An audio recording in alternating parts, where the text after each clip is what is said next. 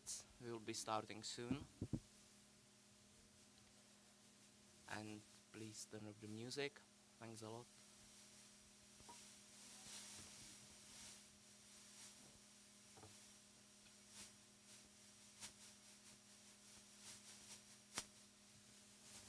Good morning, ladies and gentlemen, colleagues, coaches. Let me welcome you on behalf of the Association of Sport Psychologists here at Fort Science after 2 years at the 15th edition of the conference Sport Psychology in Practice, and the topic of this year's edition is non-performance. I would also like to say hello to those who are joining online from their homes, and I hope that the streaming will work fine and that they will also enjoy our conference. Well, when you hear performance, non-performance, you definitely think of other related terms, you think of your experience, other situations, and I can think of one experience from Wednesday when my colleagues spoke on Czech TV and they talked about this conference, and one question and the journalists thought that non-performance means being lazy, but maybe it's just active rest, maybe it's recovery, regeneration, but maybe it's just, taking a step back and watch what's going on. Well, the connotations related to performance maybe mean that you've climbed up a high mountain, you ran a marathon, and maybe it's also a good pass in a match. And for many professional athletes, the best performance may be to control the emotions during a game or competition. And I guess you will agree that sometimes the best performance is just saying, that was enough. But great performance may also be organizing a conference like this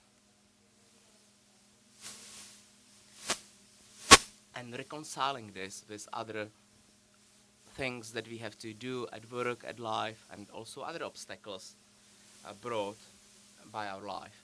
And I guess that all of you know it, that usually the problems come at once. All the problems come at once. And I think I can say this quite confidently, that the organizing team has done a great job in preparing this conference, and I think we can be proud of ourselves, and rightly so. Now I would like to welcome and give the floor to our president, Mr. Michal Vichar, and I'm really happy to welcome him here.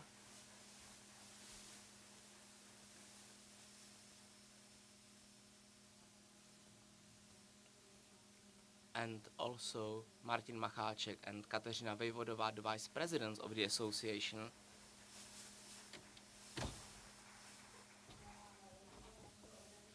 And also Adela Pustějovská, but I cannot see her right now. But she has done a tremendous job over the past days and hours.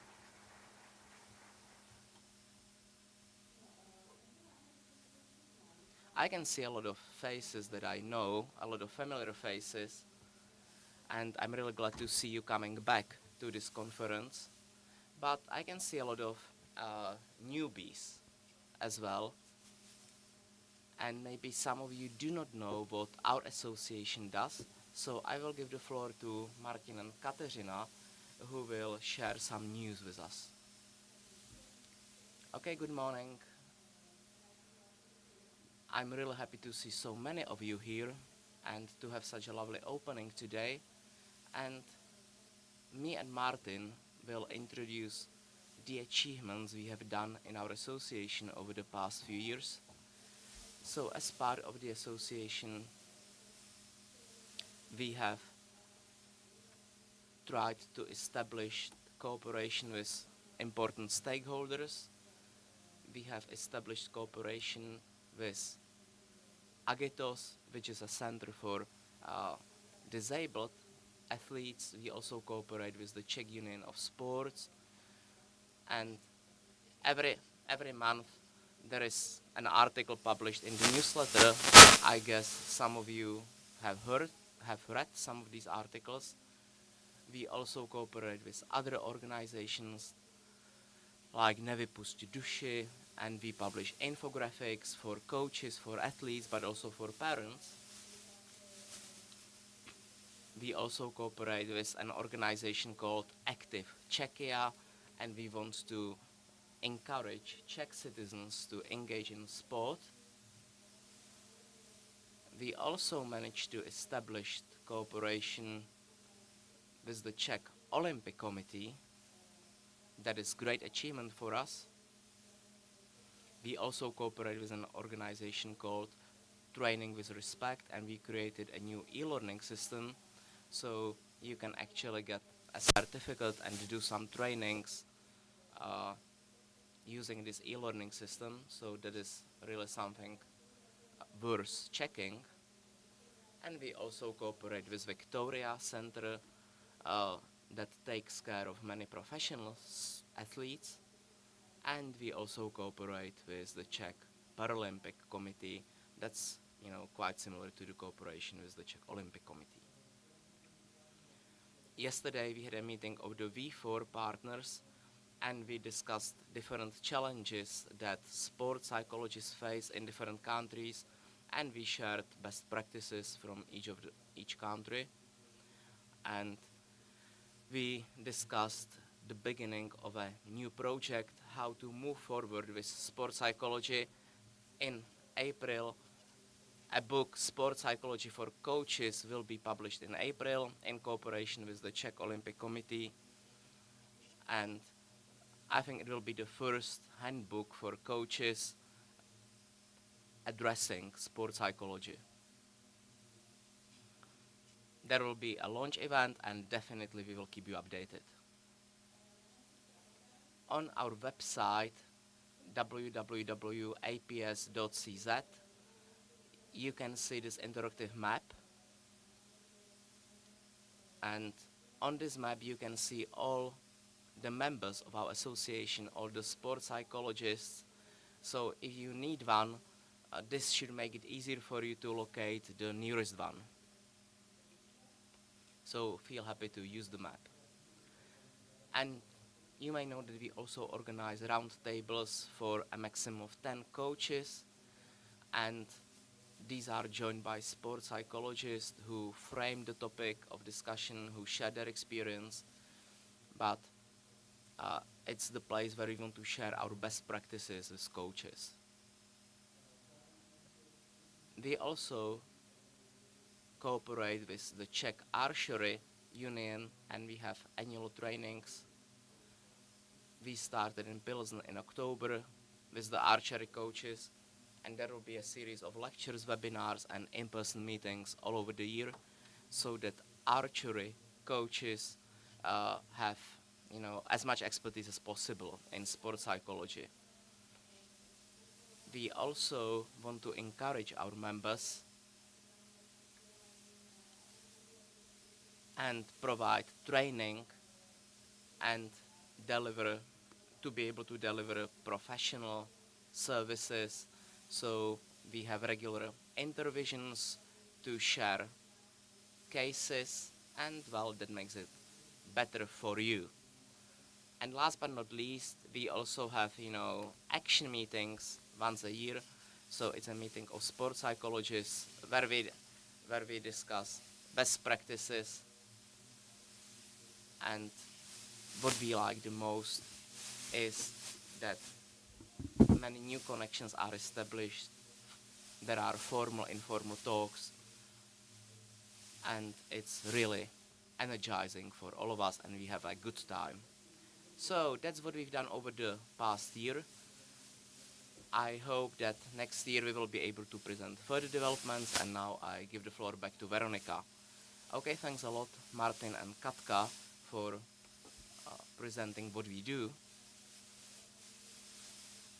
And maybe you've seen some of our Slovak colleagues on the photos, so we are very happy that we do develop the Czech-Slovak cooperation, and as Martin said, we managed to get some funding from V4 funds, and that also makes it possible to have this meeting international.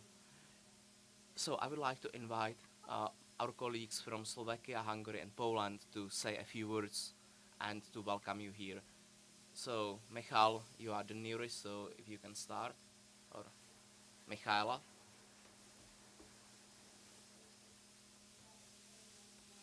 This is Michala Bednáriková, who is the president of the Slovak Sport Psychologist Association. Welcome, everyone. This is really a nice tradition, not only here in the Czech Republic, but also in Slovakia, that we also invite our colleagues from the other country, and I think we have very good ties. And after our yesterday's meeting, I think we will expand even further. And from 2026, we will also cooperate more with our Polish and Hungarian colleagues, even though it's more challenging because with the language between Czech and Slovak, it's much easier for us who lived back in Czechoslovakia. So welcome, enjoy the conference, and we hope that the speakers will be inspiring for you as coaches. Thanks a lot, Michala. I can see that Kristina is also ready. Kristina Bona is the president of the Hungarian Association, so if you can say a few words. Děkuji, jmenuji se Kristina. Representing the Sport and Soul Sport Psychotherapy Association. And we have been honored to be a part of this V4 cooperation from the Visegrad Fund, and we were really lucky to yesterday to have the opportunity to network and share knowledge and share some of the challenges that we are facing in the V4 region in sports psychology. Yes, and I actually also have the honor to have been invited to both the Slovakian Sports Psychology Conference this year and the Czech. So I'm very happy to be here, and I wish you a really good conference. I hope you will enjoy.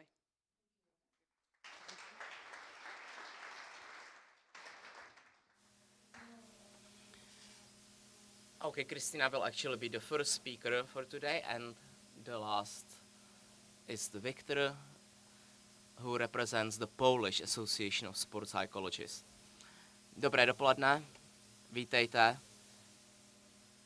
Ano, jak říkala Veronika, já zastupuji Polskou asociaci sportovních psychologů a jsem velmi vděčný za to, že zde dnes mohu být a podělit se s vámi o vaše znalosti, ale zároveň o naše znalosti a zároveň se dozvědět něco od vás. A také poznat a vidět se s kolegy sportovními psychology. A pokud tato konference bude alespoň z části tak přínosná jako včerejší schůzka, tak si myslím, že to bude super a bude to velmi přínosné. Děkuji.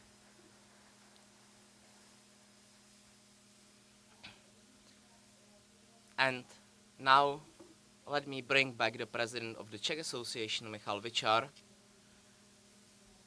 who has prepared a few words of wisdom for you and maybe also some activities. So Michal, the floor is yours.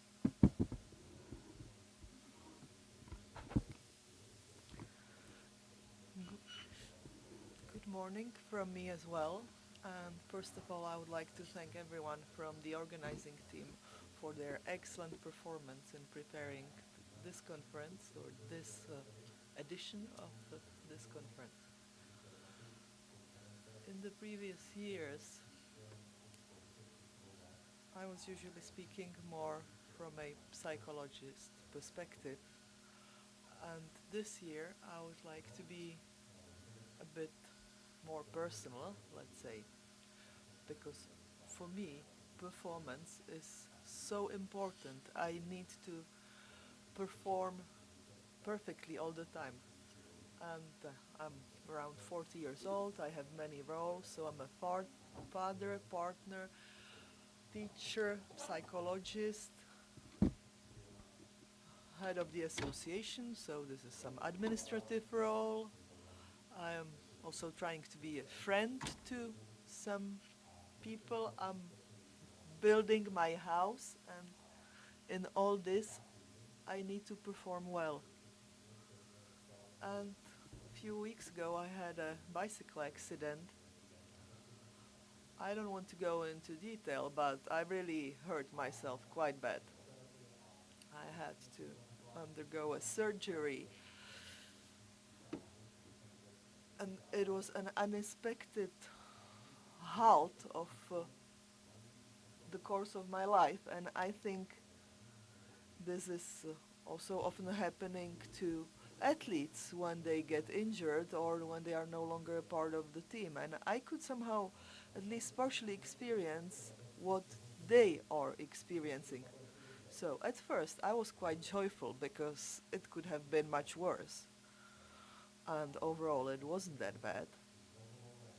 Also, my body was healing well. I wasn't in too much pain.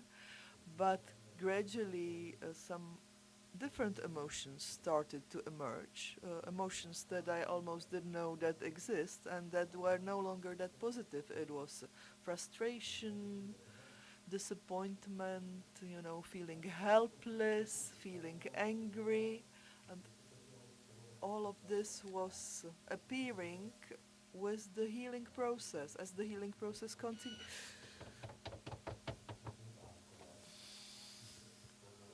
and I tried to, just monitor the process and let it impact me. And what the conclusion is? The conclusion is that I'm addicted to performance, and it's very difficult for me to be non-performing. And new energy started appearing, some new hope, some new visions for the future, what could be changed, what could be improved, what is more important to work on, what is less important. And this is happening to me right now. This is the phase I'm in right now. And I wish you to enjoy these 2 days and to, analyze or monitor what's your attitude to performance versus non-performance. And maybe it will bring you to a position where you can have a better oversight of this whole topic that affects everyone, I think. Thank you for your attention and enjoy the conference.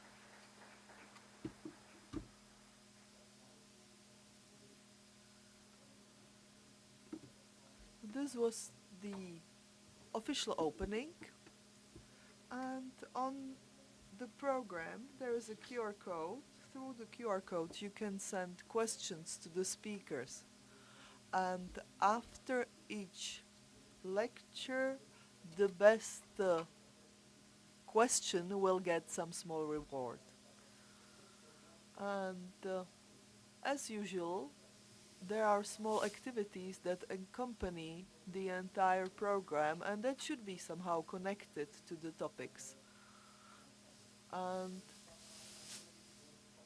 the first activity is quite obvious. I would say every table has a big piece of paper, and your task for the whole table is to think about when you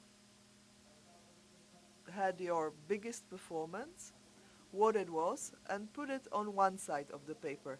And then on the other side of the paper, you flip it over, you will put a symbol or a word of your biggest non-performance.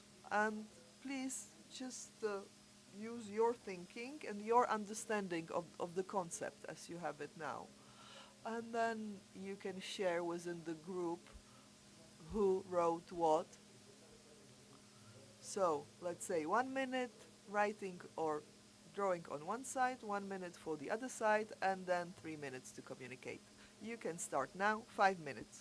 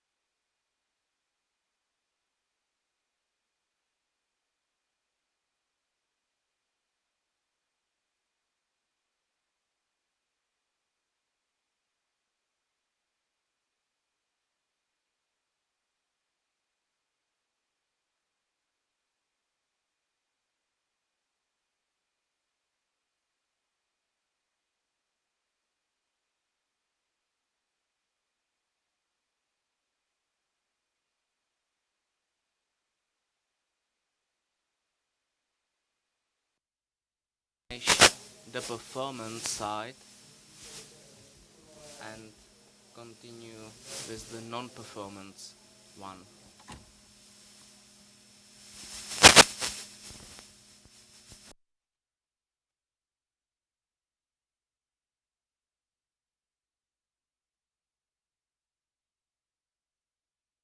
Be more playful.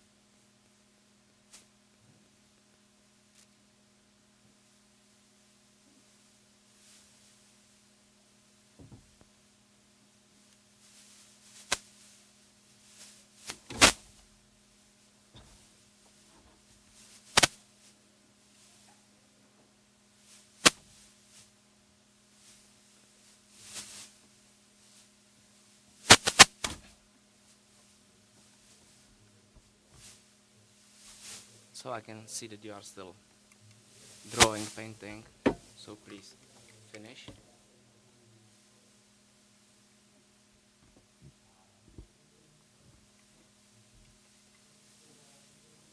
So once you are ready, please talk to the other people in your group about what you prepared, and you've got some 2 minutes to do that.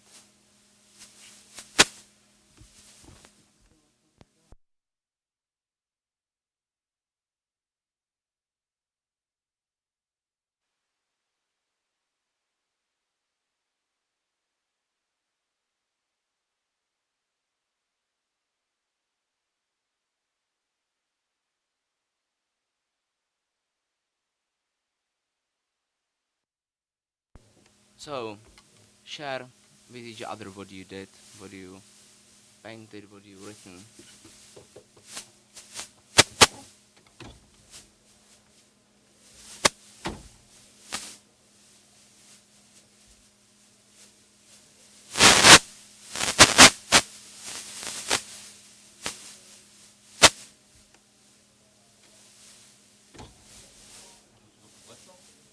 Jo.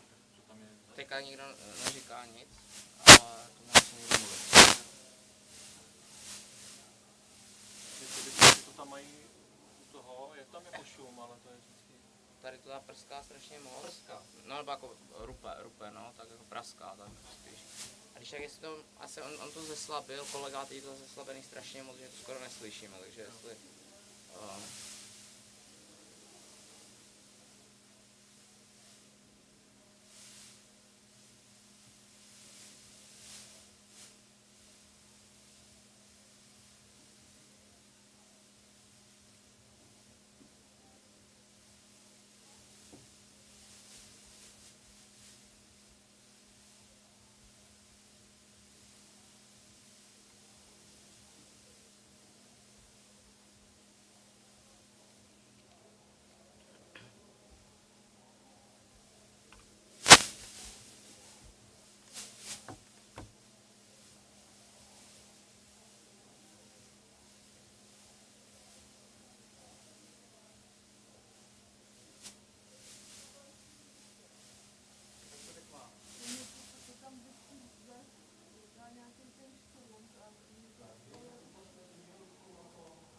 So the final minute.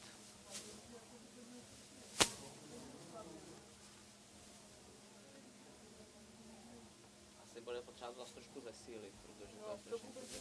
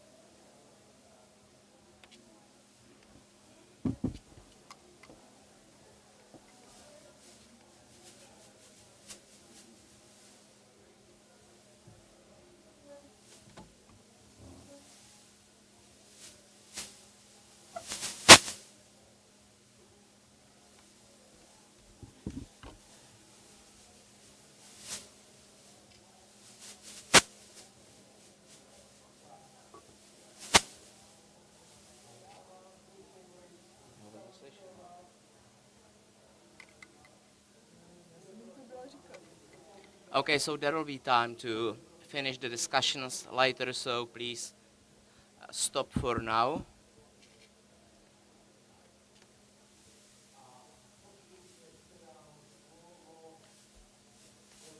And I will give the floor to my colleague, Veronika.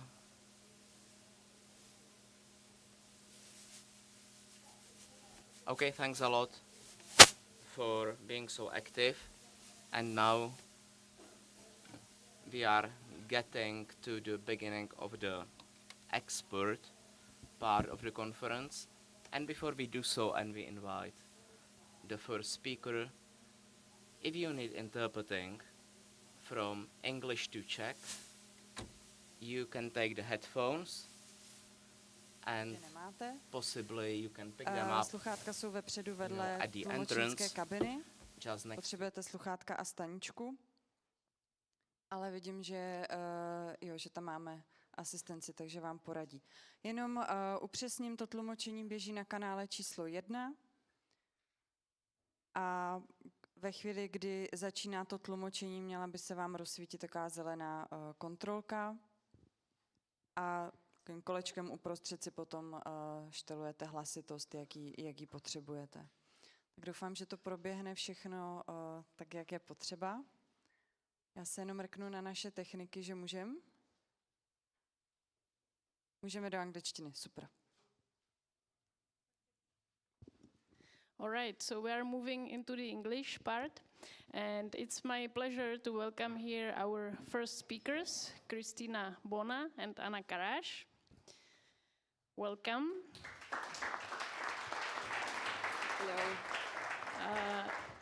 Christina is representing the Sport and Soul Sports Psychotherapy Association, as she said before already.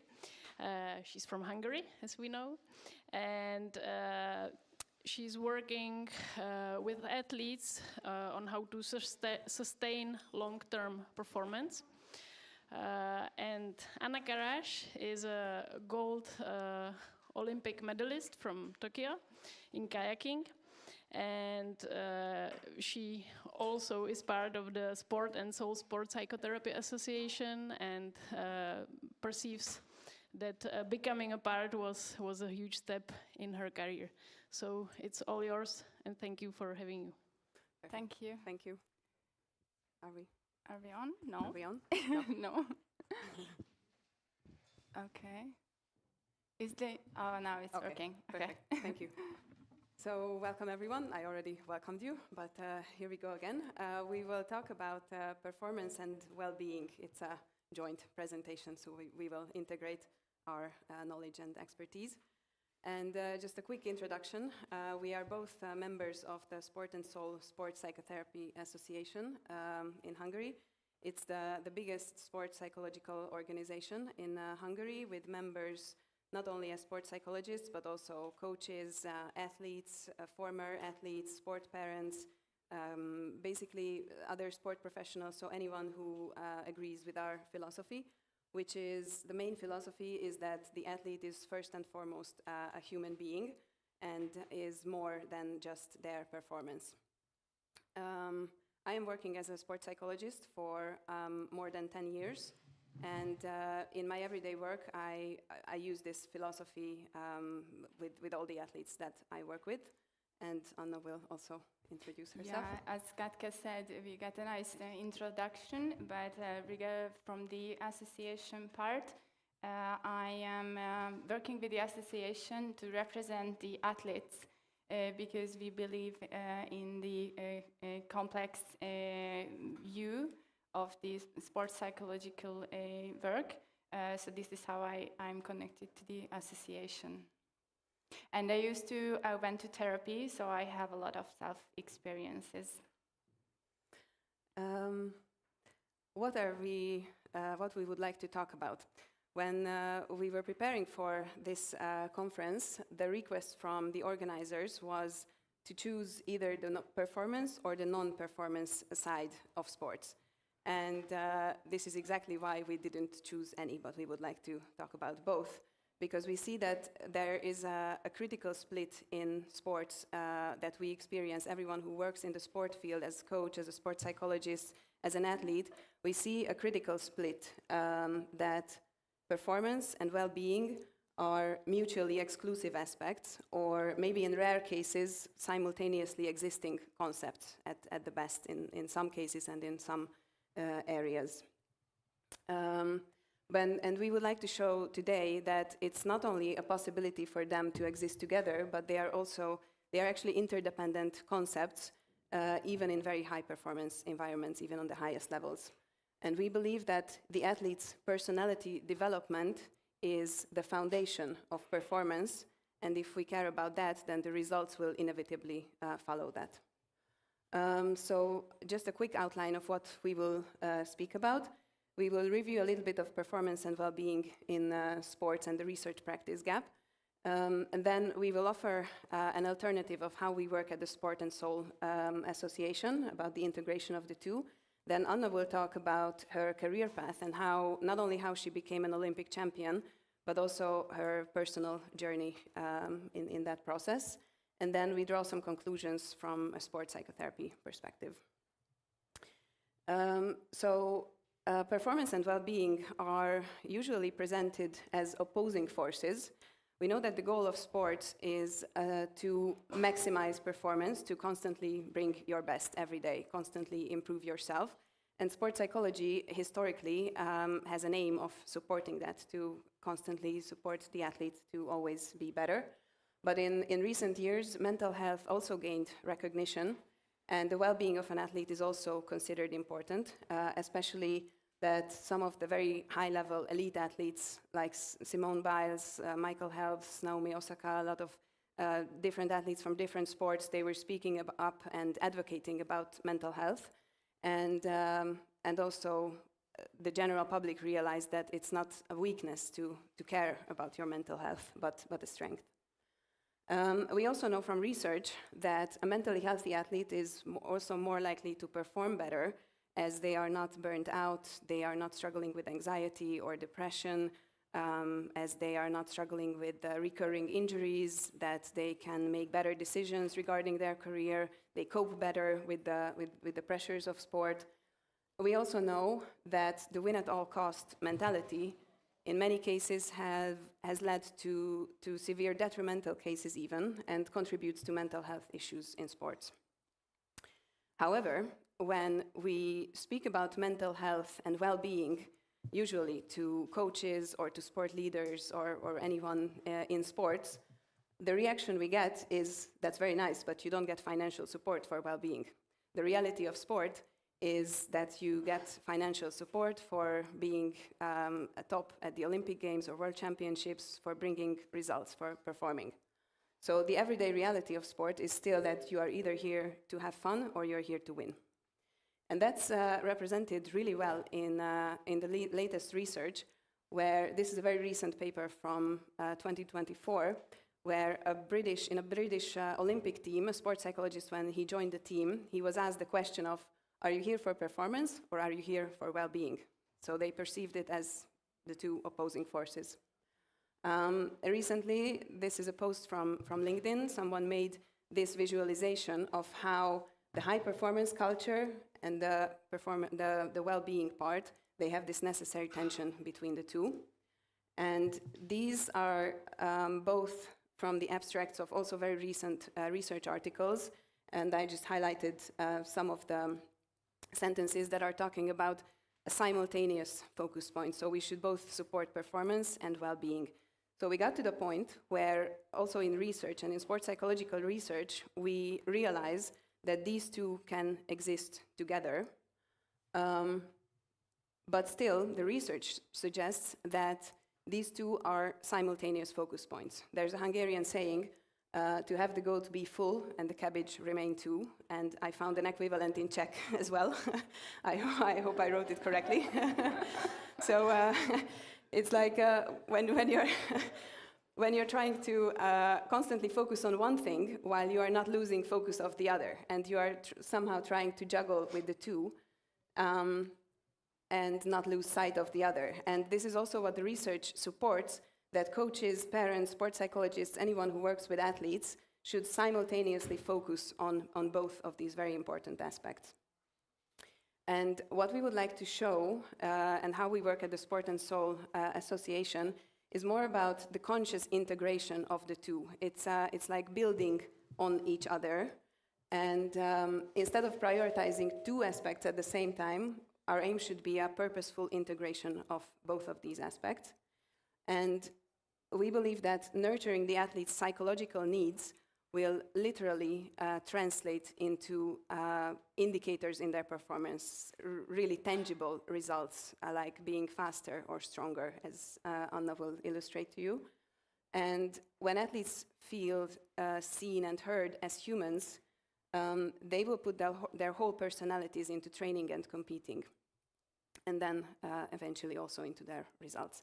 A very quick side note, instead of well-being or non-performance, we would like to talk more about being attentive for the athlete's current psychological needs. Why? Because well-being is historically very difficult to define and conceptualize, and there's not a very good measure yet in sports for measuring well-being. It's not a very useful working construct for those who are working on the applied field.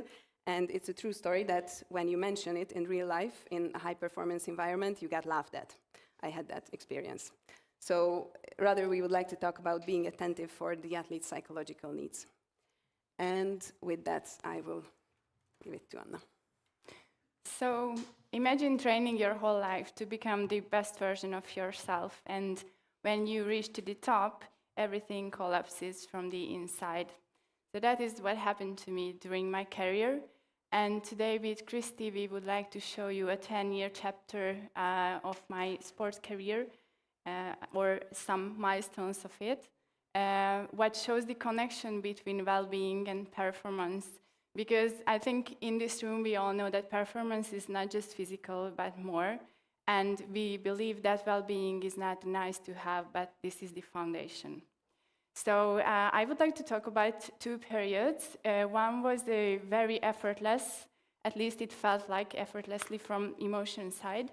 And that time I had my peak performance. And the other period was a very rough period for me, had many ups and downs, many obstacles. I had, my performance was below my best, but yet I became an Olympic champion. And what the difference was between these two periods is how I learned a lot about myself, how I learned to control my emotions and channel my emotions, and how I felt an inner safety inside. But it was not easy, and it was a very long way to go. So let's start from the beginning. I will try to be quick, but from my junior years, I had a very predictable performance and predictable development. So when I got to the senior team for the first time, it was 2011, and I went to my first international competitions in senior.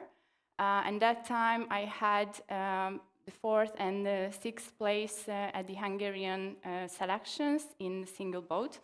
And after 4 years, I improved a lot, and I became the best one in single boat. So that was the biggest thing that someone can imagine in kayaking. So that time I felt really unstoppable, and the training felt very natural, and everything felt very easy, even if it was hard and painful, of course. But I really enjoyed the work and pushing my limits. So I felt very strong, focused, and confident. We had 2 selections, and after that, the main competition of the year was ahead, the World Championships. That time, so that was the first time when I represented my country in senior, in single boat. And I had a lot of pressure on me also because the former Hungarian athletes who was racing before me, they usually won this race in a row, so gold medal all the time. So when I lined up, I had a little bit less focus than I usually have, and which I'm really famous of. So I couldn't perform my very best. That's 110%. So I became second, and even if it was a good result and I got a silver medal, it didn't feel good enough for me because I was disappointed a little bit because I knew that it was not my very best performance, and I had better time results during that year. So I lost a little bit of my confidence before the race, and that feeling stayed with me afterwards also. And in that period, I had more difficulties. This is about the relationship crisis. I don't want to share you all of the details, just a little bit from the emotional side, because it affected my feelings, not just in my private life, but in my performance as well. So I had an unstable relationship, which I wanted to fix somehow, but the guy chose someone over me who had even better results in sports. So I was constantly comparing myself to that other someone, and my conclusion was that I'm not good enough in my private life, and I'm not good enough in my sports. And I had another problem with my dad, which was very difficult as well, because my dad struggled to let the control how I became an adult.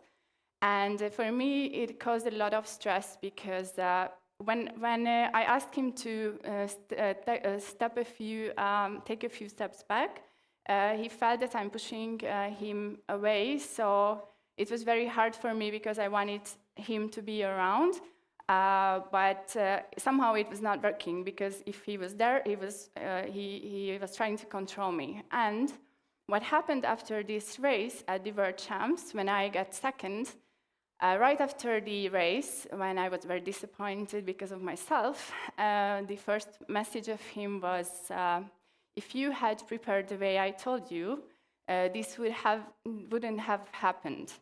So at that time, I felt that he knew better than me again, and he knew myself better than me. So all this together, even if I was in a good shape, caused that I started to doubt myself more and more, and I lost my confidence. And after that, the hardest part was coming because the next year was the Olympic year. Somehow that stress and disappointment and the loss of confidence stayed with me when we started the preparation for these selections. So the training became a struggle, and I had more injuries because of the stress that I felt. I wanted to push my body, and I wanted to prove and perform the same, and wanted to do the same work that I did earlier, but my body didn't let me to do that. So I was very forced, and my motivation was also forced. So I was just exhausted, and it was not natural anytime, and it was not that joyful how I felt just a year ago. So imagine that preparing for the Olympic with the very heart heavy and a body which is controlled. And that was me, and I think no one knew how hard I was working to keep myself together. And somehow at the selections, I became second, and then the other one I became third. So that was still a good result, and on a paper, it should be enough to get in the key for the team boat. So what the sport community saw from the outside, it was that my performance was below than last year. And I also gained 1-2 extra kilos, and my technique was not so effortless, and it was a little bit forced. And also they saw that I'm unstable emotionally. So at the end, I was not selected to the team, even if it was enough on paper. So not qualifying, that was the biggest breaking point of my career, and the first disappointment in the sport community, and also a very big disappointment in myself, because those years were the years where I was not able to perform my best or better than the last year. So the next year, 2017, it took me almost a year to get up and stand up and to decide if I want to continue or not. And I also had a shoulder injury, and the rehab took me a very long time, and because of my emotional state, because I was still trying to handle that unfairness that happened to me, and also I blamed the whole system, I was hesitating, and I felt my entire foundation had changed, and it felt like my dream and my whole identity was taken away from me. So with these feelings, after a while, I had to realize that I need to change something if I want to prevail in sports. So that was the time when I realized that there are certain things, even if it was unfair, and I was very broken, that I need to change and I need to work on and develop, even if it was not directly connected to my physical or mental performance. So later in 2017, I stood up and I gained a lot of patience, and I set up new goals and was trying to find a new journey for myself, which was very far from the older one. And I changed city, I had a new coach to gain new perspectives, and I had a new relationship to find stability again. So step by step, my performance improved, and in 2018, I returned to the national team. This year, I was at the European and World Championships in team boats, not in single boat, and we won 3 gold medals during the season. But I had to realize that I had less joy during, not just during the trainings, but during the competitions as well. And it more likely to felt like a task to complete. And after the race, I also felt like I completed the task. So on the other hand, what I mentioned, I had a new relationship, and I felt that it's not good for me, but I didn't know how to be alone. So I had a big conflict between my heart and my brain, because I didn't know what's going to happen with my performance if I step out of that relationship. So I proved that I'm able to be back to the elite again, but inside something changed and something no longer felt right, so I became looking for answers. At that time, I was very happy because my coach supported me, and he also suggested to find some help, and not because of my inner dilemmas, first of all, but my injuries. And that year I started to work with a sports psychologist who belongs to this association, or he was one of the founders of this association. And this is where the story becomes interesting, because physically I never returned to my peak performance, but mentally I grew more than I ever imagined. So along the therapy, when we started the therapy, I had two initial focus points. One was dealing with the frequent injuries. So I think my emotions caused me a lot of somatic symptoms all the time, and my body wouldn't allow me to do everything that I wanted. And I forced myself to complete the same training sessions, but I was not able to. And because of that, I had constant tension and frustration for not being able to do my maximum performance. The other thing was the relationship issues, and slowly I realized that I have an emotional dependence, which I didn't really know.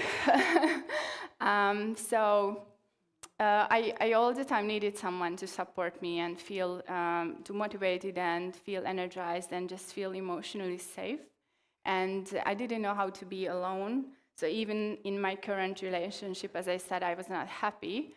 But when I thought I want to quit, I was just asking myself what will happen to my performance again, what happened in 2015.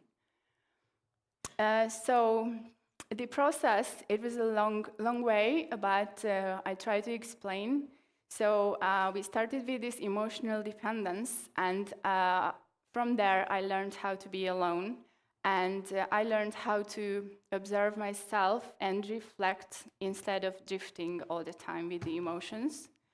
And that allowed me to gain more control, not just over my daily life, but over my life as an athlete. And those emotions no longer caused me such big ups and downs. So I was observing myself, and I was trying not to force things. And that caused the tension doesn't have to manifest physically in my body. And I was able to process my feelings and channel my feelings. And from here, I accepted that my emotions, I also accepted my body limits and physical limits, which caused less injuries.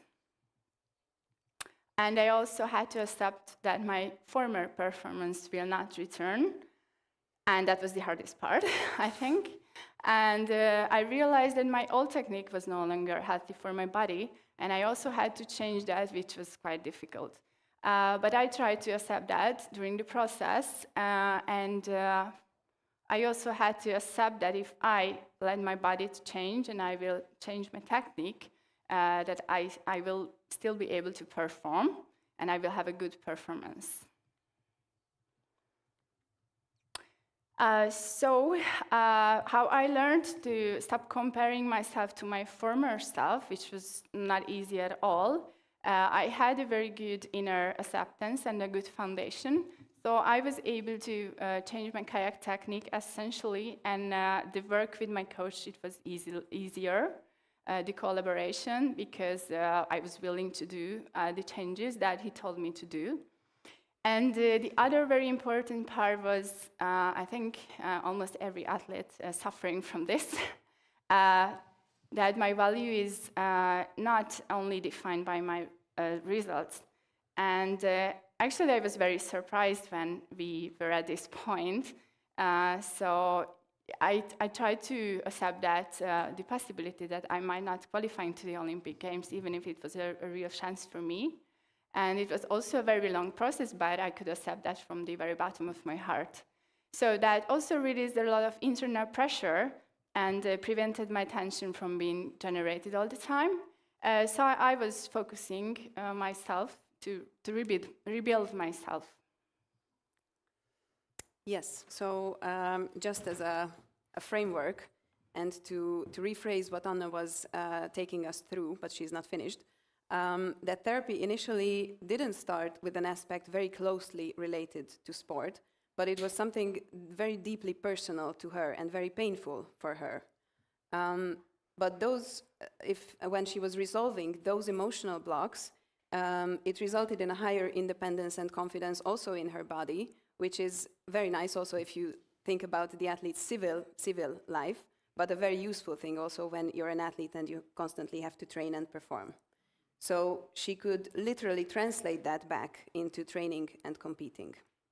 And yes, back. So yeah, I had many lessons along the way of therapy and the months and years, and it was a really long way to go. But I learned how to stand my own emotionally, and that was the main part, I think. And I also learned how to create stability from the inside and not from outside validation, not from my results or not from my relationships. And that time, I didn't have that confidence that I had before because my performance was not allowing me to have that confidence. You know, when you're really good, you know that you can do anything. But from this inner stability, I had a quieter and stronger kind, which was always with me. And slowly we got to the next Olympic Games. So that time, yeah, a lot of things happened between 2018 and 21. But slowly it was just, it was heavier and heavier to me to do the trainings and also the competitions because I lost my passion. But I was motivated still because I knew that I'm able to do the Olympics because I have still good results. So I had less enthusiasm, but I was doing my job. So I had less confidence based on my performance, as I mentioned before, but more confidence from the emotional stability. So I simply did my best every day, not comparing myself to others or to my former self. And because of that, I was not stressed, and I had no panic. What if I'm not going to the games? But that took me a lot of emotional effort and meditation and yoga and all-night stretching and whatever. So it was a lot of emotional effort, I would say. But I learned how to channel my emotions that I had, even if they were not so. They didn't have that big amplitude, or maybe it was not about happiness all the time. Yeah, and then we got to the selections, and I became fourth. So during the years, it was the worst one, actually. And we had a few weeks until they decided about the team, but I was not stressed at all because I knew I proved my best and I was calm inside. But I didn't have any other picture in my mind that I'm going to the Olympics because I really believed in the process and the work that we did along the years. But at the same time, I also told myself, if I'm not going to the Olympic Games, I will not worth less, and that was very important. So that brought me where I needed to be, and I qualified, and I was selected to the Games in team boat this time, which was very far from that. imagined earlier, but I was very happy with this. And in Tokyo, we won a gold medal, but it was not my strongest and not my fastest performance, but my most balanced period. Yes, so the conclusions we want to draw from the sport psychotherapy perspective. As I told you in the beginning, that it's not simply about supporting either performance or well-being or both at the same time while not trying to lose sight of the other, but it's more the purposeful integration of the two. And what she really needed was not really that someone to take care of her well-being, but really, really specific psychological needs that she needed to solve in those certain periods, and to realize what she needed as a person and an athlete to help her towards a healthier relationship with herself. And that acceptance towards herself resulted in changes on the physical level that she could then translate back into her performance. Yes.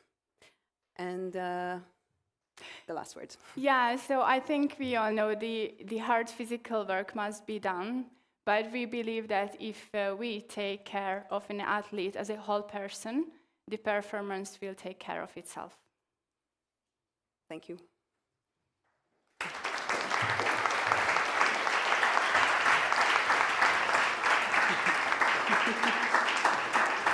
Thank you. Thank you very much. We really appreciate your openness to share your journey with us. And we have quite a lot of questions for you. So let's start. Let's see. How would you characterize other top athletes in your field? Did they go through similar problems, or did you meet someone who had performance, well-being, stability? Can you please repeat the last part? Whether you met someone who, or a lot of athletes who went through the same problems. The same problems. Yeah. Yeah, I knew a lot of who quit, so earlier than me. Yeah, I know a lot of athletes, and slowly I think it's more popular, I would say, to go to sports psychotherapy and to find some help. But it's still not. I would say it's maybe this is the smaller part of the athletes community. Thank you. Next one, what qualifications do you need to be able to provide sport psychotherapy? Really good question. Sport psychotherapy is a very new and it's a novel field that we started to do in Hungary based on the realities and the needs of sport. And so we are all sport psychologists, and the Sport and Soul Association was founded by 3 persons, one who is a clinical psychologist and a sports psychologist, one is a sports psychologist, and the other one is a child and adolescent therapist.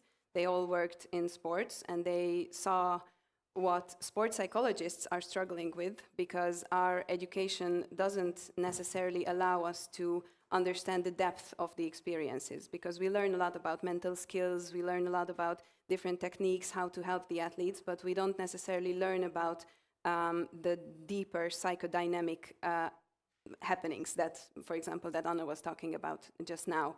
So this association was founded from the needs of the field, and currently it is more of a method and not so much as a qualification, but everyone who is doing it is participating in a frequent supervision with these 3 founders of the association.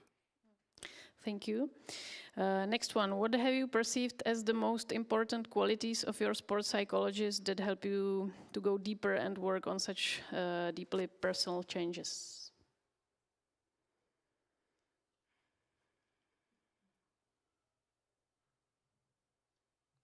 Tough question. Yeah, so what are the main points?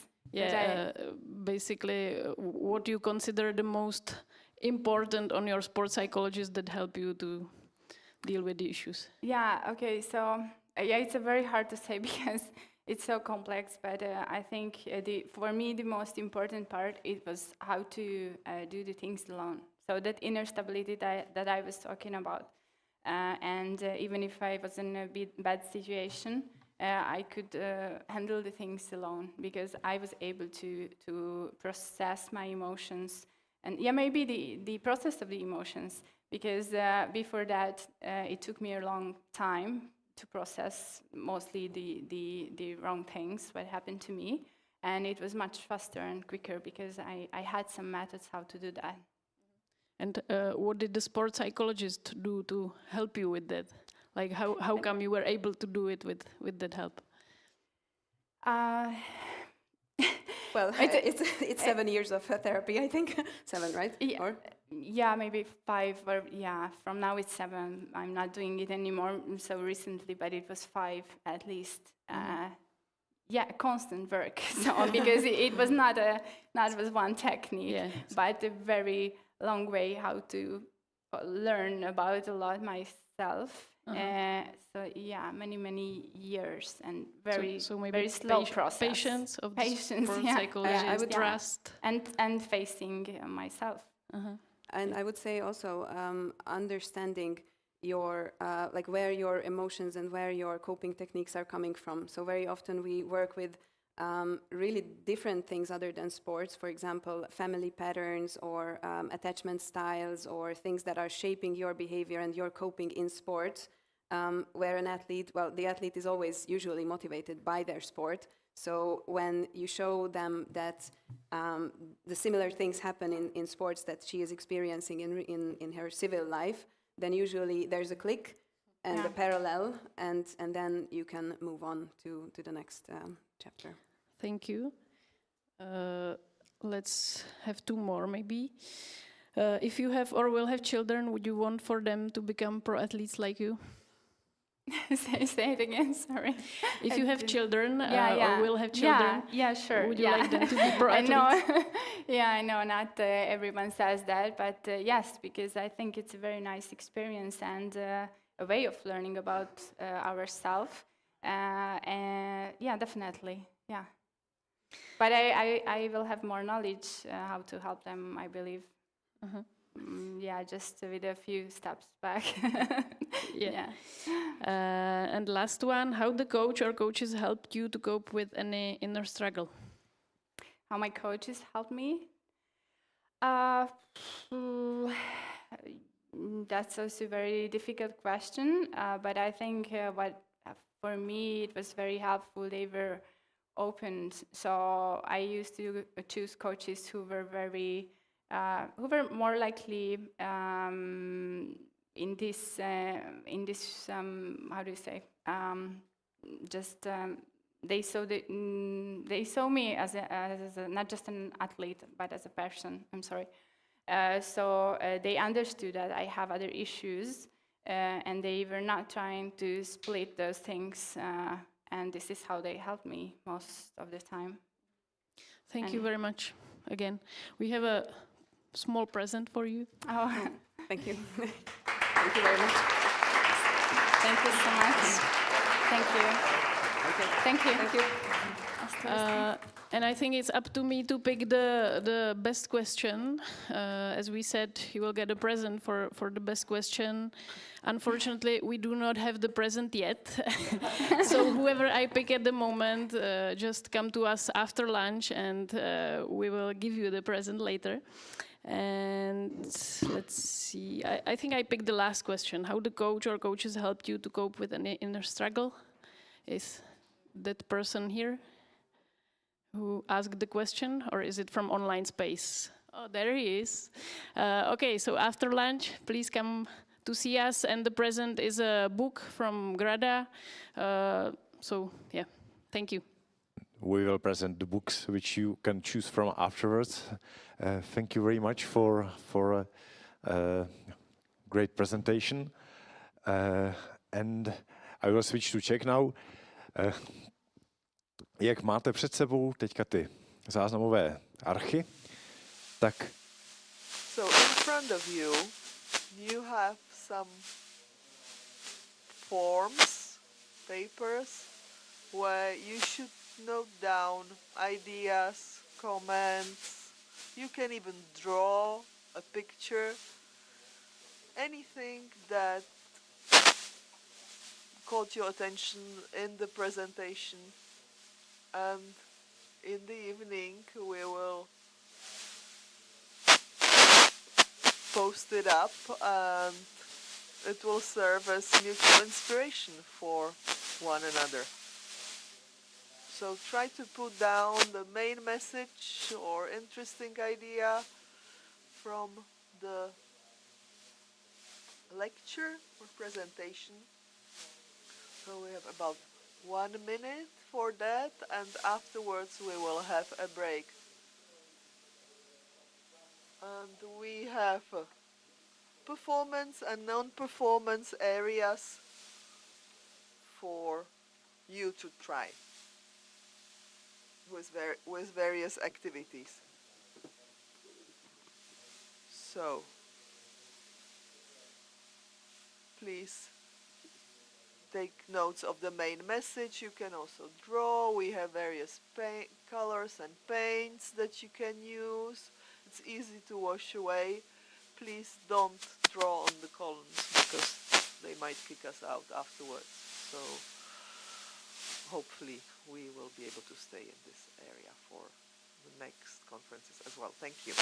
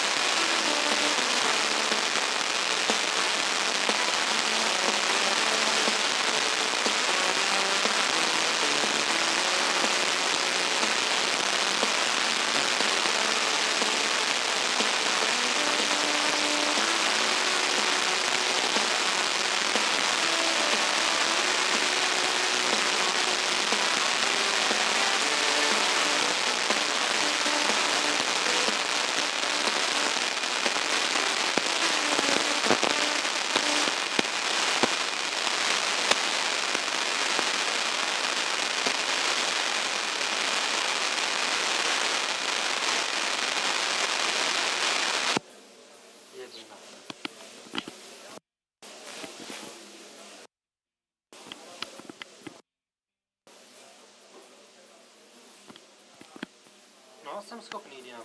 Jo. Podrž. A můžu jet na dvojku. Tak třeba trojku, ať je to taky o 3 dál. Ale to znamená, že ty všichni...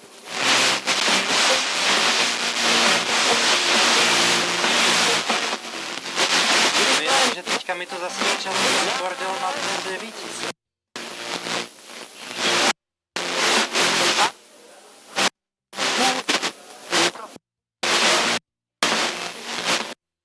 Něco tady, vznikne interference a... Ten.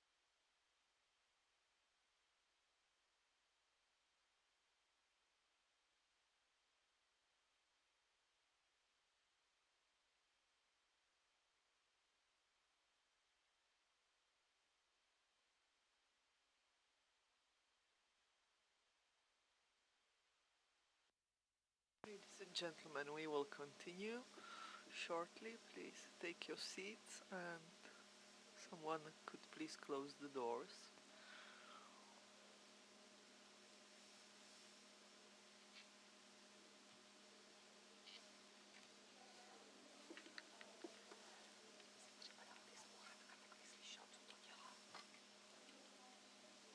Can you hear me? Yes, thank you for the feedback.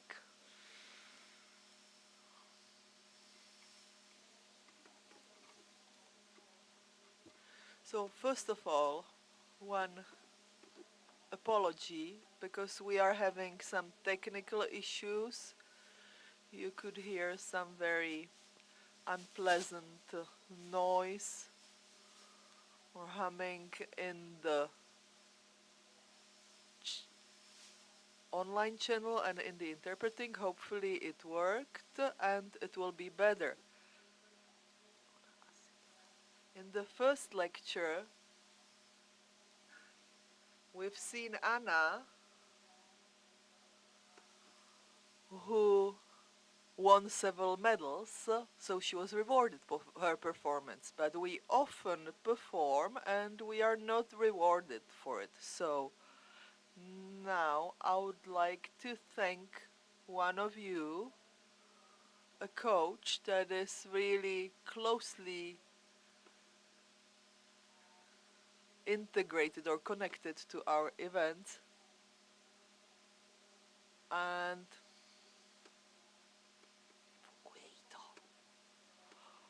investing in yourself to teach yourself and to be able to teach others is also a performance.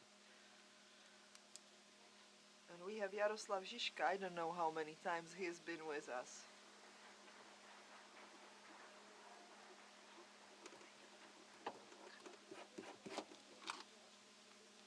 Tady se otáčí furt na nás, pane Bože. Proč si ten pán nedeme ty sluchátka, aby to chápal?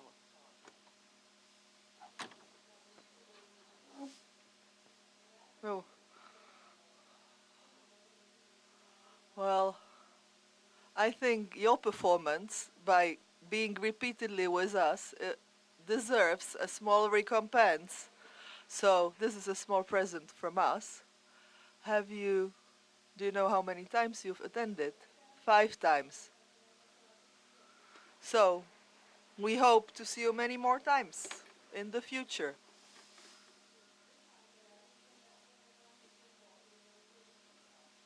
And I hope I didn't forget about someone who would have attended even more times. If that is the case, please tell me during the next break.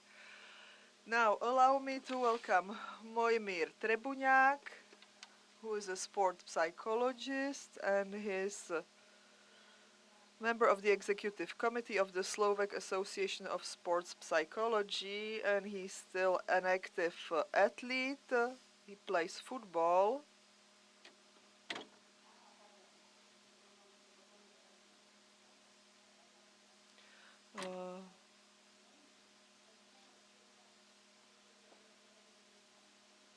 In his praxis, he focuses on a problem-oriented approach, and he is quite active in the football academy FC Košice. He also cooperates with the Slovak national ice hockey team, and he organizes many workshops for athletes, for coaches, for parents, and he serves as a role example for the importance of mental characteristics in sport, so you can follow him and get inspired. Welcome, Mojmír. And to add one more comment, interpretation is now on channel number 2. Sorry, we didn't say that immediately.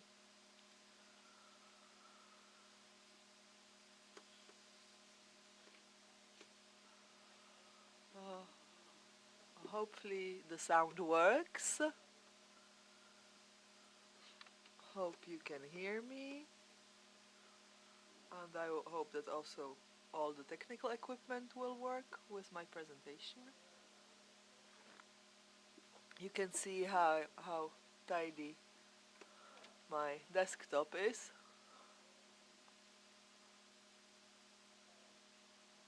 I'm feeling very happy to be able to be here and contribute at least a little bit to raising awareness about sports psychology. I'm bringing some new ideas from the Far East, or maybe not that far, but I'm from Košice, so that's quite far away. Today I will be talking about things that are most really related to team sports, but also it might be useful for coaches of individual sports. And I hope we can later share our experience and exchange during the breaks or later. I told Michal that I was very moved by his personal story he shared at the beginning, because I had a similar experience, and I had to realize how to get into the non-performance area. I will be talking about performance, high performance, and non-performance, and I hope I will motivate you to thinking that will lead to more questions, more investigations.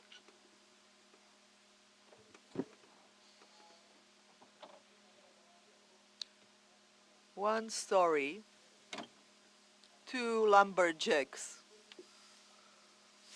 Imagine, you know, the Canadian guys with the bird and in the shirt, checked shirt, you know, and they go to the forest to cut the trees.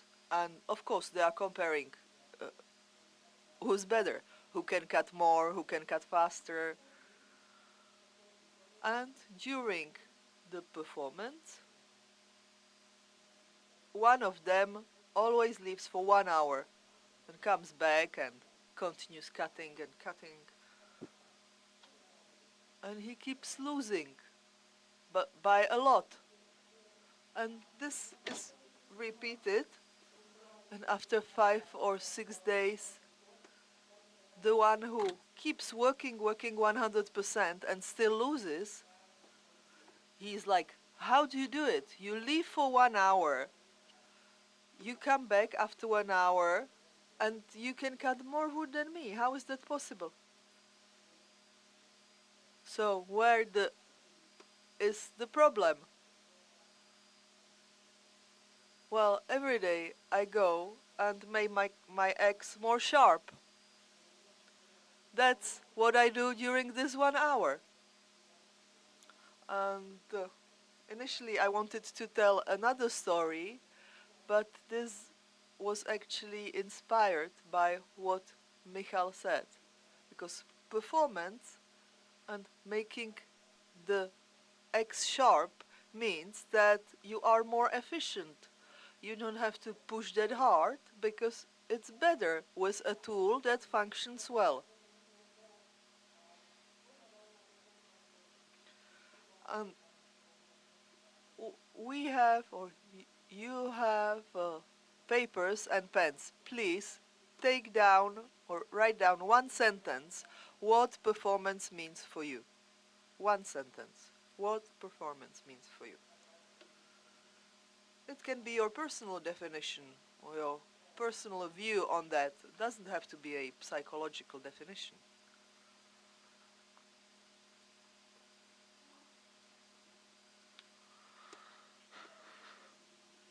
You can even put it on the big sheet of paper or into your notepad. Anyway.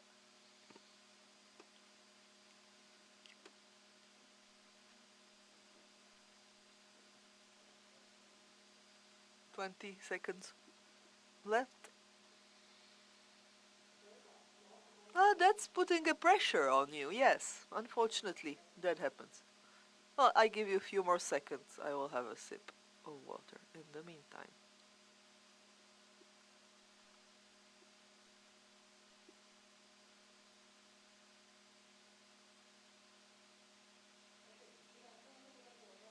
So, I hope you managed to write down. And that's it. Now we will have 50 shades of performance when we put all your definitions together. But there are various ways how to approach it, how to grasp this concept. I'm asking it every time when I work with athletes. And the performance itself and the definition is important so that you know what you want to do. And you have to have some norms and standards for the performance, and then you can use them to measure your performance. Now, a short game. If I can ask you to stand up, please. And it will be a competition.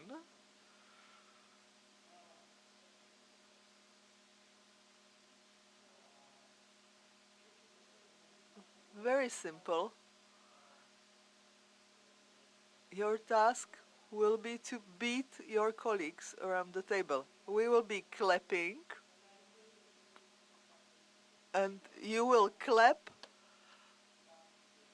immediately after I say a number. So when I say 1, you immediately have to clap. And the first person who claps at the table gets 1 point. So be ready. Ready to perform. And when I say a number, you clap. 1, 2, 3, 4, 5, 6, 7, 8. Well, there was more clapping than 1, 2, 3, 4, 5, 6, 7, 8. Thank you. You can sit down. And now you can do the calculation, so the counting.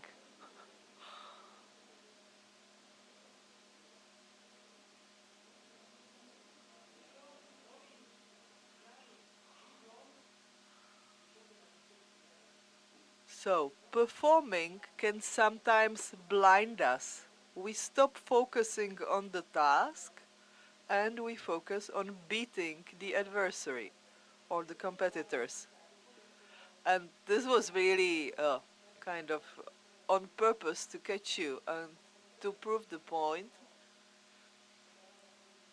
that when you are during the process of performing, you have to focus on the performance and not on the result. Because if you focus on the result, you are not that thorough when you perform. And I'm from a team sports environment, and I want to share ideas of coaches around me and of my former coaches that had various approaches to performance. And I also want to describe some challenges that everybody will face who is active in the sports environment, and also propose some practical methods how to work with this. More and more coaches in team sports say that 30% of coaching is tactics and 70% are social skills, social competencies. So emotions and all these soft, let's say, aspects. So, the framework. The environment created by the coach affects the performance.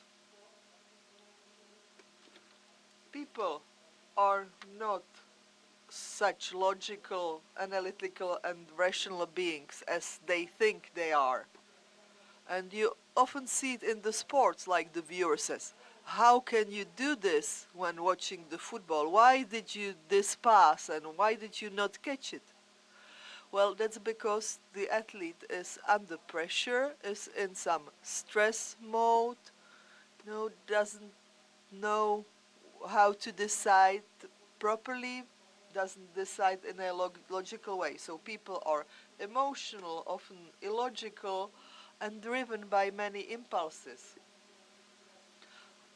Maybe you've noticed that if there is no safe environment in the team, the athletes become selfish.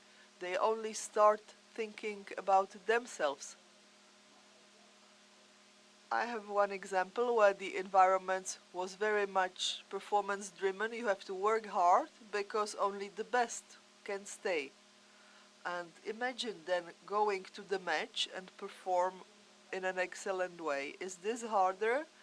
Or having to prove every day to the coach and to my co-players, or in fact adversaries, because I want to be better than them.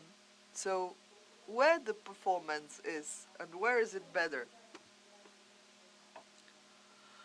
And the conclusion or the basic framework is that there is no universal leadership style that guarantees to be a great coach or a great sports psychologist. But there can be inspiration, sources of inspiration, and I will try to offer this to you. So there are different aspects that come into play. It's the physical preparation. Veronica said that I do a lot of Instagram postings. And, you know, sometimes people on social media say it's only about your head. That you can do it, but you have to realize that you have to do it. I wouldn't agree 100%. Because the physical preparation is also important. The body must be able to do it. If the body cannot do it, then the mental preparation will not be sufficient. Well, the second aspect is tactical preparation. In team sports, it's very important that people are on the spot where they are supposed to be. You know, now coaches use drones or cameras, so it's possible to monitor the field very closely. And the last aspect is the mental aspect. And it's possible to work on the mental aspect more and more.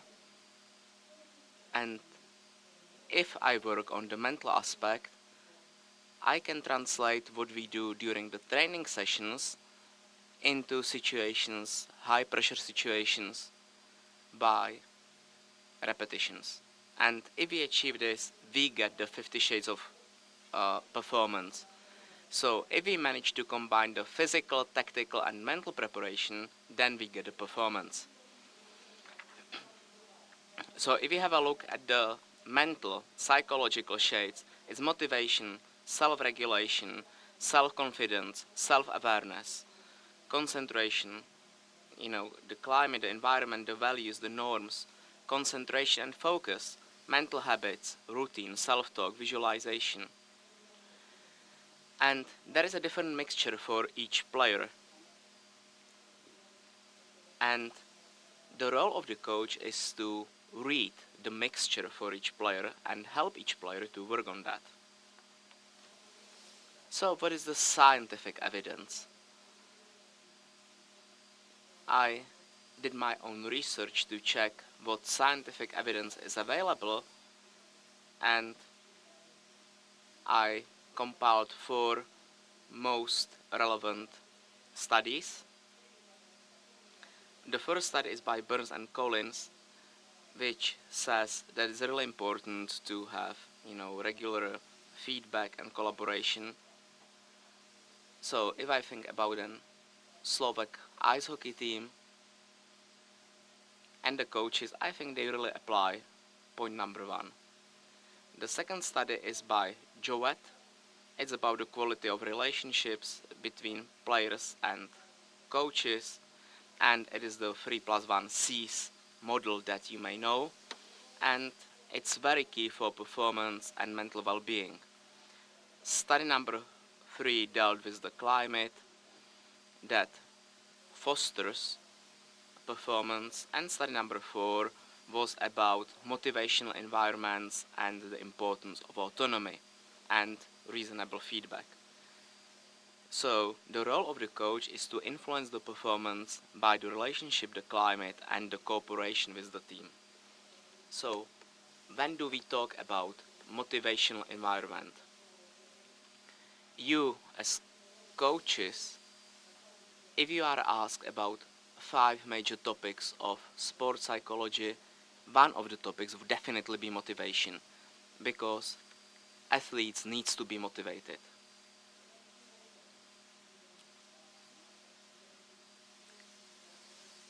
For the purpose of our talk, I will choose one theory. Some theories say we cannot motivate a person, but we can create motivational environment. And if we get such an environment, the athlete is motivated to perform and to exceed his or her limits. And the important thing are the small wins, because if we just focus on the big wins, that is to win the big competitions, it will require a lot of energy, and there will be few successes. There will be few successes on the road, and the successes on the road are really important to move forward, because we need to see that we are making progress. So for example, I'm writing a book, and 3 days ago I wrote a chapter, so that was a small success, small win on the road, which is really important to get to the big success. And many athletes have the coach think instead of them. Very often they just come and think, okay, coach, do something about me. And we want to get them involved, because we are here to help you, but you are here to improve. So the inner why is something that needs to be worked on. So how to create the progress motivation? We need to make it meaningful. They must understand that every single exercise has a meaning for them. They must understand why they do it. Then they must have clear goals. We also want to do away with any inhibitors, any obstacles that hinder their performance. Of course, obstacles are important, that's part of the journey, but at least let's eliminate some of them. And then we also give feedback. So how to do it in practice? I would like to present a small case study of 3 coaches that I would like to share with you today. Unfortunately, I couldn't talk to the first coach in person. I would really love to, but unfortunately, I couldn't do it. Phil Jackson, the most successful NBA coach, and his approach is based on leadership, team thinking, mindfulness. He speaks a lot about transparency in coaching. And I didn't choose a picture with Michael Jordan because, well, coaching Michael Jordan was definitely challenging. But here you can see Dennis Rodman, who was, labeled as a difficult player, and even such players need to be made to do their maximum performance. And he talked to him, he understood his specifics, his difficulties, and now we know that Dennis Rodman has the ADHD. And he understood it, he talked clearly to him, he talked clearly to the team.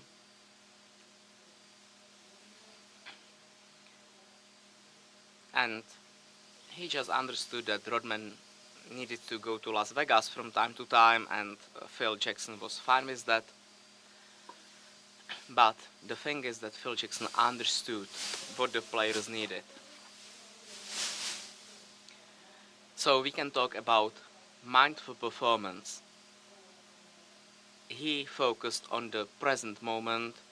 You know, he used breathing, rituals, silence in the dressing room.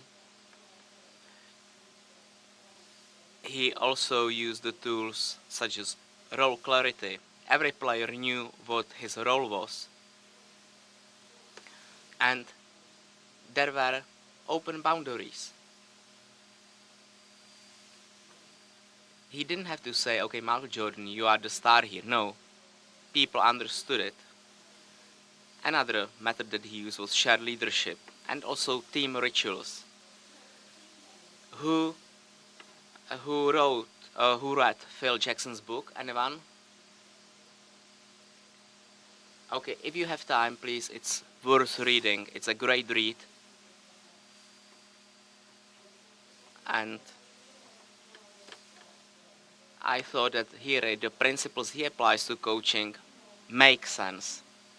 You have to let go outside the match. You have to be present there, and then during the match, you cannot control it any longer. You just need to show empathy. It sounds, very easy, but it gets challenging in practice. The second coach I will talk about is Brett Tapper, and I was lucky enough to talk to him and to cooperate with him because he now is the coach of Slovan Bratislava, a Slovak team.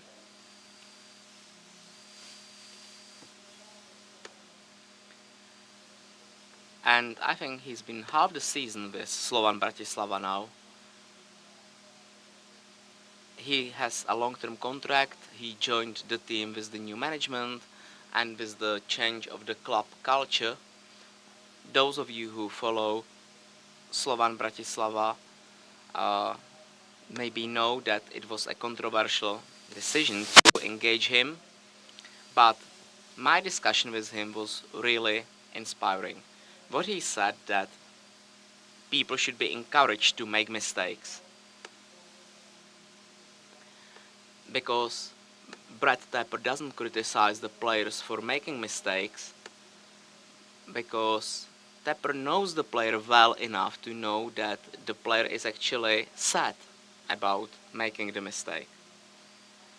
The second point I learned from him was that you really need to get to know the players really deeply through active dialogues. You need to go and ask questions. And this is very important, to talk in person to the players and try to get information not only related to sport but about their personal life, about their life outside of sport. He also emphasized people management a lot. And he also said that you should adopt the coaching style, well, also according to the culture, the nationality. There are some national specifics.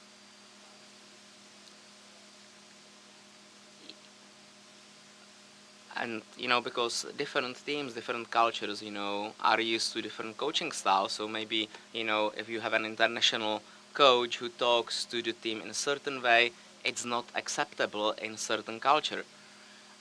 So what works in one culture may not work in other cultures. Everyone makes mistakes, coaches, sports psychologists. But the important thing is to understand this, to realize it, and to adapt your coaching style. And what Brett Tapper says, that the training sessions should be actually more challenging than the matches itself, both in terms of the technical and the tactical part. And from what I've seen is that the team has exceeded expectations, and maybe in 1 year's time we will say it was a failure, but at the moment there are no indications. So the mental preparation before a match is a very comprehensive issue. It's a comprehensive framework. It's about how we analyze things, how we coach them. And there is one more coach, Roman Skuhravý, who was with FC Košice and who introduced many new processes in FC Košice. We talked to him about it, we challenged him, he challenged us. So we had many great meetings and we developed many useful tools at such meetings, and I included one such tool here, and that is the process focus. We've got a training session, and in the training session we want to simulate the match conditions as much as possible so that the players are ready for the match. But then we need to translate what we did at the training session to the match. And such translation, such transfer needs to be as effective as possible. And even if it's some 80–90%, it cannot guarantee the best result, but the translation from the training session to the match is key. And we need to get as much of the potential as possible, and then we need to get feedback from the match, and we have to think about what worked and what didn't work, and based on such feedback we can analyze the match, and from the analysis I got input to next training sessions, and that makes it possible to make progress, to go forward. We know that, in elite sports, the performance is important, the results are important, but we need to focus on the process, which could be key. And the third coach I talked to is Štefan Tarkovič, who now works for the Slovak Football Association, and for him, performance is a situation when the player is performed to use his or her ability to the maximum. He focuses on player profiling, because we've got different types of players. Well, we can think about different players from the Slovak national team.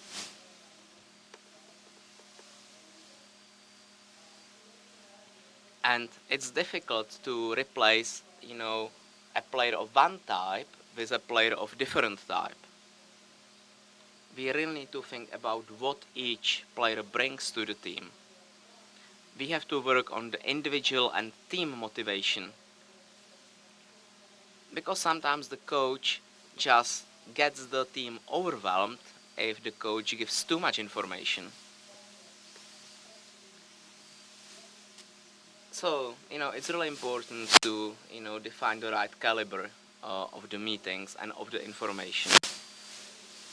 Because the role of the coach is to be responsible for the results, but for the players the task is to perform at their maximum. So, if I'm a player, my task is to perform my best, and the coach's role is the responsibility for the performance. So what can a coach do with the pressure that affects the players? So it's a penalty shoot. The ball is in front of me and I'm ready to kick. So what's happening in my head, especially if in the last match I didn't succeed to kick it in? That's pressure, fear. What happens if I don't get it in? And more keeps adding up. So this is what affects my head. I'm afraid, it's so close, everybody will be criticizing me. So it increases my anxiety, of course, and my feelings are rather unpleasant. And also there might be something from the past kicking in. My previous experience, I missed the last match. It went over. And in my head, it will be just banging, no, no, no, no, no, again and again. And if this idea from the past is there, it will affect me. So, failures, blocks, injuries, mistakes, and that causes fear. Fear from missing, fear from failure. And what can we do with this? I can accept, work with this, but this part I can't. And it actually deflects my concentration and my attention. My head is just calculating all the possible scenarios, and in 90% it's the negative scenarios that come up, and I can affect only what is now and here. I can accept the situation in which I am and try to control the controllables. What is the easiest controllable for the athletes? Effort, activity, attitude. Really do it correctly, do it with due care. This is how the athlete should approach the practice, because this increases the probability he will have success in the match. And the techniques we can use is breathing, visualization or reframing, and many others, of course. However, the key is the past, we cannot change it. The future we can, and that's what we should focus on. 5 lessons from coaches, 5 practical lessons.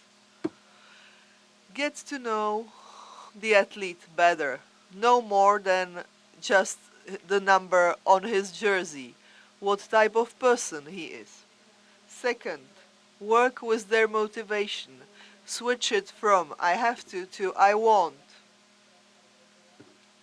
And integrity is very important in the personality of the coach. He leads by example. Be very active, and the players often say, we've never seen someone so active, and that's the motivation by example. And mistakes are a fuel for future development. And being with them, doing mental preparation, and the leader that actually reduces the pressure. And when I was talking with the coaches, I was asking them if they had their personal experience with sport psychologists. And yes, Phil Jackson, for example, said they had sports psychologists in LA Lakers, for example. And it was a systemic support, not like a firefighter approach that comes just to solve the problem, but a permanent supportive process. Thank you for your attention, and the last motto is from a workshop by Gunnar Solskjaer. The worst plan that the athletes follow is better than an excellent plan the athletes will reject. And this is something the coaches should remember. It's not just about tactics and physical condition, but also focus on the soft skills and psychological skills. And of course, artificial intelligence might also change some things in the sports environment. So let's keep the fingers crossed for ourselves. Thank you. Mojmir, thanks a lot. At first, there were no questions. So people were probably that captivated by your speech that they forgot to ask. But in the end, we got some. Question. What will you say when someone asks you to define performance? Go beyond one's borders, one's limits, and push beyond the comfort limit. This is my personal thing. To be better by 1%, at least by 1% than last time. Next question. If you had the possibility to talk to any sport psychologist in the world, who would that be? Well, it would be Misha Bednarikova, but also with all my colleagues, because the debates are always so good. And what's most interesting for me is to hear inspiration from other sports, because that brings me new ideas, new inputs, and also makes me go beyond the limits of my thinking. And Dr. Collins, if I were to name one person. How to translate into the match in an efficient way what you teach during the training. So have the conditions in the training as similar as possible to the match. So simulate the match during the practice and training. When we speak about, for example, tactical or physical conditions, but also from the psychological point of view, we are trying to simulate the pressure. Let's say it's never black and white, but try to get as close as possible to the match conditions. Kel Arteta, when they played in Liverpool, they had big speakers, and they were playing to them the Liverpool anthem and the noises, so that they could get ready for the atmosphere that will be in the Liverpool stadium. So it can be work for the psychologist, but also for the coach. Yes. How to give the control to the players when it's the coach who is responsible for the result. Well, it's always easier to find a new coach than a whole team. So it's always the coach who takes the blame. And his role is to create the motivational environment and have the team stand behind him.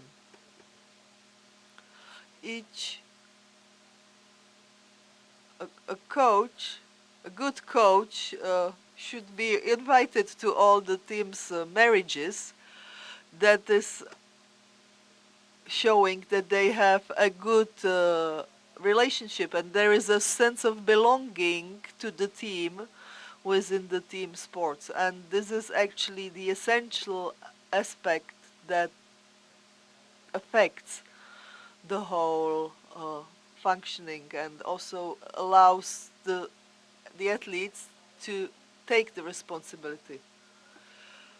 Mistakes as fuel for change or improvement. What would you recommend to coaches who don't understand this and who punish every mistake? Well, I would send them to therapy. I'm sorry to be so open, but it actually shows that the coaches are not confident enough, not self-confident enough, and they transfer their own mistakes to the athletes. And the most successful coaches today speak about mistakes as an improvement process, because you cannot completely avoid the mistakes or eliminate them, and we just have to learn from them. In the team sports, it's actually playing with mistakes and learning how to better manage them or solve that. If I make a mistake, I have to recover from that. If you throw a stone into water, you want the water to be calm as soon as possible. So, therapy for coaches, or maybe inspiration from people with other attitude. So maybe look elsewhere. I don't want to sound too aggressive.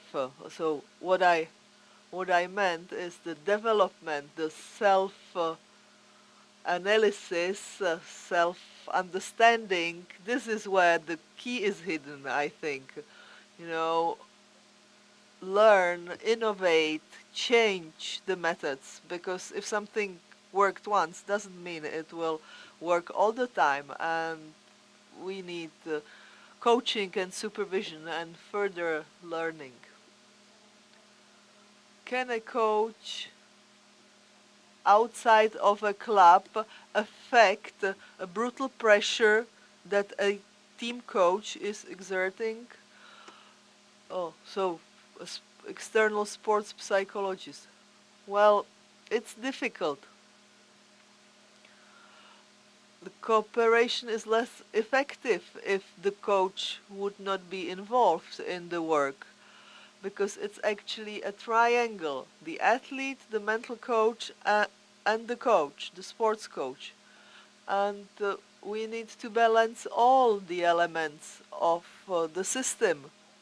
It's like a stool with 3 legs. You can sit on that, but when it, you know, bends over to one side, you might fall down. So also give the most competencies possible to the athlete, give them some reflections on what affects them, and really try to involve the coach as well. In individual sports, the failure is attributed to the athlete, but is it possible that the mistake or the problem is with the coach? Well, honestly, I don't know if you can really answer this at all, but what I think that the relationship is crucial. We are on the same boat, and if there is failure, it's also my failure, not only of the athletes.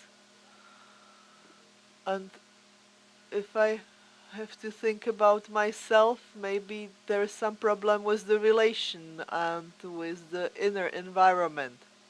But if these things are well settled, we are on the same boat, and we should be able to cooperate on that boat. Moimir, can you please select one question? The last but one question. If a outside coach or coach not of the team can affect the situation, congratulations to the winner. After lunch you will get your reward, and we have a small present for Moimir as well.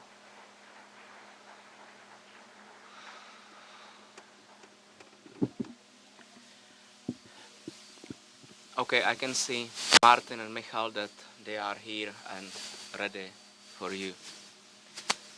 I don't know if you have noticed that in the performance corner there is a great activity which is based on one Czech movie, but if you are, you know, performance oriented, so there is a good game for you over there.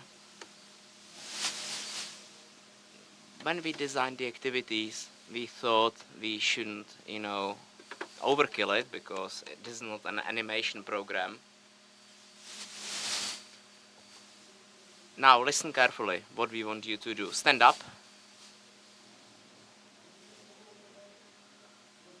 Have some space around you.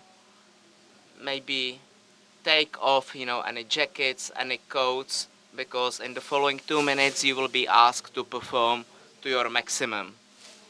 So you've got 30 seconds to get ready for your top performance. So just take off everything you do not need.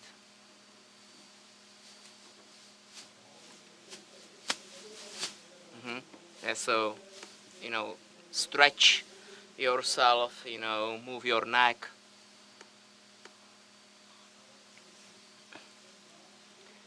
So we will keep watching you, and I hope we've got enough books as rewards, so the person who performs best will also get a book.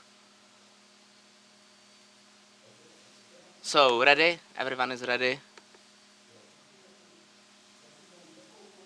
Okay, so you can be in any position you like, which will be good starting position for your best performance, for your big performance. And your task now is to spend the following 2 minutes, so 2 minutes, maximum effort, maximum activity, and don't do nothing. Now.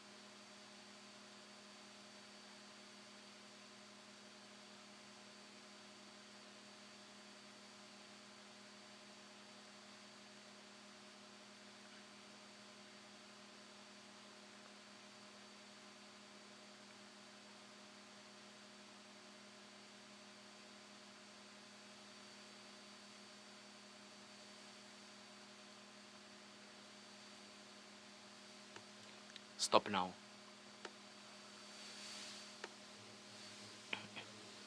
So you can share your experience, your emotions with the people around you, and then you can take your seats back and just reflect on what you experienced. You can put it on the sheets, on the paper, and in some 90 seconds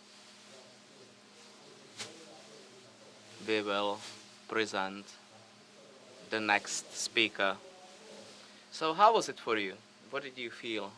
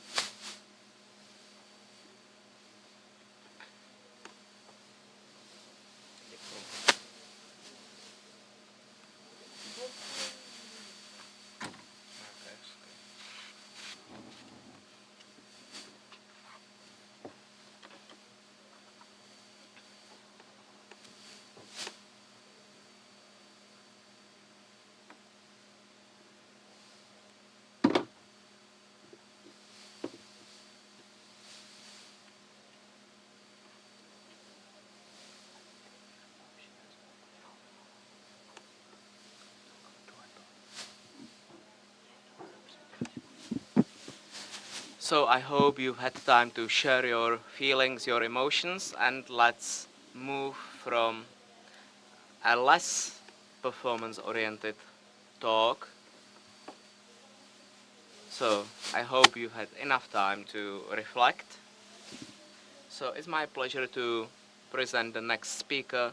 So I would like to welcome Associate Professor Klaudia Zuzková.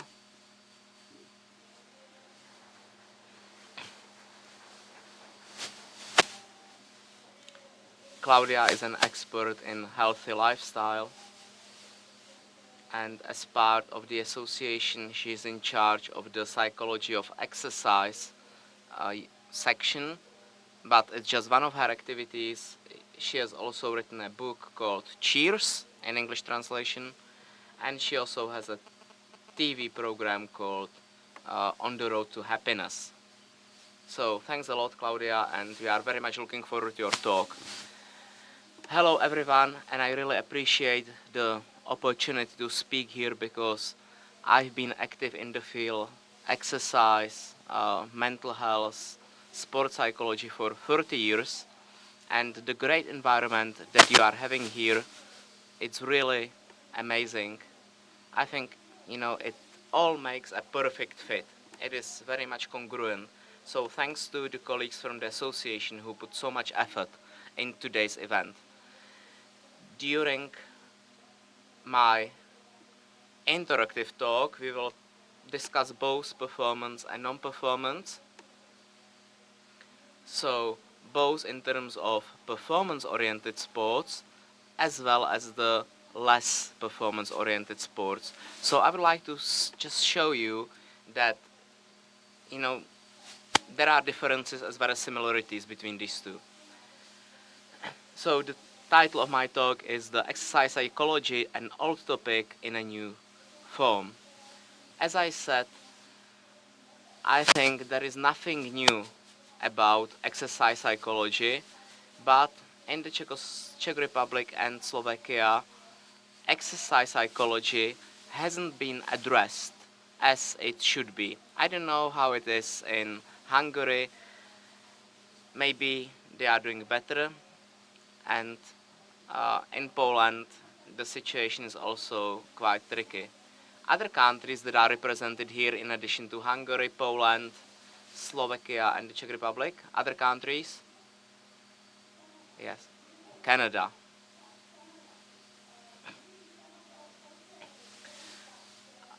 I have, a really, good relationship with Slovakia, where I was born, where I lived. I've been living in the Czech Republic for a number of years, so I feel sort of, a Czechoslovak citizen. I worked in Poland for 5 years, and I did my Erasmus stay in Hungary, so I do have a feeling for each of these countries. As for the outline for my talk today, I would like to, tell you what exercise psychology actually is, what the directions for the future are, and how we can implement it in the future, and how we can integrate it into our work.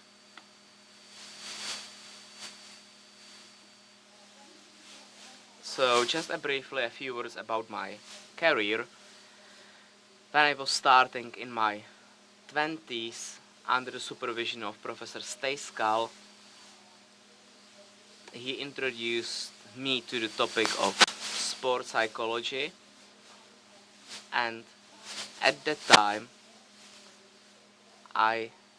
even though I was an athlete myself, I did my PhD on social and psychic aspects of exercise activities for families. And the focus was that children and parents spend their time together, and they should do activities together that they can reflect upon, that they can discuss, not only at that very moment, but also 10 years later, 15 years later. And my original plan was that the exercises in the program would be based on touch. And the entry requirements for the program were that both parents and children need to get involved. But sometimes both not, it wasn't possible to get both of the parents involved, and then touching didn't work either. So these exercise programs really improved the organization of the family life. The children who didn't have any brothers or sisters were better prepared for school because they had to learn rules, they had to learn how to talk to other people, so it was really a great experience for them. And when I listened to more senior colleagues, I asked, why do they deal with non-performance issues? So then I moved to the performance. I was in a rally team, and we also won a world championship. But I was also looking for something meaningful, and that's what brought me back to the non-performance area. So how to improve your mental health, mental well-being, thanks to exercise. And that's what I do today. So I also published a book back in Slovakia which is called Well-Being of Athletes, and it applies the Edward Diener's scales. He died a few years ago. He's also sometimes called the professor of happiness. And we apply these scales to assess the well-being of athletes. There are 3 scales that can be applied like in 3 minutes. A question for you. The well-being that is very often equal to happiness. Do you think that well-being means just what you are feeling right now, or is it a more long-term issue? So, happiness. What is happiness, actually? Okay, that's your well-being. That's your comfort. So, I will give you 3 options. Number 1, it is just the present moment. Number 2, it is the long-term setup. And number 3, it's the mixture. So, number 1, present moment. Happiness as a present moment. Number 2, long-term setup. And number 3, the combination of 2. So, hands up. Yes, it's the combination of the 2. Because the well-being has 2 dimensions. One of them is the hedonic aspect, what I'm feeling right now, the emotions I'm feeling. And this is something that is trainable and developable. Because sometimes we are most sensitive to good news and sometimes to bad news. I had a colleague back in Košice, and every discussion with her ended up on the negative note. And, however interesting topic I introduced, the end was also negative. So our attention can be trained to be more sensitive to good news, to good stimuli. But of course, it takes time. So, exercise psychology. APA defined exercise psychology, which is not evolved only on elite sport, but on exercise and sport, where the good healthy lifestyle is important. Back in 1968, there was the first conference of sport and exercise psychology. And you can see that the word exercise is present in the name of that conference.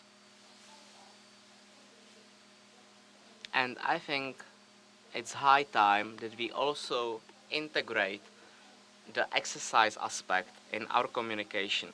The breakthrough came in 2000.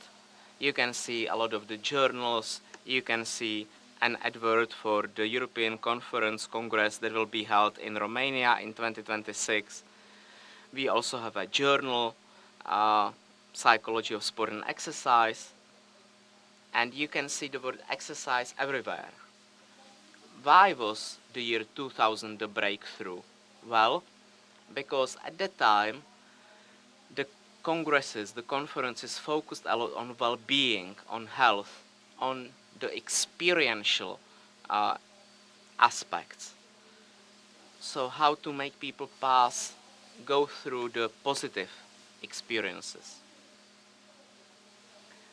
Well, in psychology in general, this was something already present, but it was only at this time that it was applied to sports psychology, that is around 2000.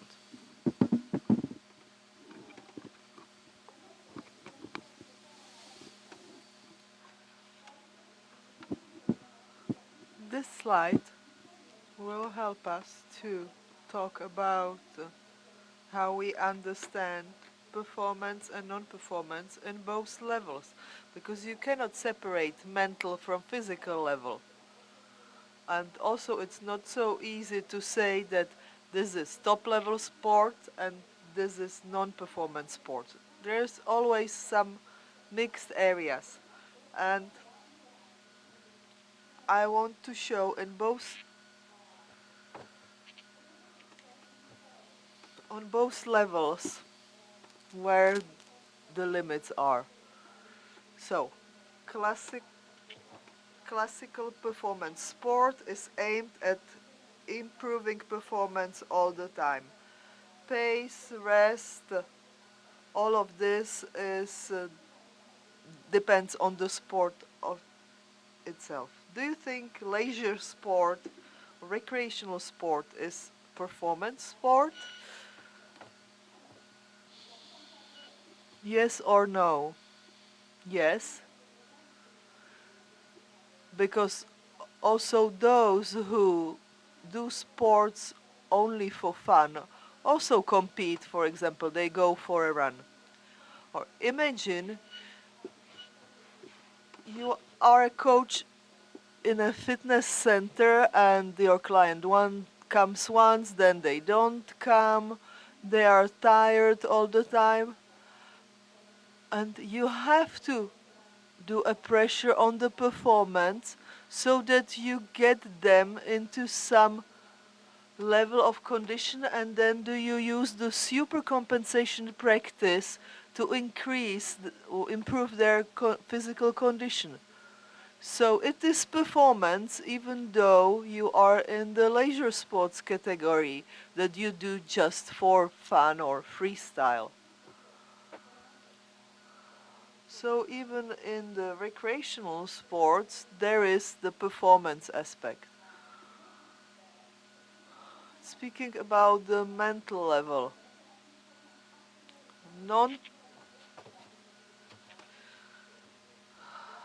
non-performance also has a performance aspect. I do it because I want to be healthy or do something for myself. But in the other area, in the top level sports, do you also have non-performance or do nothing? It doesn't mean just putting your legs on the table and really do nothing. So, where do you see non-performance in competition? Do you think there is some space for this? Or it can happen to have non-performance in competitions? Yes, of course. Imagine an athlete who competes in heptathlon or decathlon, and he would have to be always performing. Or a tennis player. During the whole match, he cannot be in the high activation level because he would completely lose all his energy. So when he plays the ball and goes to take another ball, he should quickly relax and then activate himself again before he plays the next ball.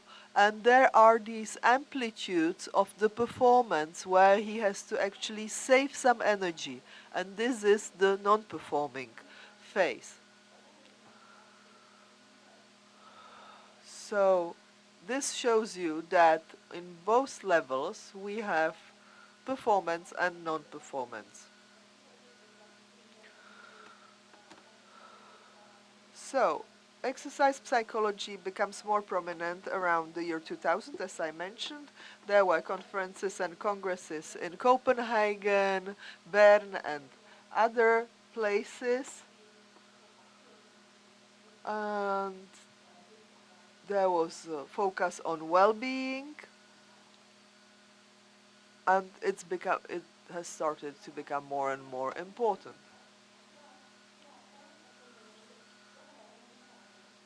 In our area, there were also some things done, and it's also an example of how things are better when you cooperate, when you share, when you work together, then the work becomes a game or a play.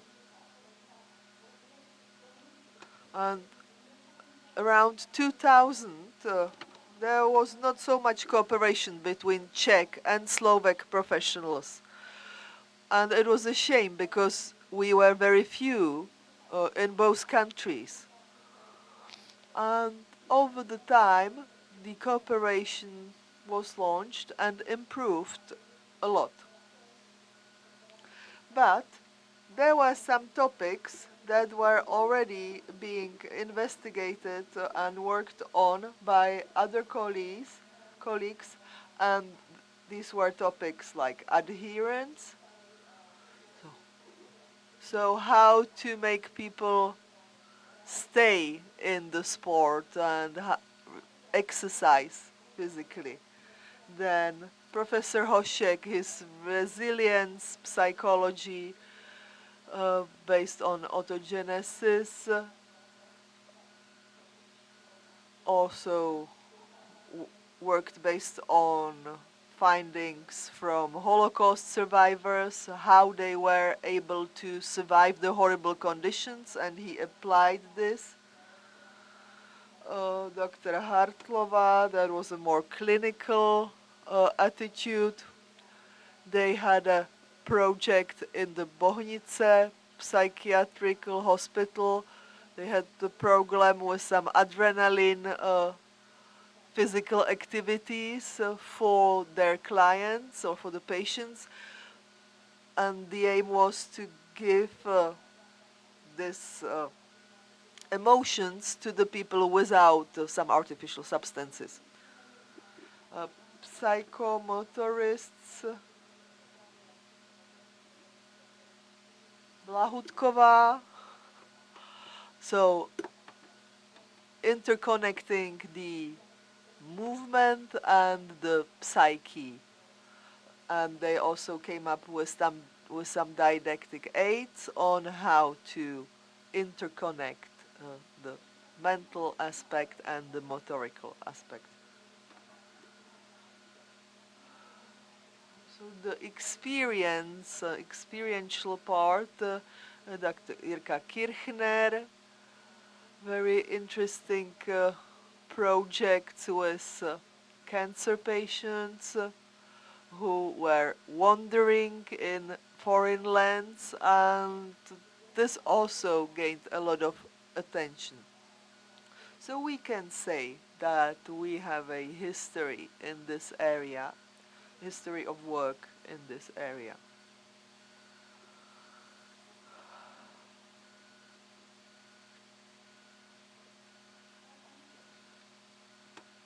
Some reflections.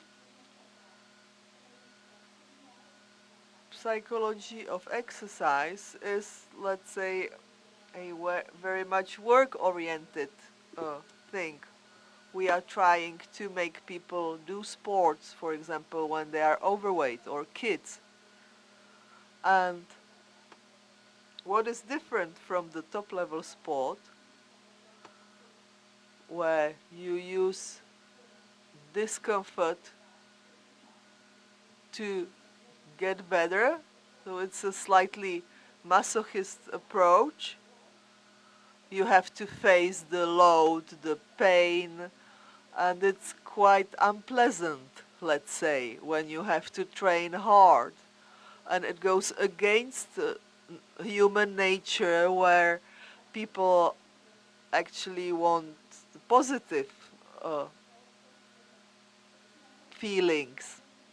But if you want to perform, then you have to push. And it's challenging to put it together. And we cannot focus just on the things we like and we enjoy. We can't focus only on that. If you want to really enjoy a cup of coffee, probably the feeling won't be the same if you have 10 coffees per day or if you have one coffee after 2 weeks, and then you can really enjoy the moment. Attractiveness of the environment is very important.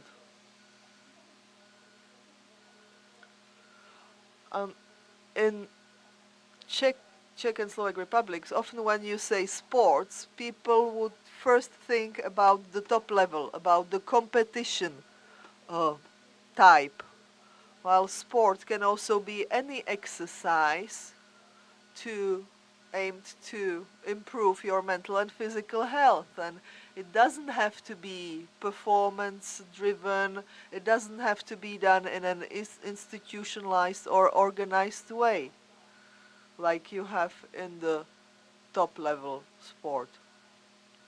So I think we should enlarge or understand sport in its larger definition. Current issues, current topics. A very discussed word or concept is longevity. So trying not only to live longer, but have a good quality of life. And this includes the physical component. And this is actually also a role for the coaches to work with people with different needs, for example, in a fitness center. And the psychology of exercise is very closely related to public health. How to affect the mass public to move, to exercise, and to be more active. And this is something that is valid across the society. Patients, groups, and organizations. This is what I'm working on right now. Breast cancer in the Czech Republic. There is 100,000 women that are diagnosed. 1 in 8 women have breast cancer, and young or old. And often, or we have young and old women who want to exercise, and they should be somehow guided by coaches. And here, sports psychology or psychology of exercise should help and support the coaches that will work with this group of clients. Cancer patients are often tired, depressed, anxious, they have fears, and you need to help them. And this is actually a big potential group of clients that is expecting that these services will be available in the market. And this is just an example. I'm right now focusing in my thesis on prevention, health and prevention. And I think the psychology of exercise should also react to this need of this group. So there is the demand, but we don't have the experts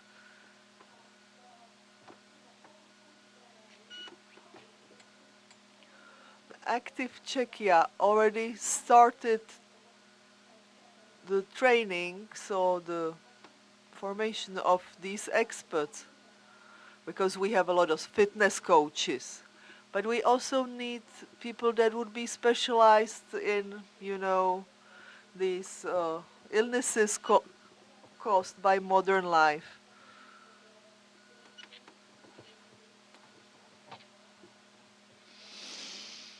The sports psychologist should also focus more on this non-performance area.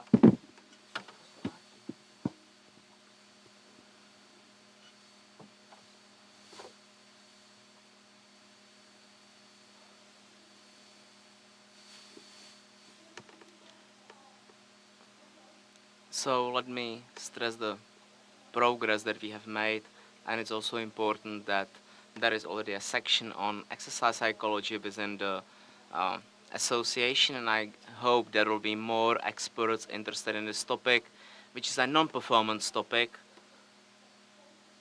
But over the past 30 years that I've been in practice in academia, I hear the same sentences. People don't get enough exercise.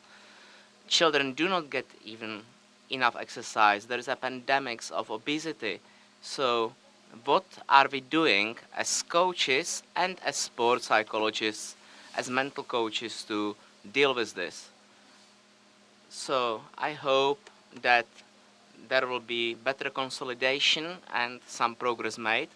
And there is actually some progress being made, so we are on the good track, on the right track. So let me finish with a short game. I still have some time, so this will be a practical thing that you can use in leisure sport, in top performance sport. Who knows what arousal is? Anyone? Arousal. Yes, what is arousal? Yes, it's activation. It's the feeling of energy that you have. But then you have a child of 7 years and you ask her, so what is your arousal? So maybe it will be a strange question for a young athlete. But in emotions, arousal is important.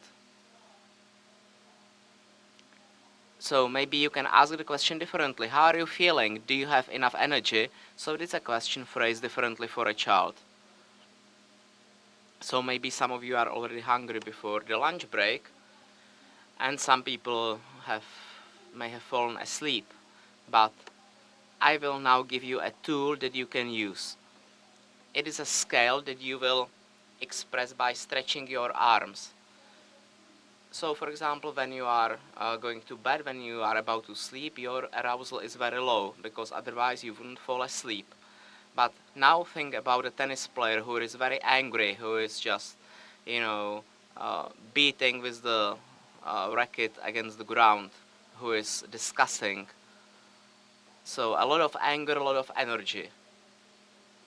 So if such a person, gets at someone else, there is too much arousal.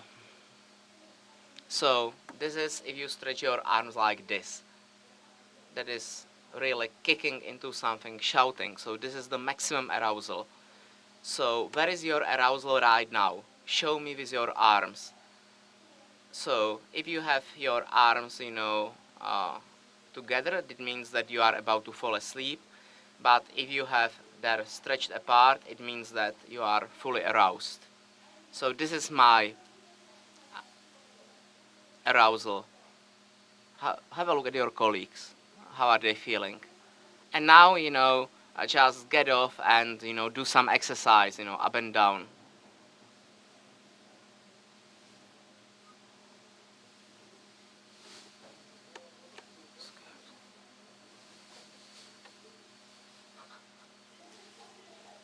Ten is enough. 10 is enough. You don't have to do 20, so 10 is enough.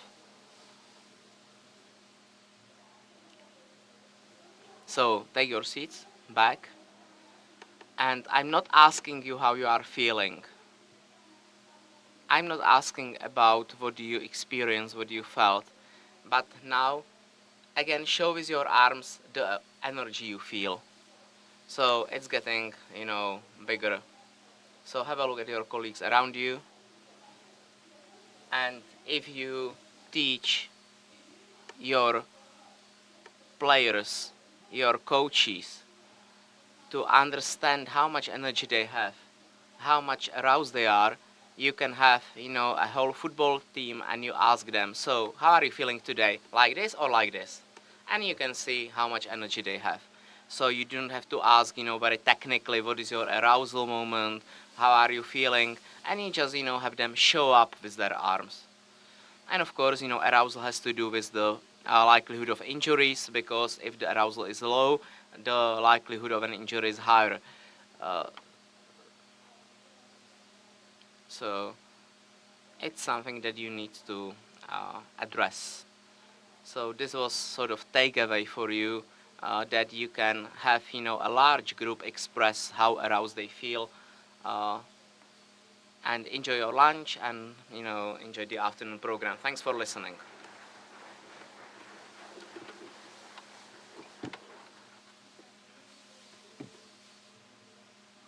Okay, thanks a lot, and let's have a look at the questions. So, question number 1, how to get exercise into schools? I mean the non-performance exercise, just for the joy of exercise. In Asian countries, it's quite common. Well, we often hear people say that, the physical education should be very diverse, but I think that any PE teacher should have, a toolbox full of diverse activities, and I very much support short, exercise breaks even during a math or Czech language class. So the different exercises that you had, it doesn't have to be just normal stretching, it can be a small dance. So I think that this is really good. So you can do different types of activities, different types of games, even in different lessons. And they already realize that they shouldn't just, be passive and just keep seated, but that they should do something. So that's it. Well, what is our role as sports psychologists in the non-performance sport? Well, thanks for the question,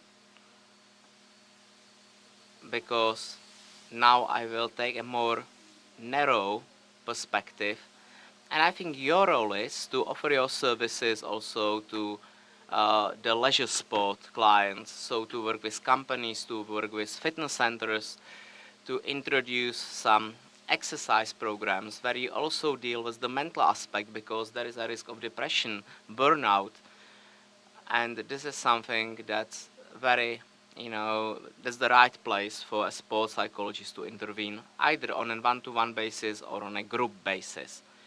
And you can also work with the patient organizations that really long for such services. So even if you talk to a representative, to a patient association, that's the good step. And they have some funds to use your services. What are the major obstacles for the development of exercise psychology in the Czech Republic, and how to deal with such obstacles?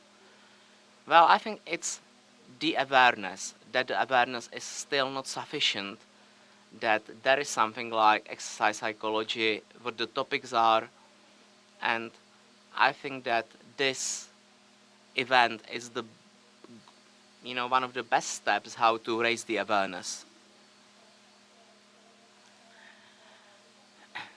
And if Michal Šimeček can share his experience, that would be great. He lived in Finland for some time, so what is your view of exercise psychology? So I will take a seat. Well, I studied in Finland, and when we discussed the differences, I studied, health psychology and sports psychology in their combination, but I also could do internships, for example, in hospitals, and we could work with the population at large, with the doctors, and there were 15 of us in the program, and 5 of us went for the exercise psychology path, and either they stayed in the academia or they went to work in hospitals. So that's how it works in Finland. It is quite normal that exercise psychology is combined with the sports psychology. In the Czech Republic, it is not the norm yet. So I can only support what you are saying, that I think we should raise the awareness, because personally I am not into exercise psychology that much. I am more into sports psychology, but definitely it should be part of it. And I think the people who do exercise psychology should work on awareness raising. So you can also work with the doctors dealing with obesity. So just think about the options. And two more questions. What are the factors that influence whether people will keep on doing exercise or not, and how to integrate exercise into the daily life? Well, I think it shouldn't be, a pendulum approach that is either being, extremely lazy or either doing too much sport. Of course, that exercise creates some discomfort, but the thing is to combine it with good experience, because even exercise is more pleasant, if you can share it with someone. Last year I had a tough year at work, and I have a friend who goes for a walk every night, even though the weather is very bad, and she always just asks me whether I want to join her, and I think this is really important. But start with small steps. Of course, it's necessary to have enough exercise, but if you just make a big jump from no exercise to like 45 minutes of exercise a day, that's such a big change. But you need to take small steps and go step by step. So did I answer the question? Well, yes, I hope. Yes, you are all looking forward to the lunch, I guess. And how to integrate exercise into preparation for chess players or shooters or archers.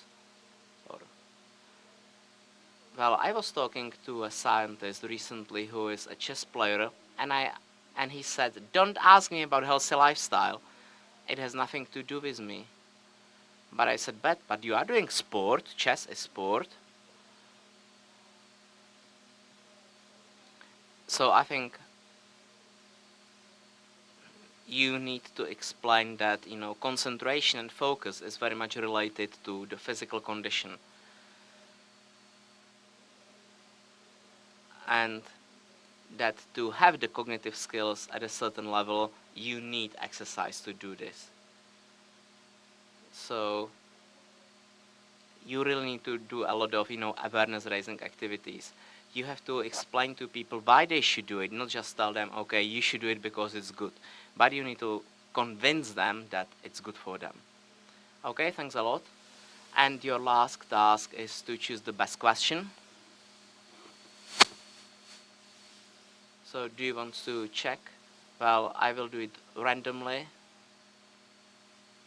So I like number 12. So if you just count 1, 2, 3 up to 12 and stop at 12. Okay, so 1 plus 2 is 3. So how to make an effective connection between the research and practice in exercise psychology. So, but it's a question that wasn't asked actually. Okay, so no, but I like to talk about it. So next question, what can performance sport coaches use from exercise psychology? Okay, this question wasn't asked either. So what are the major obstacles for the development of sport exercise psychology in the Czech Republic? So it's again you, so the prize stays with you. Okay, so I would like to ask the winners from this round and the previous 2 rounds to come to our desk and collect the books. And thanks a lot, Claudia. Here is a small present for you.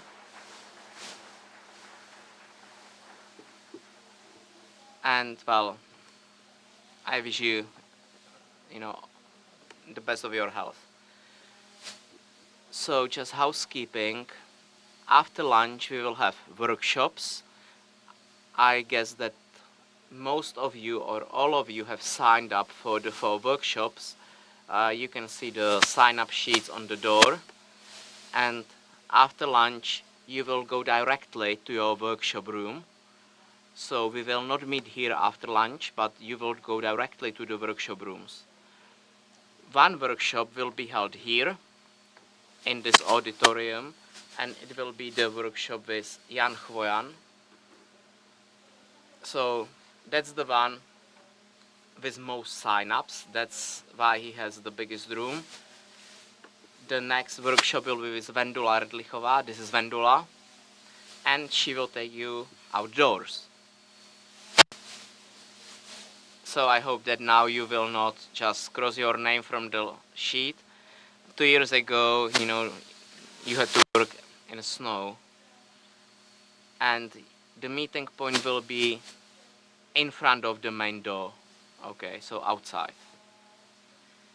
The next workshop will be in English, but it will not be translated. It will be led by Dominic from Hungary. I can't see Dominic now, but it's a young guy in a beige sweater. And it will be it's called small room, malý sál in Czech. So, but there will be, people who can show you around. And the last workshop is with Daniela. She's at the back. And she will take you to the lecture room, which is, 2 floors up on the right. The small room was on the left. So please be on time. That is at 1:45, so that we can start on time. Still some more housekeeping to be done. The Grada Publishing House have their stand in the foyer. You can buy their books, and we also have some authors of the books here, such as Daniela, so maybe you can have your book signed. The lunch will also be served in the foyer, but you can bring your plate to this room.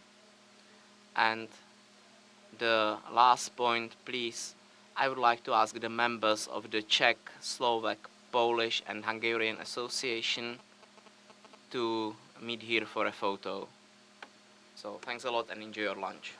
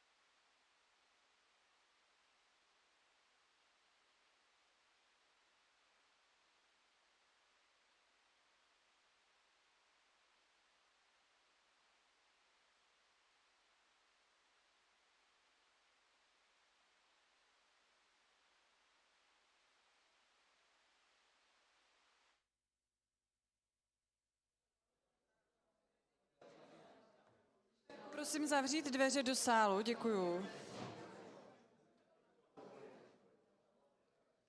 A protože bude následovat přednáška v angličtině, tak pokud potřebujete sluchátka pro překlad, tak ještě si je můžete zapůjčit. Kanál 2.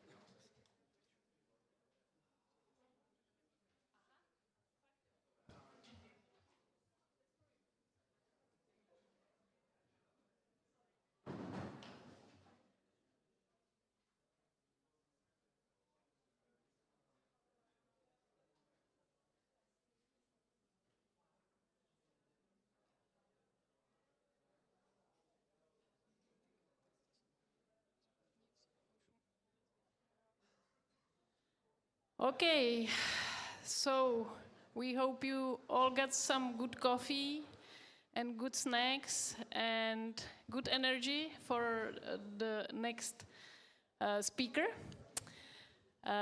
It's my honor to welcome here David Scott, Dr. David Scott. He is the associate professor at the University of New Brunswick, and he got a huge experience in the field of sports psychology. It's a big name. He has a lot of experience working with the NHL teams, but also with other sports, national teams, cricket teams, archery, gymnastics, and so on. So welcome, Dr. Scott. Here he is. And it's my pleasure to pass it to you. Sorry, I wasn't ready. Now I'm ready. So good luck.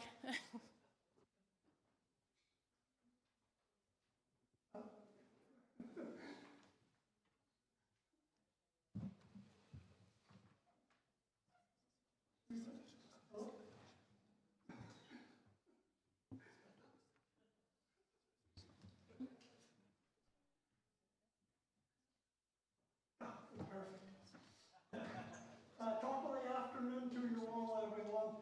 It is wonderful to be here, and I would just like to thank the organisers for inviting me. It's a real honour and a real thrill for me to be here. So thank you so much. Before I begin, I'm a little bit nervous. The reason I'm nervous is if you listen carefully, you'll detect an accent. I do come from Ireland, and I like to tell people that ahead of time because, well, when was the last time you heard somebody saying, gosh, the Irish are so smart? You never hear that, right?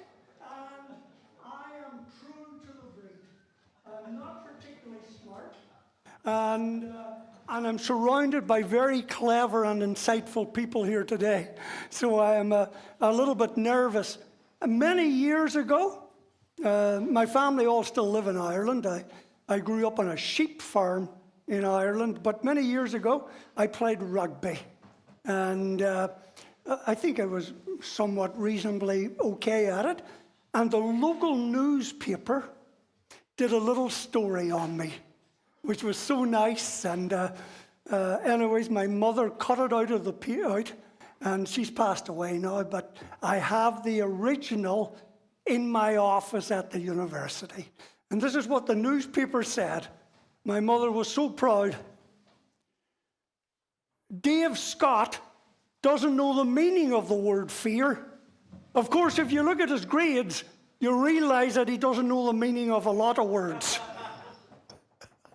My rugby coach said that, and so I'm not the sharpest pencil in the pencil case.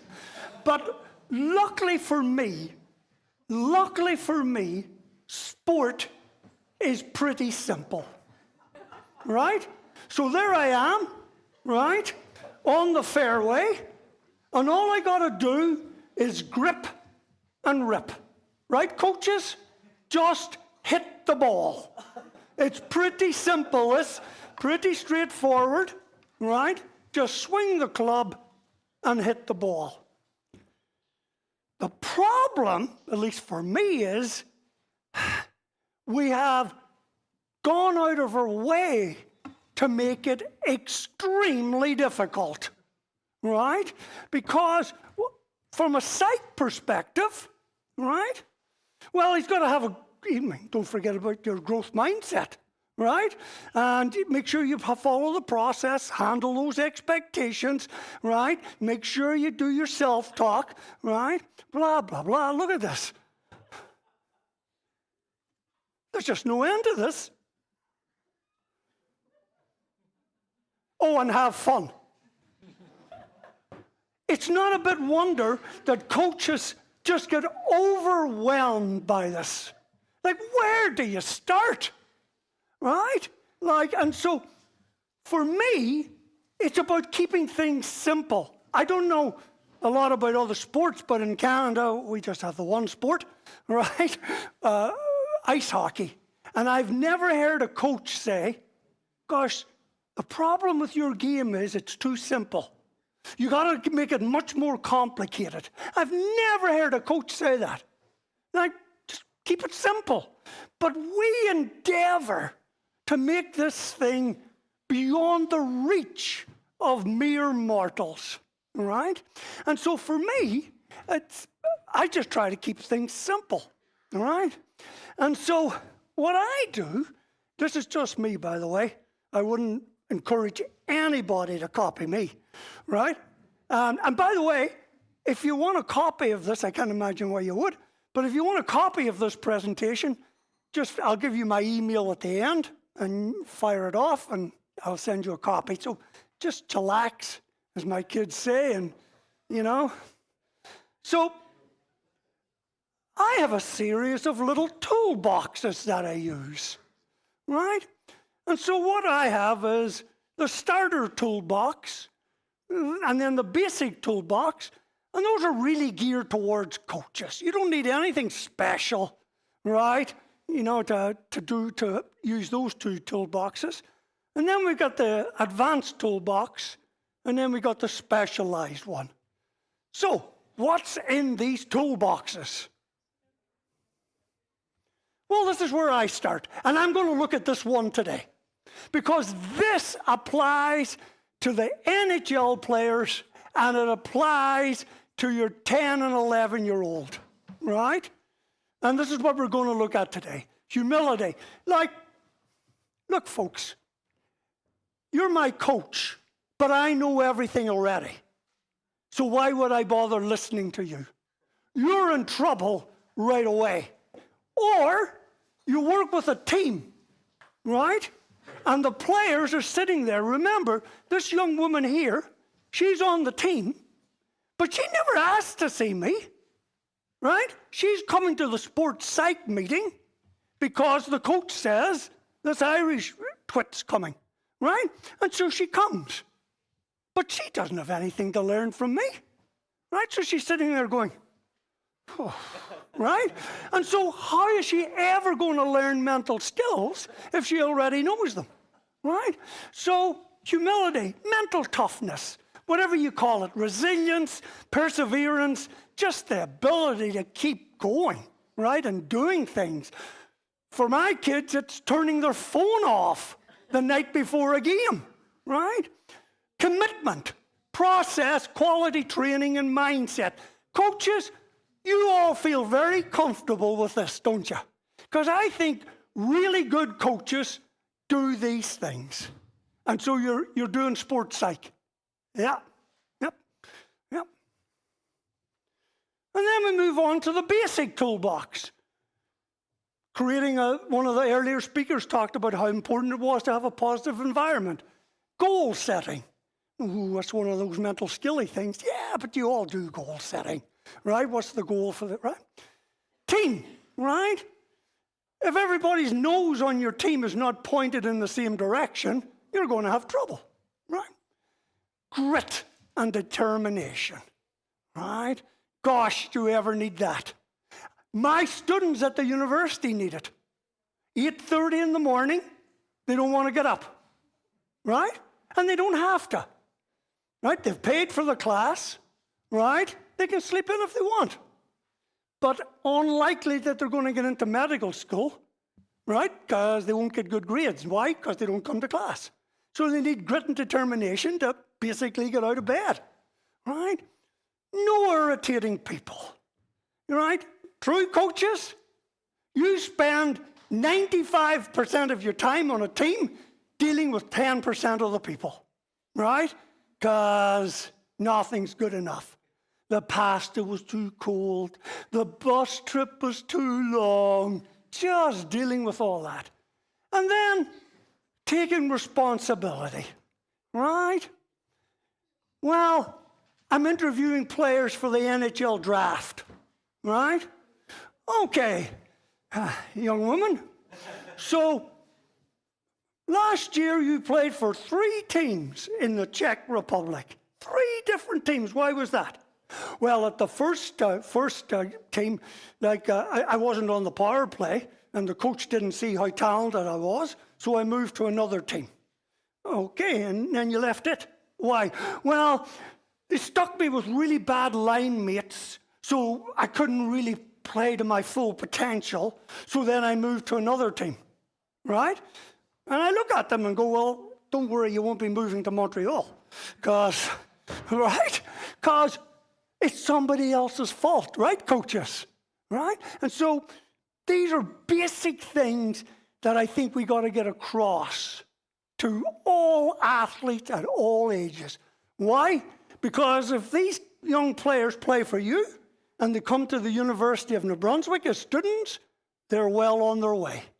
They take responsibility, they're humble, they come to each class, right? They've learned life skills. And a lot of the problems that you might have later on, you avoid by just getting the basics done. But somehow, coaches, we don't like doing the basics, right? Like, let's do something fancy like slump busting. Now, there's something that's cool, right? Slump busting, and what the heck, right? So stick with this. You're fine. Now, as you move further along and your athletes are maybe a little bit more, elite or high performance driven, then we move to, here we go. Now, our old faithfuls, imagery, self-confidence, focusing, self-talk, developing routines, mindfulness, and so on, right? Once you got through that, how to handle expectations, how to prepare for the Olympics or big competitions. Fear of failure, right? How do we handle that? Just dealing with emotions, right? And I know coaches feel like it's like me and my dad. My dad's passed away now. He's a sheep farmer from Ireland, right? Can you imagine my father and myself sitting there, hey, Dad, I just broke up with my girlfriend. How does that make you feel, son? This is a farmer from Ireland, right? Here, let me give you the hug, right? If I hadn't seen my father in 25 years and I met him at the airport, it's like this. Son, that's it. None of this, right? And so people, a lot, right? Don't start there. Coach, just get the basics done, right? Leave that for a later time, right? And people say, well, yeah, but emotions are so important, right? They're all important. And you can do everything. You just can't do it all at the same time, right? So, and then, there we go. Growth mindset, dealing with perfectionism, right? So now we're really into the heavy-duty stuff. And then finally, but really importantly, is mental health, the whole big area of mental health. So that's how I go about doing my job. And people look at me going, Scotty, like, how do you work with 300 athletes a year? Well, you just follow a little toolbox, right? So you're organized, you know where you're going, and you know why you're doing things. So, let's start at the starter toolbox. By the way, the organizers asked me if I would stay on the stage and do all the other toolboxes. And they said if I'm done by 4 o'clock tomorrow, that would be awesome. So we're going to be here until 4. So we're just going to look at the starter toolbox here. To have success, or to give yourself the best chance of success, you got to have excellence. If it's at the Olympic level, compared to the other kayakers, if you're going to win a medal, you need to be excellent. But it's the same the whole way down. So, if you don't know what this is, don't ask me, because it's right. But I play beer league hockey in Canada. Right? Beer league.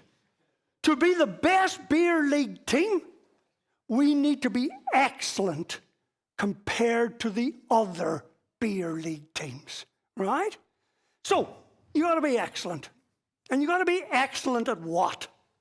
Well, it's pretty hard for us to win a Stanley Cup if we're not physically dominant. Right? Hard for us to win a Stanley Cup if we're not mentally strong. We got to be coaches, technically good. Right? We got to be team, tight as a team. Right? And I'm using hockey as an example. Our off ice has to be really good. So there's no point with this young woman here. When she's at the rink, she's fantastic. She's eating her broccoli like crazy. And then she goes home and orders double extra large pizza and woofs it all down. Right? We're not going to succeed because her off ice isn't up to snuff. Right? So, here we go. We got all these lovely little pillars here, but they need to be grounded in something. And I see a few coaches nodding already because they've figured it out, right? Here they are. Look at this. You got to have humility. Players got to be mentally tough. They got to be committed. They got to stick to the process. You got to have quality training. Remember, championships are won in training, right? You got to have the right mindset. If you don't have these things, why the devil would I listen to you telling me how to shoot a slap shot when I already know? I know everything, right? So these are, for me, are the basic things. And, you know, I was asked to, I don't know why the exercise physiology people in Canada asked me to come and speak at their conference, and I loved every minute of it. Speaking to physiologists, right? Because, you know, the most important 6 inches of ice in terms of hockey is the 6 inches between your 2 ears. That's it. Because it's your brain decides whether you're going to follow that program or not, whether you're going to work out or not, right? Whether you're going to eat your broccoli or not. So it's all up here, right? So, what I would like to do is just simply look at these 6 fundamental sort of mental attitudes or skills or whatever you want to call them. So let's look at the first one. We need our players to be humble, right? So, anybody here not know what that is? That is the letter F. It's really important, Michael, it's really important that you know what that is, because I don't want you coming back to me in 2 minutes' time saying I didn't know what it was, Scotty, right? So everybody knows what that is. Super duper. I'm going to put a sentence up on the board. I want you to read the sentence and count to yourself the number of times the letter F appears. Then the person who saw the most will come up onto the stage and point them all out. So be careful. Make sure you're able to back up what you say. Right? Okay, so count the F's just to yourself.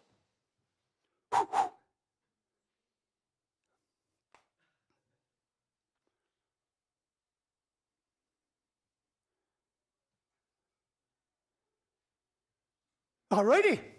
The Irish guy has done it, so that means everybody else must have done it. All right. No, I'm not going to call you up. I'm not going to embarrass anybody. I'm going to give you the answer because I'm a nice guy.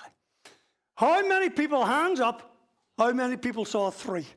Put your hands up. Look at that. Have a look around. So you're in good company. Hands up for the 3s.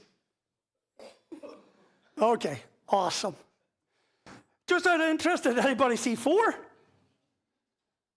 Oh, 3, 4, 5. Okay. 5, anybody? I'm scared to ask here. 6. 2 people on the 6. 3 on 6. All righty, but most people were like me on the 3.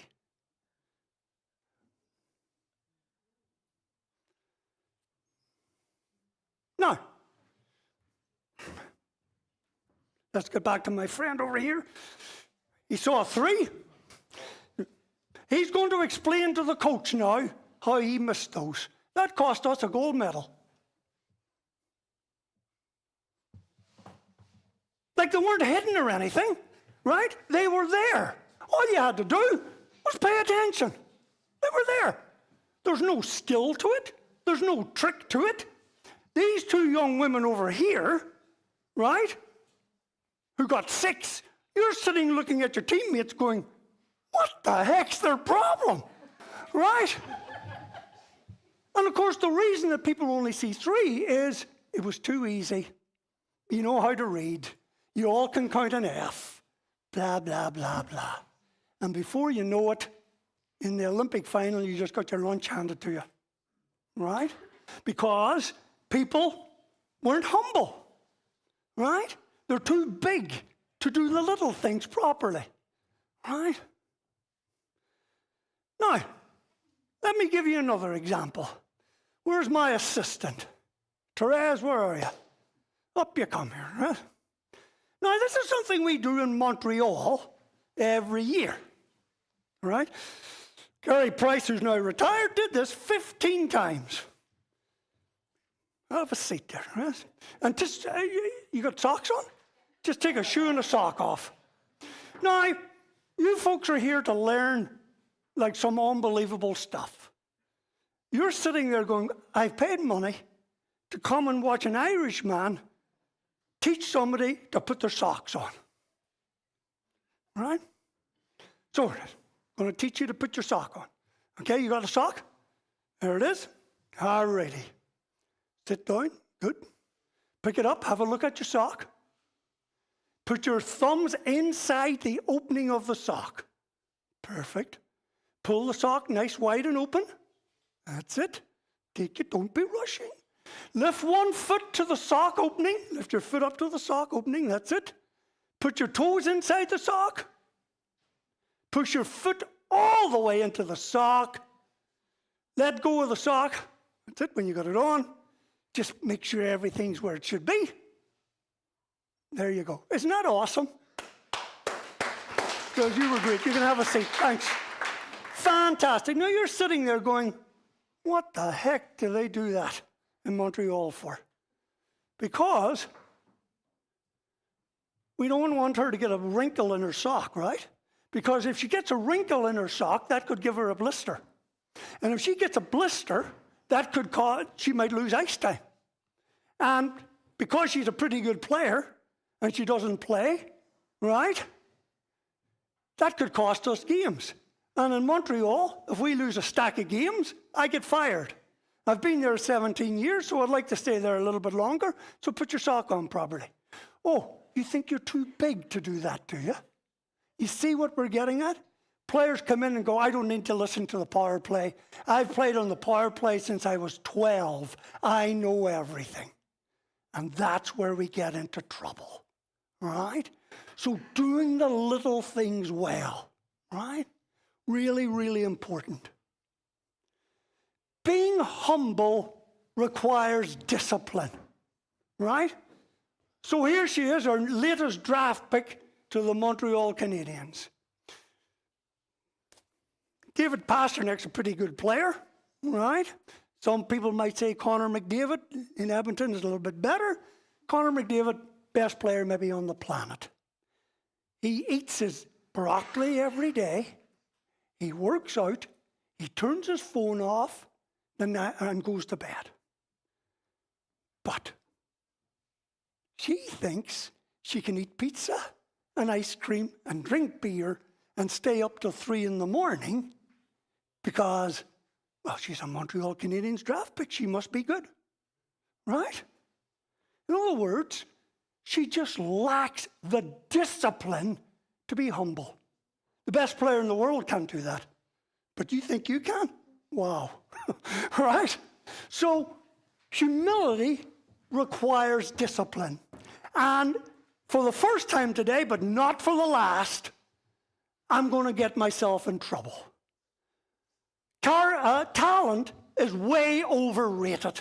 Way overrated. And we spend so much time on talent identification and talent pathways and all that stuff. And we used to do that in Montreal until about 4 or 5 years ago when we just said, wait a minute, we got to focus on character. Let me give you an example why. I hope this never happens to you. But let's say you got to get a heart transplant, right? Brand new heart. Luckily for you, there are 2 doctors sitting here. Dr. A, probably the greatest heart surgeon of all time. So talented. So talented, right? He does awesome work when he turns up. He doesn't always turn up because if it's raining outside, he won't come. And you're going to the big hockey rink in the sky. Bye-bye. Or if he comes and somebody's in his parking spot, he turns and goes home. Bad news for you. God. Or if he walks into the operating room, right, and everything isn't exactly the way he likes it, he just turns and goes home, you're gone. Now, doctor number 2 here is good. Not quite as talented as him, like her stitching at the end isn't quite as nice, right? But she's good, right? Now, she never misses. She will guarantee to be there, right? No matter what. She's going to be there, and she's going to do a real good job. Now, which one are you going with? Well, of course you are. Yeah, but he's more talented. Yeah, but what's the good of having a talented player on your team? And then when the going gets tough, they pack their bags and they just, oh, I don't want on the ice. What? Well, pull the hammy. Like, they're talented, but they got no character, right? So for us, character is everything, you know, right? We've got a pile of players on our team who are 5th, 6th, 7th round draft picks. For people who follow hockey, Arber Xhekaj, not even drafted at all, right? And made our team. Character. So, that's the first little one. Quick look at the watch here. I'm nearly out of time, and yeah, there's going to be no questions. I'll tell you that right now. We're in tight here. Number 2, mental toughness. Now, when we think of mental toughness, right, we think of players being really motivated and doing unbelievable things. So this is usually what we think of, right?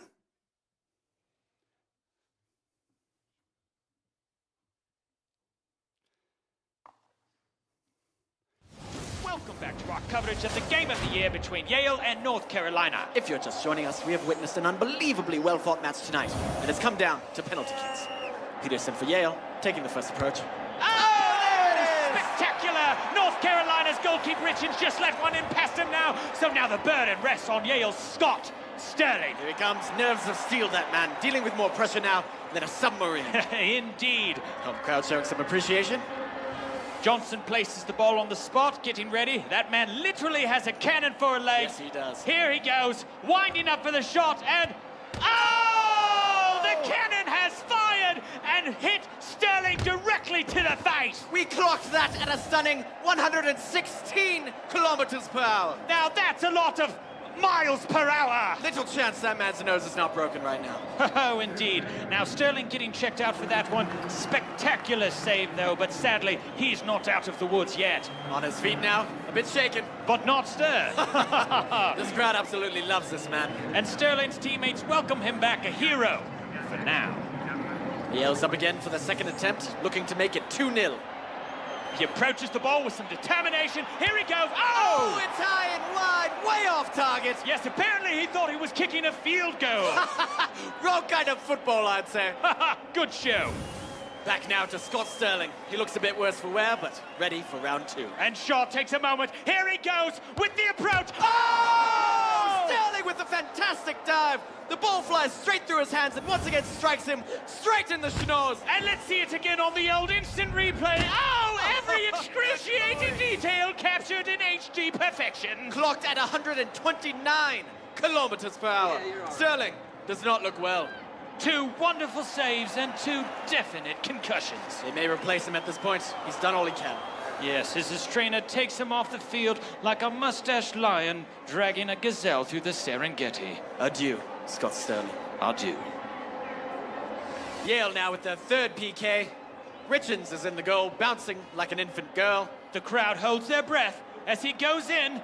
Here it comes! Oh! Very anticlimactic. Let's see who they got to replace Scott Sterling is back! He's still in the game! Oh my! And he's taking a very odd tactic now. Seems to be curling up to protect his face. Not exactly a recommended technique, but here it goes. Wait, no, Lampert needs to tie his shoe. Ho-ho! And that's why you do a double knot, kids. Sterling still waiting for the kick to happen. He's probably wondering when. Oh! Sweet buttered crumpet! My The ball drills Sterling right in the face. That man's nose must be absolutely devastated. He's gonna look like a witch that flew her broom into her nose and then crashed into a hammer. I hardly even care about this attempt. Let's go back to Scott Sterling! The man! The myth! The legend! 3 perfect blocks by Sterling and his cat-like face reflexes. Absolutely incredible. Though I must say, Sterling does not look well at all. Well, you know football players like to add a bit of drama, don't they? They're gonna take him out. No, wait! They brought him a chair! Oh, a bold move by the manager!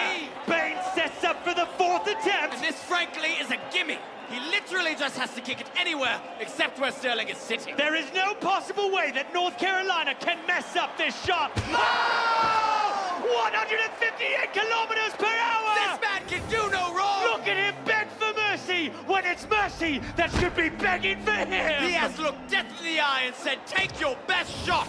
To which Death replies by punching him in the face over and over and over again. If Yale makes this final shot, it's all over. But no! Oh, he misses, which means we're going to Scott Sterling! His face is like a brick wall! A brick wall that can feel pain and cries a lot. But where's Sterling?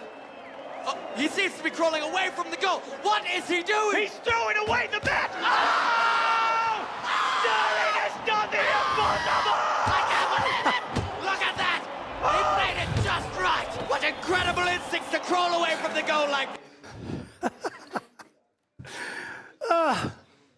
Now, I'm going to get myself into a little bit of trouble here because I think, like one of our speakers this morning was making a great point about how important motivation is. Except, you see, motivation comes and goes, right? Some days you're motivated, some days you're not so much, right?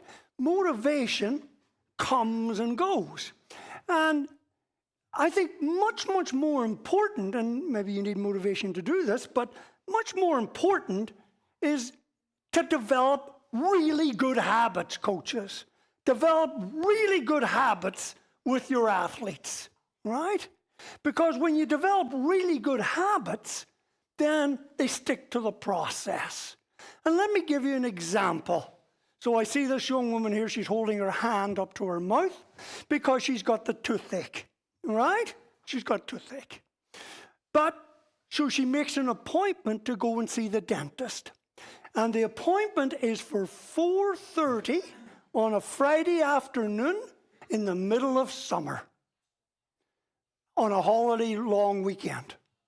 The dentist is not excited. Last appointment of the week, 4:30 on a Friday. All she wants to do is get home, swimming pool, barbecue. And you're coming in at 4:30. She's hoping you don't come.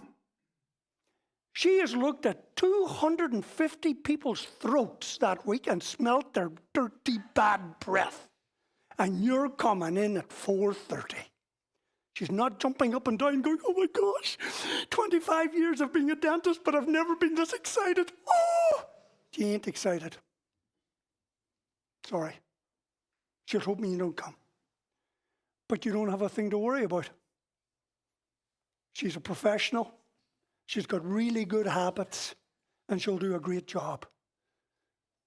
Next time you're on an airplane, and I shouldn't say this because I do a lot of flying, think about the pilot. She's been a pilot for 25 years.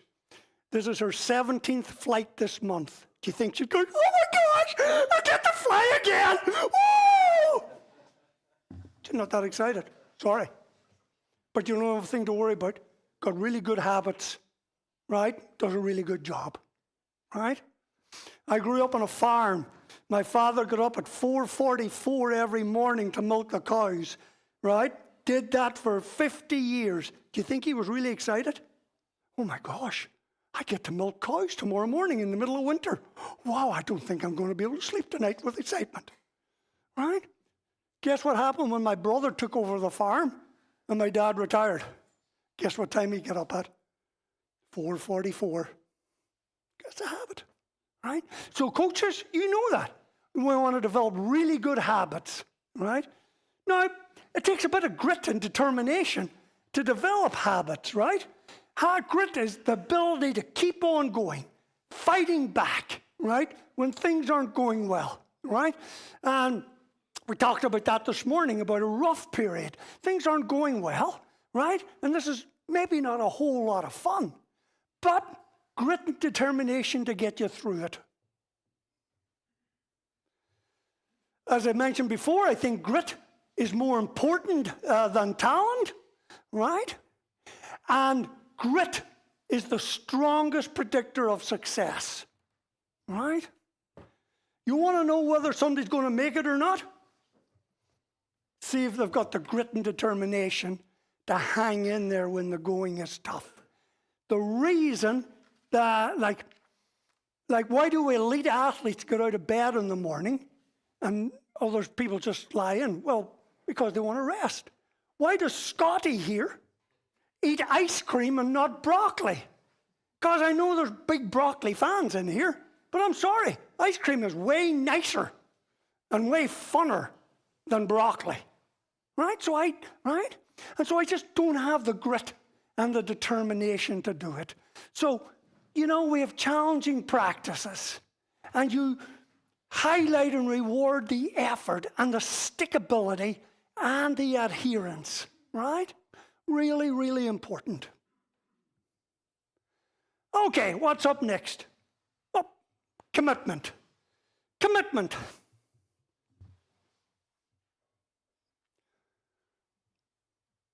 What's a sports psychology conference without Nietzsche, right?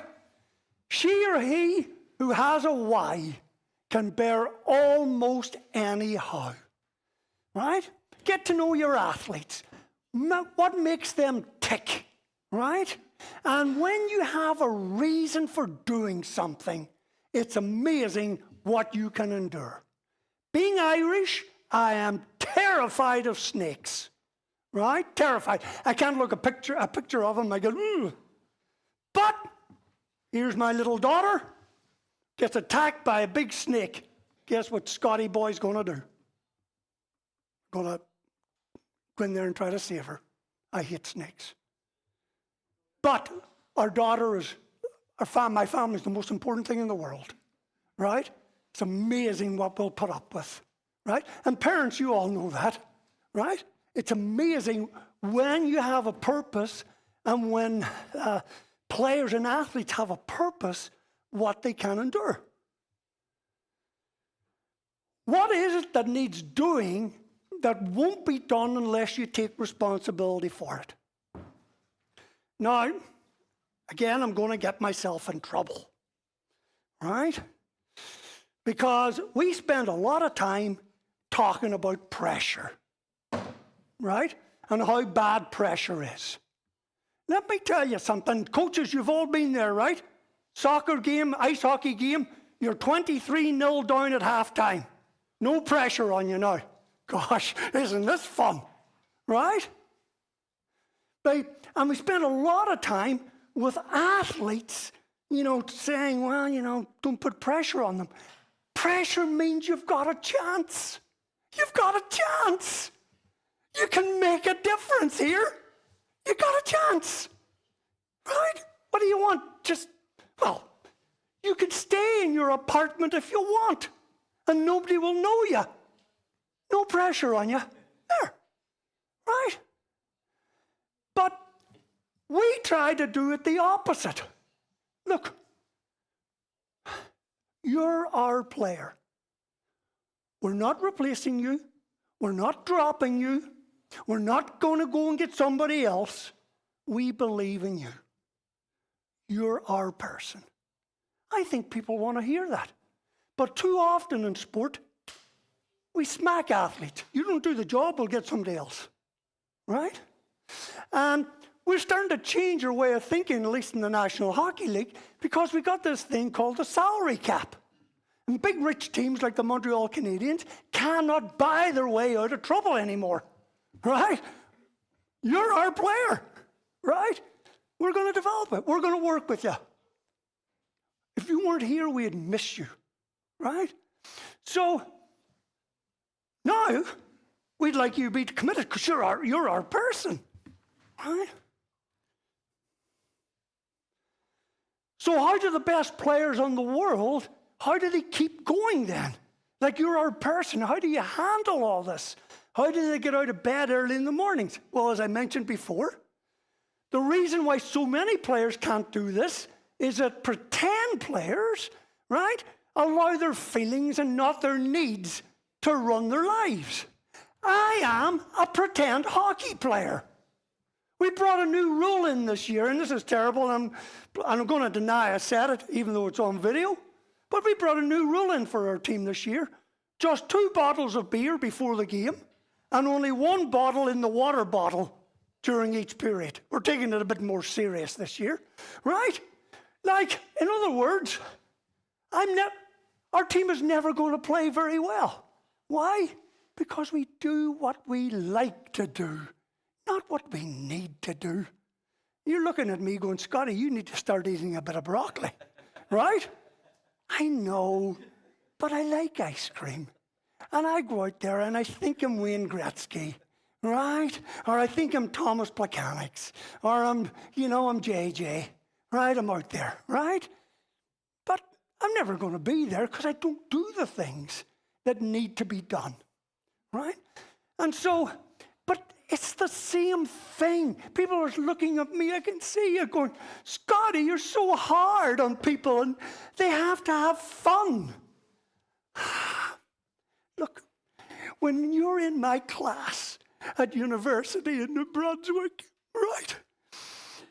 If you don't come to class and you go out partying the night before the exam and you have fun, you're probably getting an F. What you need to do is come to class. But Scotty, I not like getting up at that time. Well, that's what you need to do. The night before the exam, you need to be in the library. Like, that's what you need to do. And so, I know I'm hard-hearted and so on, but you know something, folks? Life is a bit like that. I grew up on a tiny little sheep farm in Ireland, and my mother worked 3 or 4 days a week cleaning a pub. That's what she did. She was cleaning other people's toilets. Now, do you think she's going, oh my gosh, I'm just having so much fun? She's got 3 boys, a daughter, and a husband, right? May have no money. You got to do what you need to do, right? And sport is a bit like that. Every minute of training isn't always a lot of fun. But sometimes things need to be done, right?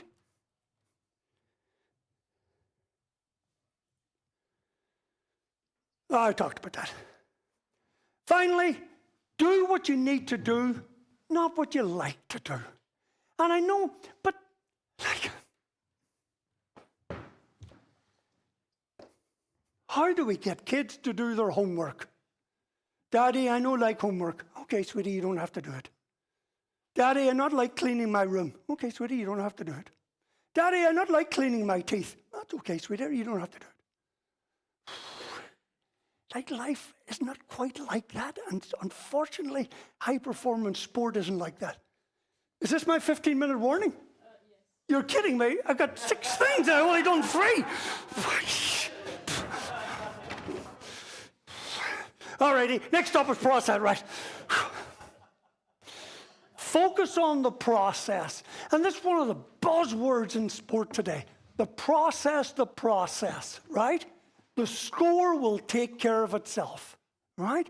When you play sport, when you're on a hockey team, don't worry about the score. There'll be one. When you're in my class, please, young lady, please don't worry about your grade, okay? I promise I will give you one. Oh yeah, you're getting one. Don't you worry. And when you go up in an aeroplane, never worry about landing. I am on planes all the time. They lose my bags, wrong seat, cancel the flight, everything. The one thing they've never done is left me up there. You're coming down. Don't you worry. You're coming down. Right?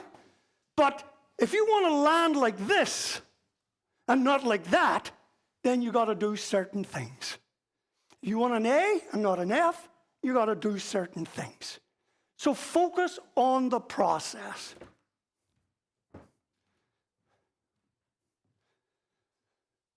Two types of focus, outcome and process. Now I'm speeding up here because, look, she's glaring at me over there, look. Remember, if I use up all my time, then there's no embarrassing questions. When you focus on the result, remember the result happens at the end of the game, right? And if you're focused on the outcome, you're not focused on what you need to do to play at your best, right? So let me give you an example. Therese, up you come. Yep. So good the last time. It's okay, we have lots of time, no need for you to run. Now, so what I want you to do is, you see this line across the floor, right? What I want you to do is show off your brilliance. I want you to walk across that line without falling off the line. Where you go. Oh, brilliant. Turn around. Now, I want you to come back to me. This time, put your hands on your head. Oh, look at that. That's talent. Now, this time I want you to do the same thing, but I want you to imagine this line is, a piece of wood. It's 500 feet up in the air between 2 buildings. How would you go across the line? Well, it's up to you. It just shows how you would do it. I know. Whoa. All righty. Awesome. And you got there. Why were you doing this and you were worried about what? Awesome. You can have a seat. Wasn't that brilliant? No? No, you're looking at me going, what the heck am I talking about? You see the difference there, folks? In the first one, she wasn't worried about falling. She just played. Then, she's now worried about the result. I'm going to fall. And look what happens. Tense. No, not focusing right, like, wow, gripping the stick too tight. Before we know it, bad things are going to happen because we're focused on the outcome. So, with a process focused, players direct their attention towards their daily development. You focus on things like concentration and effort, how to eat properly, hydrate. You do all the things that give you a chance of success, right? This is the most amazing piece of video. Watch this. This is going to change your life. Southwest 1380 has an engine fire descending. Southwest 1380, you're descending right now? Yes, sir. We're single engine descending, have a fire number 1. All right, Southwest 1380, okay, where would you like to go to? Which airport? We're looking at Philly. Southwest 1380. I understand your emergency. Let me know when you want to go in. Yeah, we have a part of the aircraft missing, so we're going to need to slow down a bit. Southwest 1380, speed is your discretion. Maintain at any altitude above 3,000 feet, and you let me know when you want to turn base. All right, down to 3,000. Southwest 1380, like to start turning inbound. Southwest 1380, just start turning southbound there. There's a Southwest 737 on a 4-mile final. We'll be turning southbound. Start looking for the airport. It's off to your right and slightly behind you there. And altitude is your discretion. Use caution for the downtown area. Advise you maintain at about 2,200 for the MVA. Okay, could you have the medical meet us there on the runway as well? We've got injured passengers. Injured passengers, okay. And is your airplane physically on fire? No, it's not on fire, but part of it's missing. They said there was a hole and someone went out. I'm sorry, you said there was a hole and somebody went out? Southwest 1380, it doesn't matter. We'll work it out there. So the airport's just off to your right. Report it in sight, please. Southwest 1380, airport's in sight. Southwest 1380, runway 27 left, clear to land. Southwest 1380, right turn when you're able. If you want to stop wherever you need to is fine. Thank you. We're going to stop right here by the fire truck. Thanks, guys, for the help. Thanks, guys, for the help. I want Tommy Joe to fly my plane all the time. Did you see what she didn't say? Oh my gosh! There's a big hole on the side of the plane! We're all gonna die! I gotta land this plane! We're all No. She's interviewed afterwards. She's, Tommy Joe, how did you stay so calm? Oh, just followed what we didn't practice. Of course you would. Why wouldn't you? Right? Focusing on what you need to do, not the right. The result will be fine. Just do the right things. Right?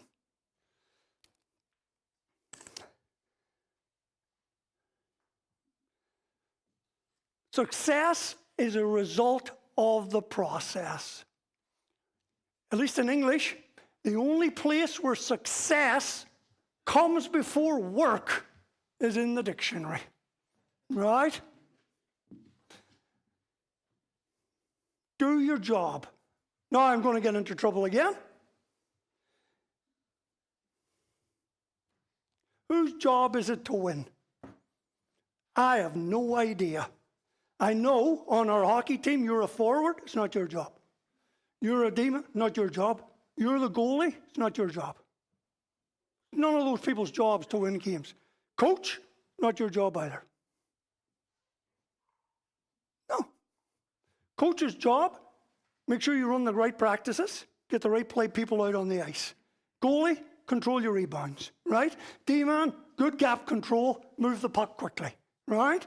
And eat your broccoli, right?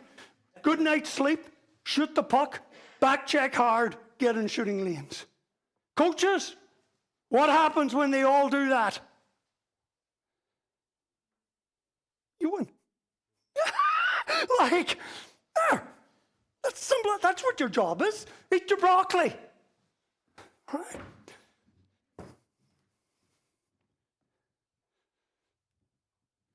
I was sitting this afternoon beside a wonderful person. She's not even looking at me, and I'm talking about her. No. I ran downstairs and put it in. Control the controllables. The ice is bad. Who cares? You can't change it, right? Referee, focus on what you can do, okay? Control the controllables. Next up, quality training. This is my best one. But I got to come back next year because I've run out of time. I'm not going to do quality training.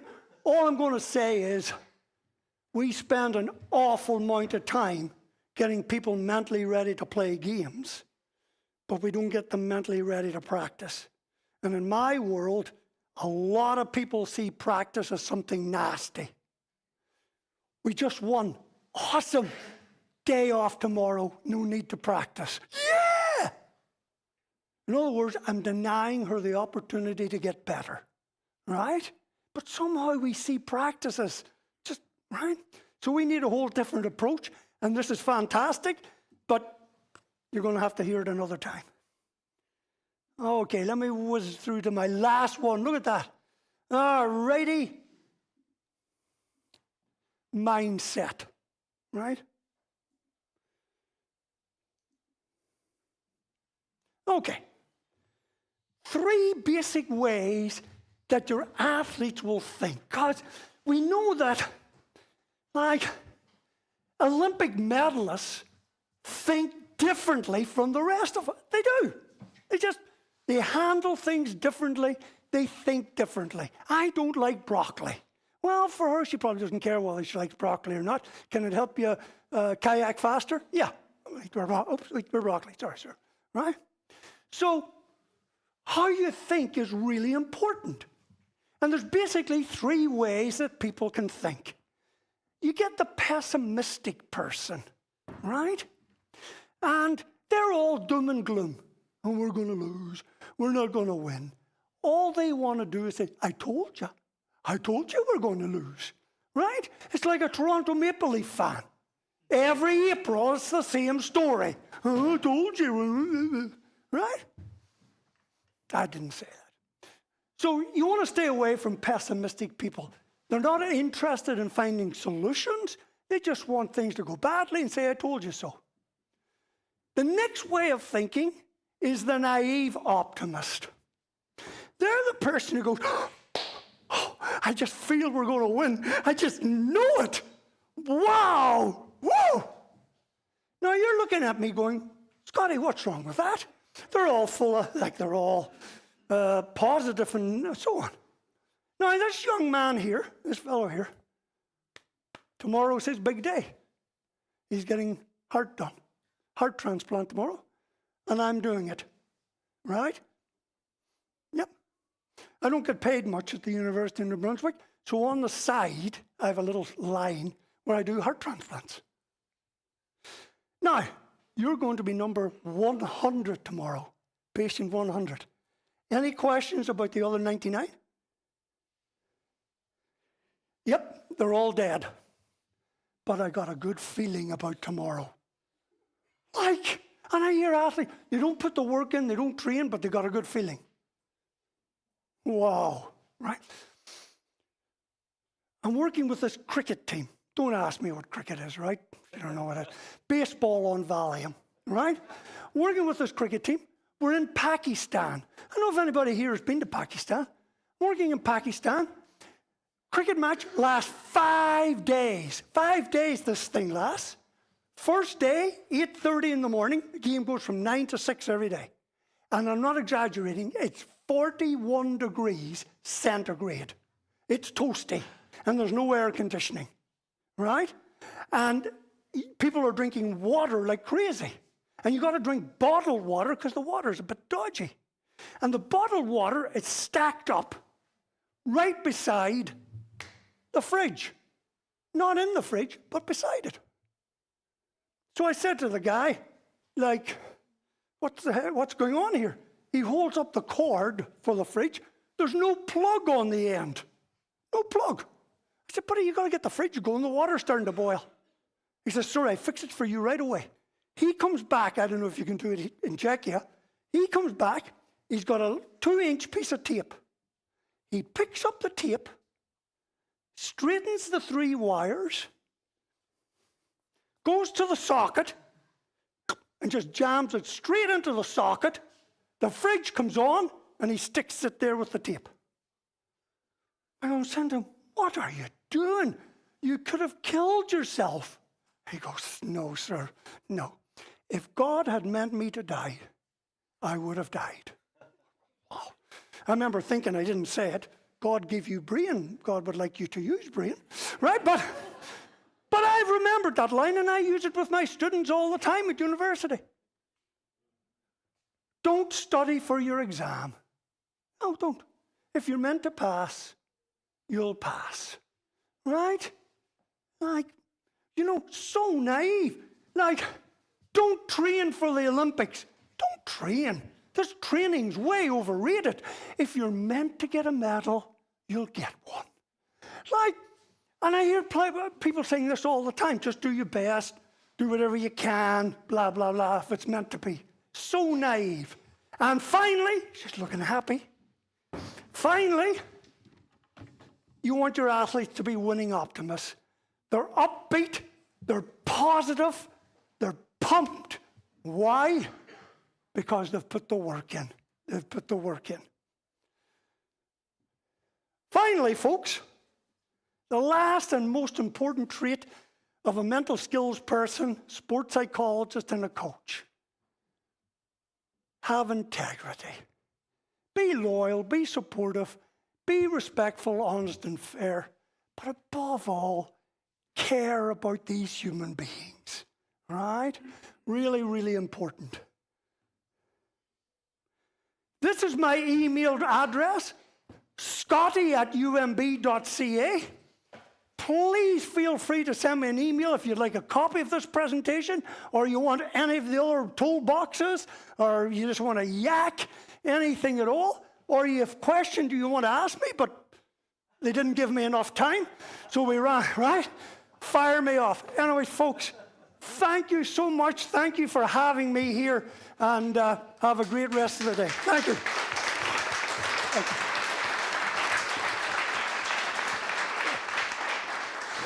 Thank you. Thank you very much. You don't feel for questions? There is none. There is a couple.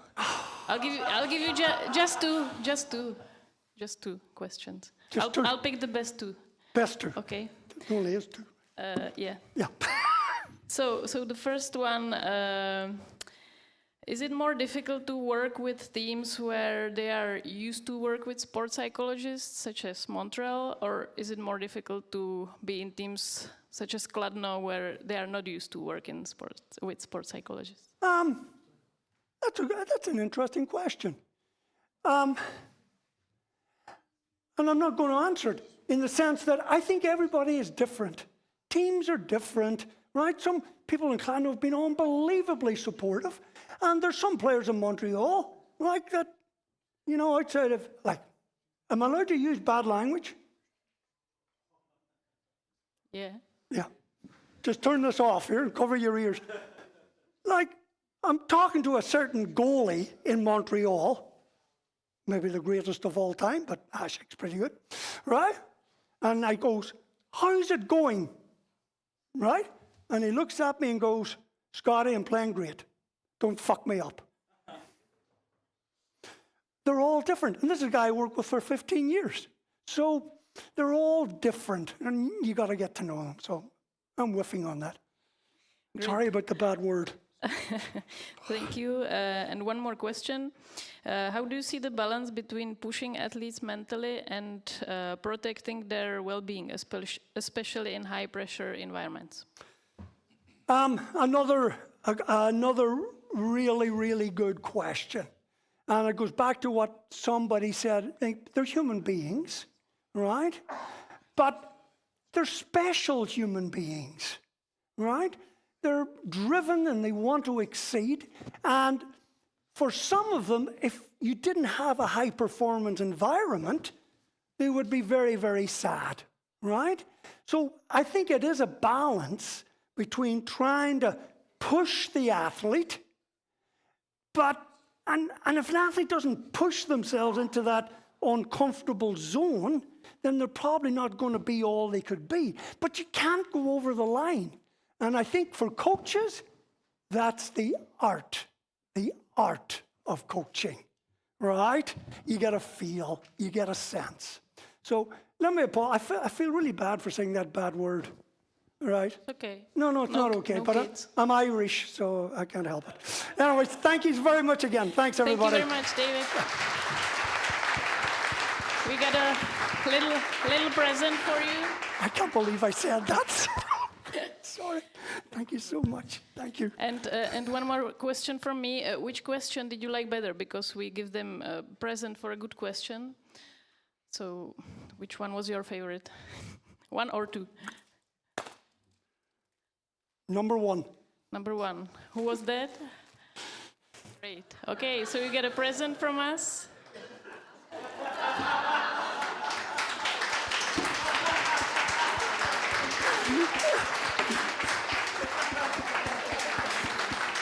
You got to be supportive of your staff. That's, yeah. Yep. Thank you very much, David, again.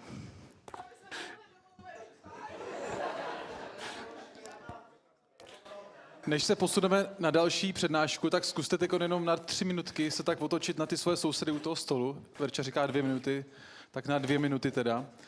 Zkuste podiskutovat nějaký dojmy, pocity, nějakou inspiraci, kterou jste načerpali z velmi hutné přednášky. Got from David's talk.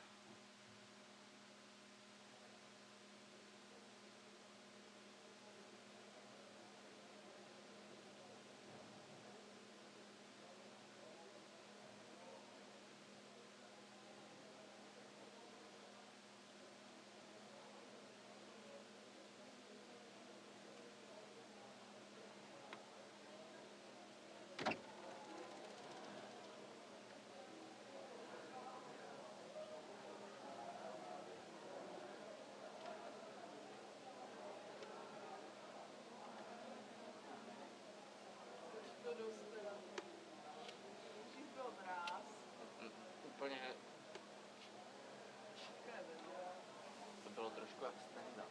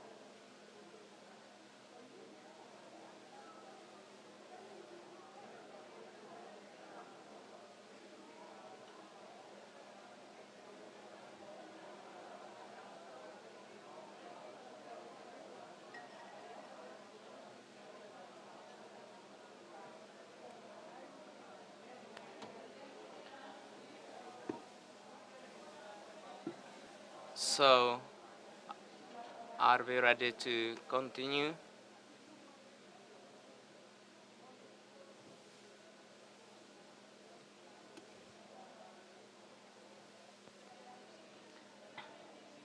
So I didn't, time you, but I would like you to finish your discussions. And we will have one more break ahead, so you will have time to share what you haven't shared.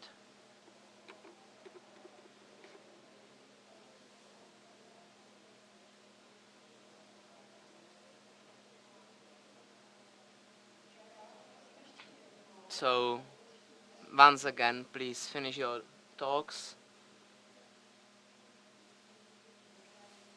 Thanks a lot. So the next speaker is ready, so not to have a delay. So I would like to welcome Barbora Kiasová, who is a member of our association. She has been dealing with development of resilience and performance psychology for a long time, and she studied in the United States, and she had the chance to work with high pressure and risk professions. Barbora was also a successful tennis player, and these days you will most often see her at the stadium of the Ostrava team, which is one of the teams she works for today. So Barbara, the floor is yours. Good afternoon. It will be quite difficult.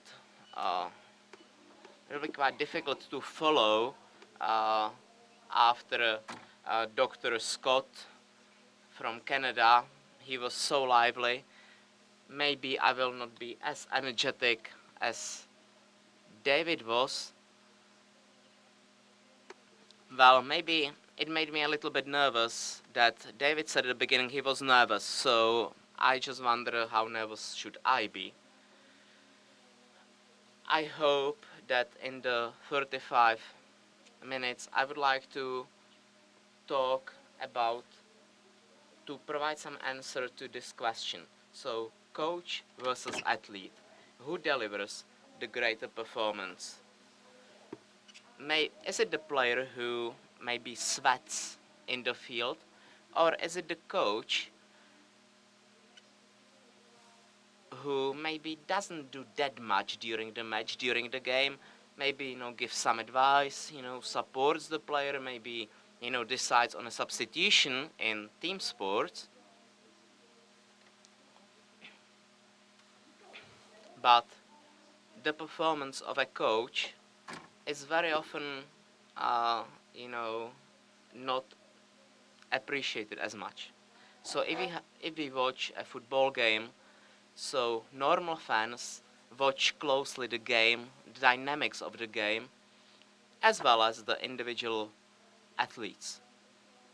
For example, the supporters see, how precise the passes are, whether they are open for a pass, if they can do good tackles. And they say, okay, this player has been great again. And I think it works, in a similar way in clubs. For example, the best 3 players of a game are chosen after a match. And also in the media, we can read lines like, this was, the live performance, all-time performance of this kayaker. So we know what performance for a player means. Maybe in tennis it is the number of unforced errors. In football it may be the number of kilometers run. It may be the number of assists. In ice hockey it may be the time for sprint runners. It may be the success rate of receiving services in volleyball. Or it may be the shooting success in basketball. So for players we do have an idea what performance means. But what does performance of a coach mean? Do you have any ideas? Please, if you can shout at me some examples. What does performance mean for a coach? Okay, to keep emotional stability in demanding, challenging matches. Anything else? Are there any coaches here? Raise your hands up. Great. So what could your performance be?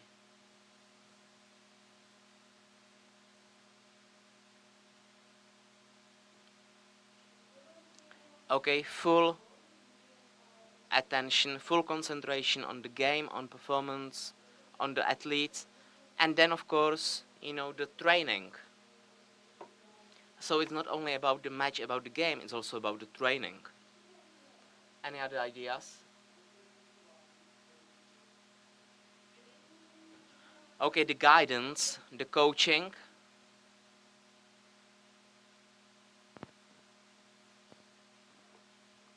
Okay, so we have already mentioned this, so I will just skip these slides.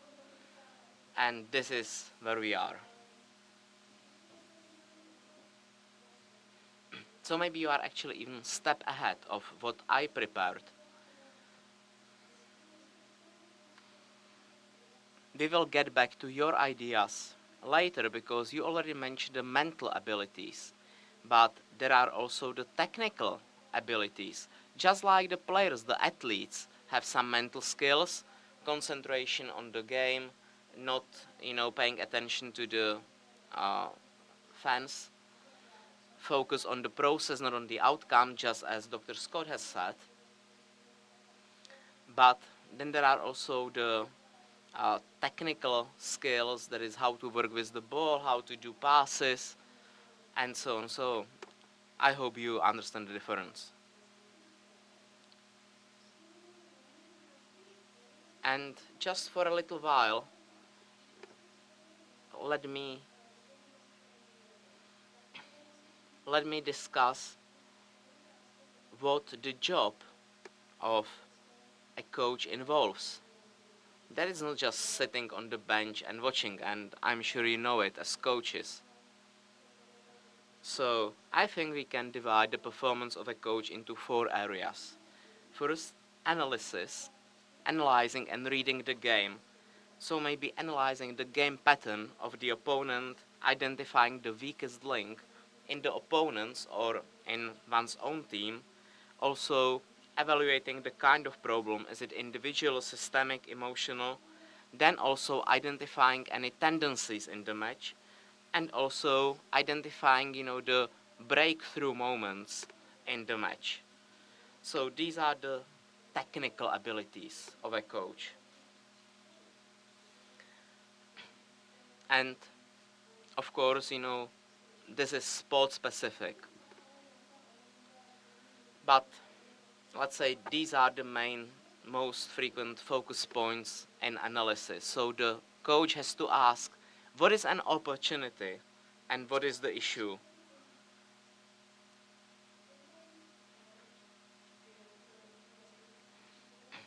And if coaches can do this, it's mostly done in a chaotic way, intuition-based way. And usually the good decisions aren't taken at the right time. Then the performance of a coach also involves tactical decisions. So maybe the coach is able to read the game, but then needs to make a tactical decision that guides the athlete or the team.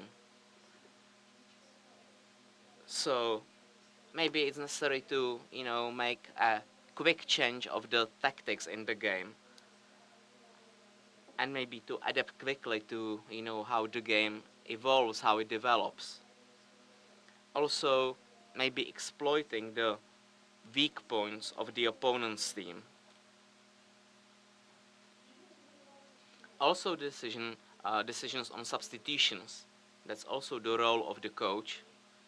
They need to see when to make a substitution, who to substitute, and what the impact will be. And they also know when to take risk and when maybe not to take that much risk, to be more cautious. So if the coach doesn't maybe reads the game well, but may not take the good tactical decisions, well, area number 3, that's communication. Coach's communication, and that could already be part of the mental mindset, mental approach, mental performance. But also it involves some technical skills, because the coach needs to convey clear instructions, clear feedback, not to overwhelm the athletes. It involves both verbal and non-verbal communication that supports the athletes, not destroys the athlete.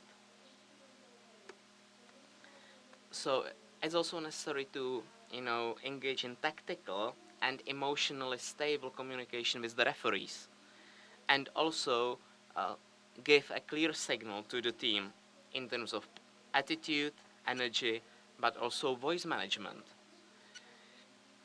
And the question the coach needs to ask is how to convey my decisions clearly and intelligibly. And if the coach cannot do this, then maybe wrong instructions are given, or instructions are given at the wrong moment, maybe when the athlete isn't concentrated and cannot just, take the decision on board. And area number 4 is the regulation of energy and pace of the game. So the coach asks how to keep the momentum of the game, how to keep the flow. So maybe this involves decisions to slow down, also to encourage,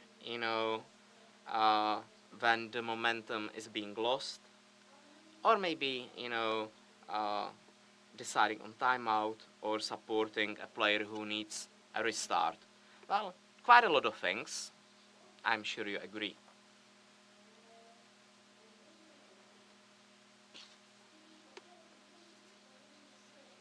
But if the coach does it optimally, then the performance of the coach will be stable and will be good. But as you suggested in your input, the mental setup, the mental performance may vary in time. And then it translates to the performance in the 4 areas that I've mentioned. So even the coach needs to have an optimal internal setup. And if not, then the whole system may break up. So, how can this look like? For example, the coach gets a red card after shouting at the referee, or the coach of Dmitry Medvedev, a tennis player, actually started to argue with Medvedev during the match in reaction to Medvedev's behavior. Or you can see the 4 guys that are kind of disconnected from what's going on the pitch. And Djokovic is requiring or asking for their eye contact and for their attention. And they don't react. Maybe because they have some frustration issues from the game not going well. They look away from him, and he even makes a sign, and they still continue in this behavior. So it's an example of not a perfect performance by the coach. The coaches don't always perform best because, similarly as athletes, they are not robots. Has any one of you already seen this chart? Please let me know. So quite a few of you have seen it, but probably it was in the context of athletes and their internal setup. Actually, many of the things we use for the athletes can be used by the coaches and also parents for themselves. And here we are speaking about the optimum functioning zone. Everyone has an optimal zone of internal setup that allows them to perform excellently. And it's actually in the middle between 4 and 6 on the chart. If arousal is not sufficient, you are in this kind of retreating mode, it's more on the left and it might impact the performance. The same happens when the arousal is too high, or when the coach is frustrated or feeling some injustice. And this chart actually shows the relationship between arousal level and performance quality. And it will be different for each athlete and coach, and it will be also different for individual sports. Maybe the optimum zone for a golf player will be different from a weightlifter who is just trying to lift 200 kilos, his personal best.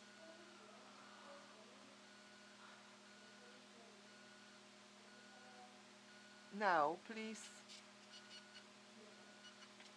think about how it looks like when you are in a state of low arousal. What's happening in my body? What are my emotions? How do I feel the tension? What are my ideas, my thinking? Where is my attention? How this impacts my performance? And in what situations does this happen? Or in which situations this does happen? These questions help you to describe the situation or the condition where you are outside of the zone and when you are, let's say, under the zone.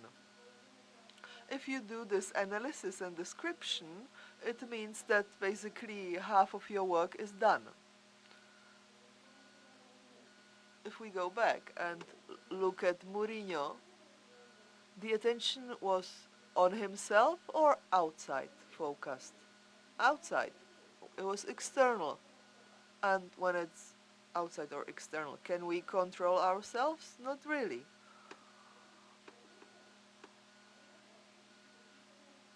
So doing this exercise or work, identifying and describing low arousal and later high arousal, will help us to understand what's happening inside us when we are not in the optimum zone. I spoke with a coach, and these were his answers to what happens during low arousal. I have no energy, I don't have a feeling of being in the game, I'm just standing there. My ideas are, I hope it's gonna end well, and I'm waiting what the players will do. I'm looking at the game, but I'm not really, taking in the details. I'm speaking a little, not very specifically. The players are not really listening. I react too late when it happens against not that good competition, when there is no pressure, when there was a difficult week, I didn't sleep well, or when the period of without success is so long that you kind of give up. And this is maybe the most important or most clear moment where you realize that you are going more and more down on the left side of the curve. And the same can be done for the high arousal. And what do you tend to do? I feel tension in my muscles, I'm breathing fast, my heartbeat is quick, I'm jumping from one impulse to another, I see problems everywhere, I focus too much on every mistake, I concentrate on the timer, I have impulsive reactions, my decisions come too fast, I shout, and that's probably stressing the players. And when is it happening? During the crisis moments of the match, when we quickly receive a goal, when the players don't do what I'm teaching them to. So these again are the trigger points, as we could say.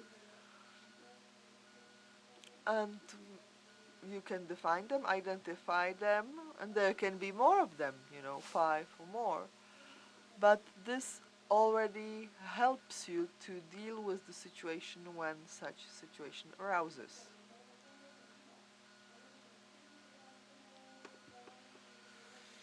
What we see more frequently during sport matches is that both athletes and coach are in the high arousal zone. question to you. So how does it look like in your situation if you are in the zone of high arousal, something else than what I have just mentioned? Do you have any example? More easily irritated? Yes. Something else? Problems with this detailed motorics, you know, handling of fine motor skills. And when speaking about activity, and you are overhyped, as we say in the slang terminology, and we didn't unfortunately hear the answers of the audience because they are not using the microphone. So the answer was yes. No, it's not possible. So maybe, or hopefully, every one of you have some ideas or examples of how the high arousal demonstrates itself in you. And maybe this is something you could think about later when you leave this conference. An interesting thing I came across, people were measuring the heartbeat rate in the German Football League, and the average of coaches after first half or during first half 127 beats per minute, and second half 132 beats per minute. It's probably possible to explain why it's higher in the second half than in the first, and standard beat rate for a standing person is 60 to 80. So it's really a big difference.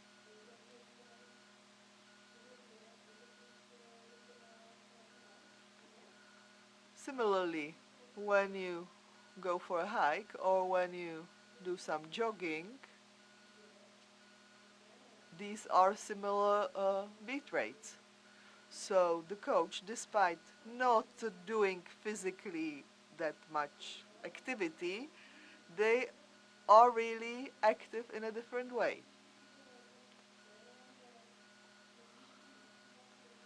The high arousal of the coach can have an impact on the athletes. Research shows that if the coach is anxious, often it replicates, and athletes are anxious and then they don't perform that well. Another fact, if the coach controls the game too much, is over-controlling the game, and is in this high arousal, frustrated, I would better do it myself, but I can't jump into the tennis court and play instead of my athlete. This can also cause anxiety of the athlete, and also coaches' emotions, if expressed, are reflected in the athlete and also experienced.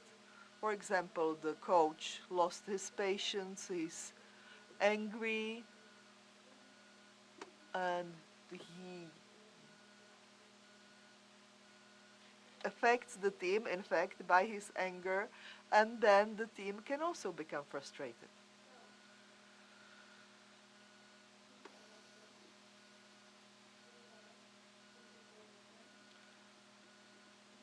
Not an easy question. How to reduce the arousal? Calming breath. I think many of you know what this is about. I'm sure you heard that breathing can reduce our arousal lower down our heartbeat rate and calm our mind. So how many of you are using this tool as something that is a fixed supporting point for them? You know, something as a technique that you'd use in a difficult moment, during practice or during match. Are we really using breathing regularly? So quite a few. What about the rest of you?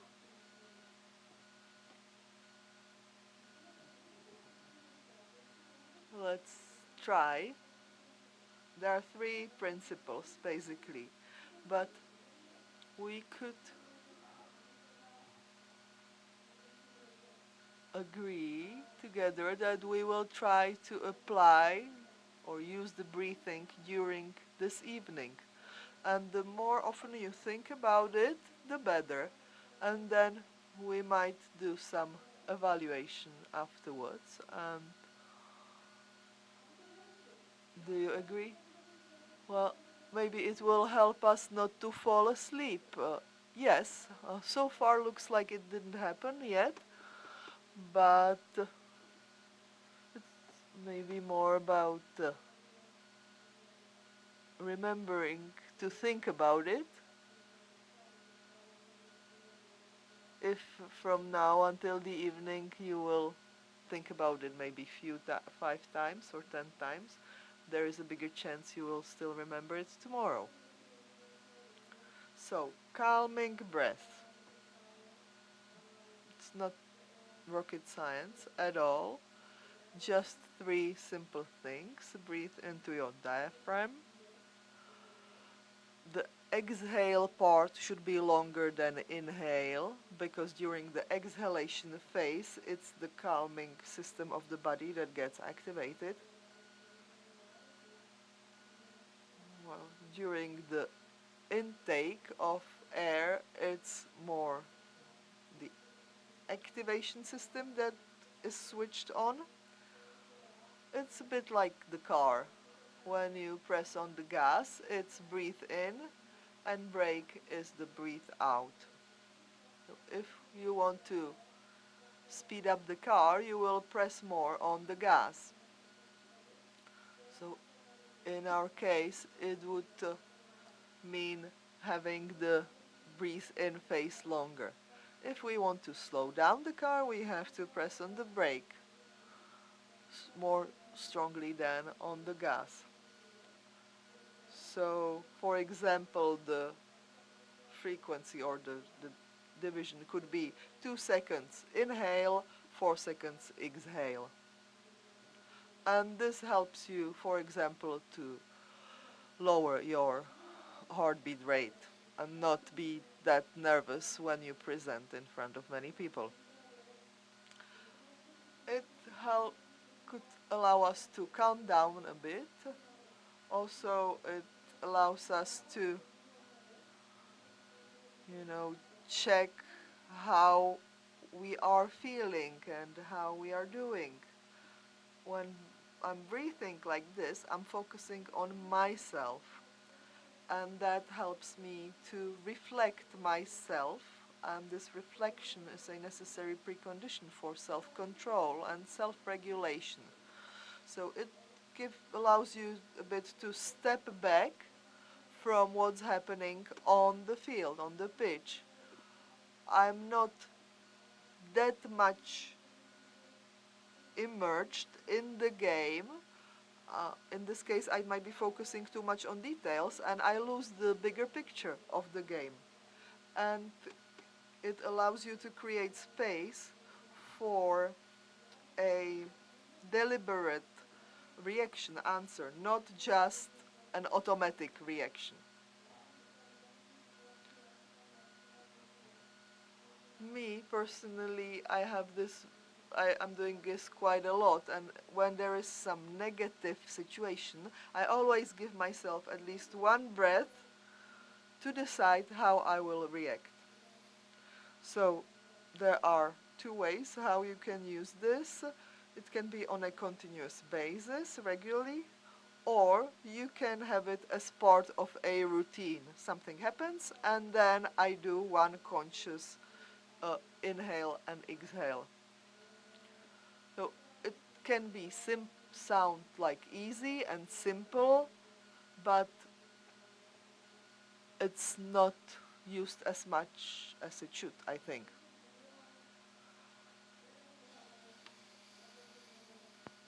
Coach also performs.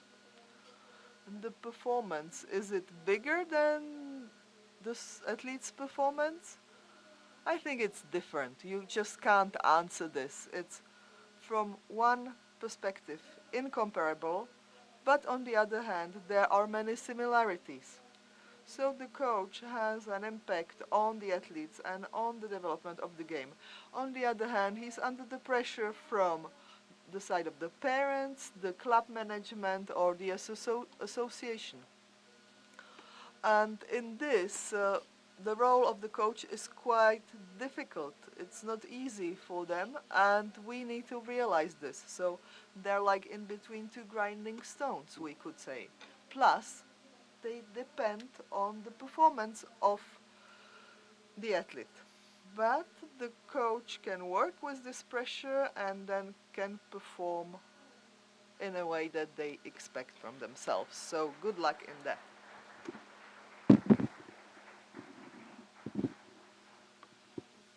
Okay, thanks a lot, Barbara, for your talk.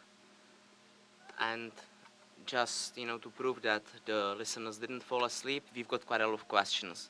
So as a coach, I've seen low arousal in my athletes or in myself. Is there any specific technique to increase the arousal, and can it be made up for other qualities of a coach? Well, it's a challenging question to answer. Maybe I would ask, what is your why? That may be more important than the arousal at a specific point. My second suggestion, not evidence-based, you can also arouse yourself by breathing, but you have to be careful about this. So maybe ask why. What is your why? So you mean, why am I here as a coach? What is my role? And sometimes, it may be that the coach is too disengaged from the game. That may also be because of the club environment. Well, hard to say. And can it be made up for by other coaching techniques and qualities of the coach? Well, I would say so. And one more point.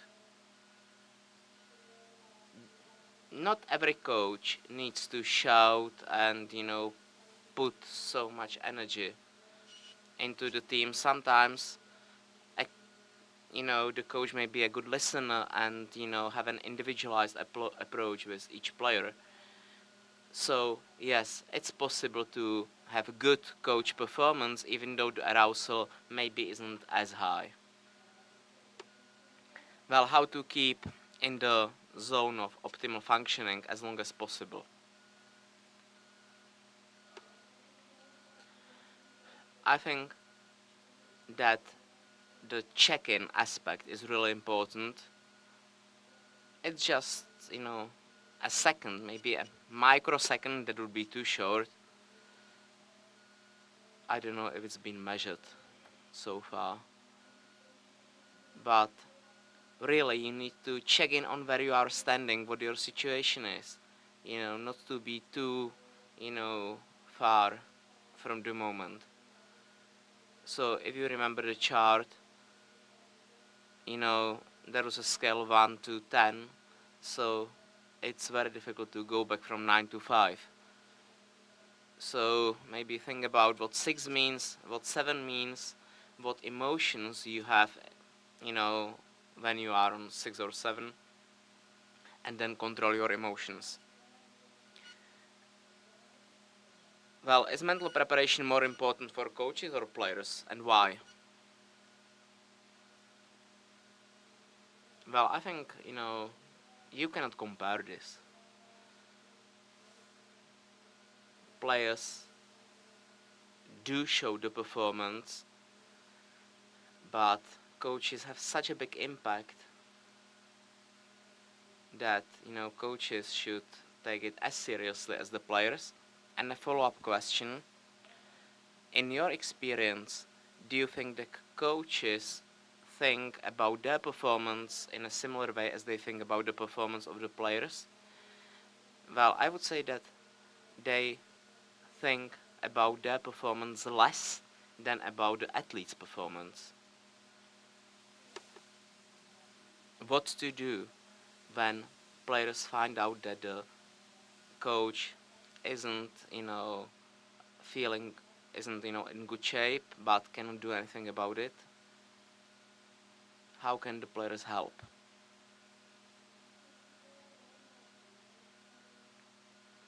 I don't know whether this is really the role of the players, of the athletes. Maybe it also depends on the age category of the team. I don't know if 12-year-old players have capacity to ask their coach, but, you know, if it's adults, adult players, adult athletes, then maybe asking the coach is an option. But definitely, if you ask in a calm environment and with a calm voice. And maybe also, you know, get other people involved, you know, the assistants, other coaches. Yes.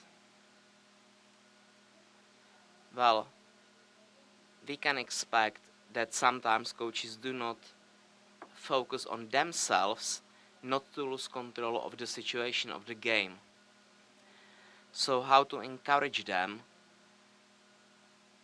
to, you know, just, you know, get rid of the control and, you know, focus on themselves? I think it's again about the process. You know, they need some curiosity. You know, they need to want to learn it. It's not something that they will learn, you know, from one moment another. You know, just like players maybe train some aspects in isolation and only them integrate them into the play. So, you know, in a similar way, the coaches can focus for a second on themselves, you know, maybe during the training session, not during the game. And again, I have to repeat that the check-in is really just, you know, a very short moment. So I think if they do it, it's not definitely at the expense of the game. So I think that the coach's performance is not only about the game itself, but the performance during the pre-match training and pre-match time is maybe even more important. Well, definitely. When I was thinking about how to approach this problem, I thought that we need to make a difference between the ultimate match and then maybe, you know, translate it into training. And even though we've got more questions, I will ask the final one. Should the clubs and organizations approach the coaches in a similar way as the athletes in terms of regeneration and care? Yes. But I think that we should approach them first and foremost as human beings. Thanks a lot. So choose the question that will get rewarded. The last one. Okay, so who asked the last question? Whether the clubs and organizations should approach the coaches in the same way. Okay, so here is the winner. Okay, yes, it's Mojmír, the speaker from the morning.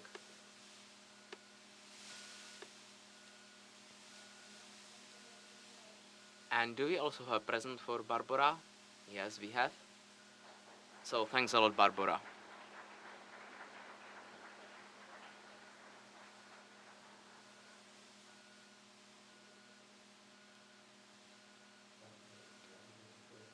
So I would like to thank Barbara again for her talk. We did an interview for Czech TV together, so it was nice to see you in a, wearing a different hat, because Barbara also briefed me on how to manage stress during TV interviews. But I've got a little quiz for you after this session. Because sometimes, there are hidden ambitions behind performance and non-performance. The ambitions that drive us to work on us, to, increase our expertise, and maybe even to, impose too much pressure on others. And there are many ambitions in the field of sport. And very often we think about other people having, high ambitions. But we always say that the others have the ambitions. So the test, the quiz I would like to do with you, both for coaches as well as for sports psychologists, can maybe test your ambitions. And then, it will give you the chance to reflect. So there will be some 6 questions. And, just put down the number of the question and say, no, rather not, yes, rather yes. So one of these answers. So ready? Well, rather not. And ready now? Rather yes. Good. So, statement number 1. Do you focus more on the clients, on the athletes, that where you see a chance of becoming elite athletes at the expense of the others? Yes, rather not, no. So do you devote more attention to those athletes where you see a better likelihood of them becoming elite sport athletes? Statement number 2. Do you assess the personality of the athlete based on their performance? Do you assess the personality of your client, of your athlete, based on their performance? Number 3, do you shout at your athletes or coaches? Do you criticize them if they fail? So do you shout at your clients or athletes, or do you criticize your athletes or clients, or do you reproach them if they fail?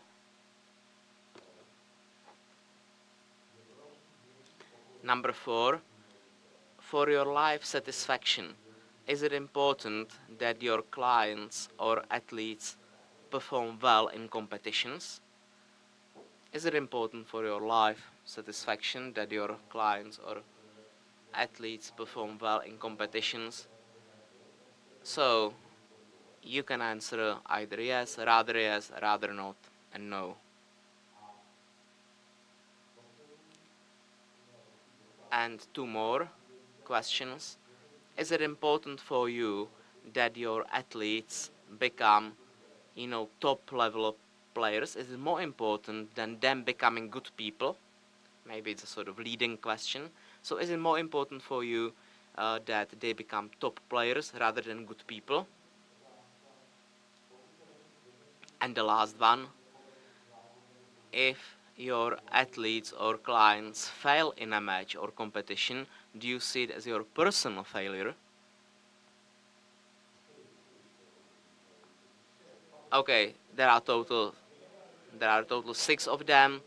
I skipped some of them which weren't really fitting for this audience, so a total of 6. and the evaluation is really simple.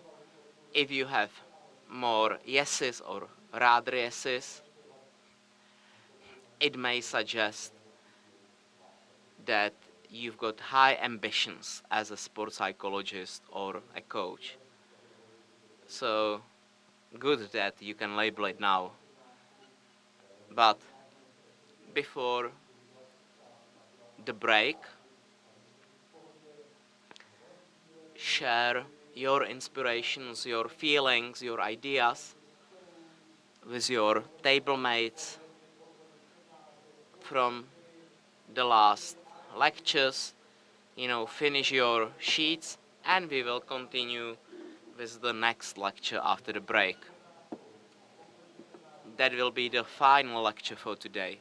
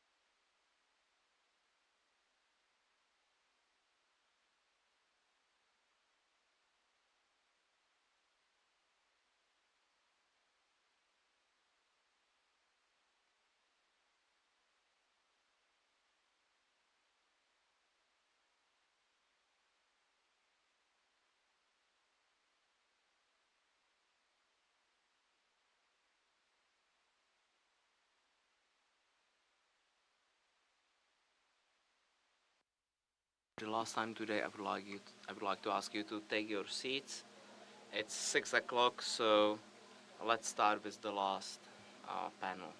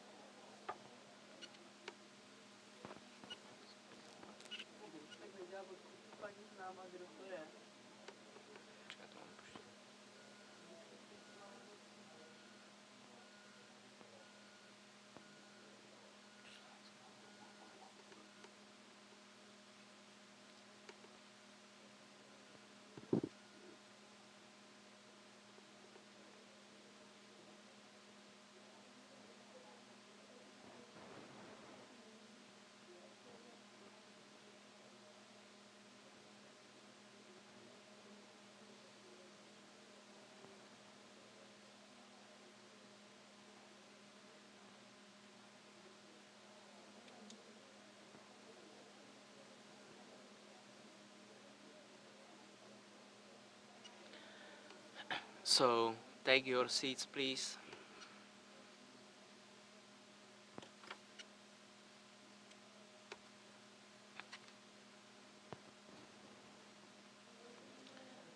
So, can you close the door? Anyone who is nearby?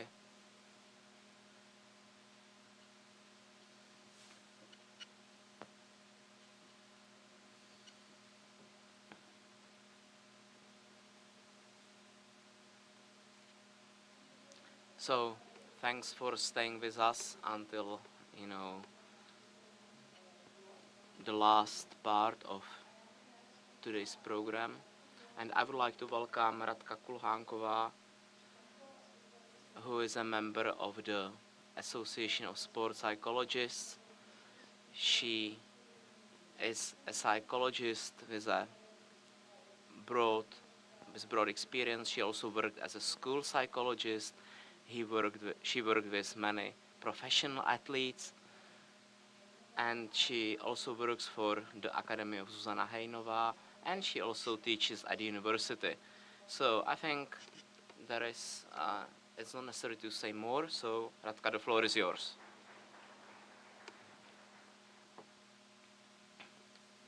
Good evening.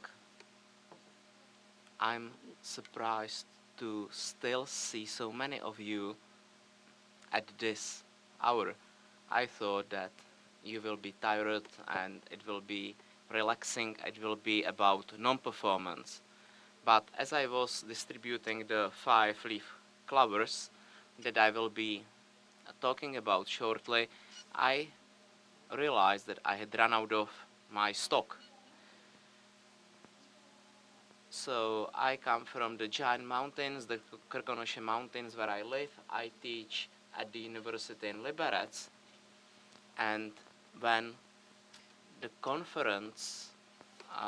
I heard about the conference, I thought this topic is my life, and even my training dealt with this topic. So I will try to share with you what I do in my job and how I cope with non-performance in life and also in your work with athletes. I wanted my talk to be as practical as possible, and what I was told was that it should have some takeaways for you as coaches. And after 20 years in the field, I come to realize that it's important to simplify things at work, in the therapy, in coaching. Because if you want to stay in touch with people, it's not only about the research. Research is important. Scientific evidence is important. We cannot do without that. But talking to athletes I think we have to convey our message in a clear way. We have to be on the same page. I have to get them on board, and they must know how to apply what I'm telling them.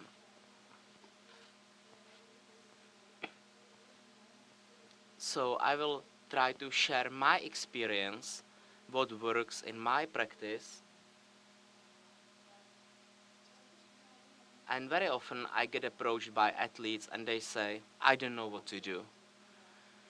You know, I've been referred to you by my coach, or I've come of my own initiative. And it wasn't like this 20 years ago when I started in the field. At that time, the sport psychologists were basically on the blacklist of the coaches. This has changed. It's not only about training these days, but then I think that many coaches say, okay, you are not doing well, go to see a psychologist because it's about your mind. But I think this is not the case either. So that's why I entitled my talk, it's not about training, but it's not about the mind only. Because there are many factors that come into play. And I would like you to take this away as a sort of tool how to approach the issue that you are dealing with your athlete and how to make their performance optimal. So it works. So I would like to talk to you about what has an impact on our performance, on our success.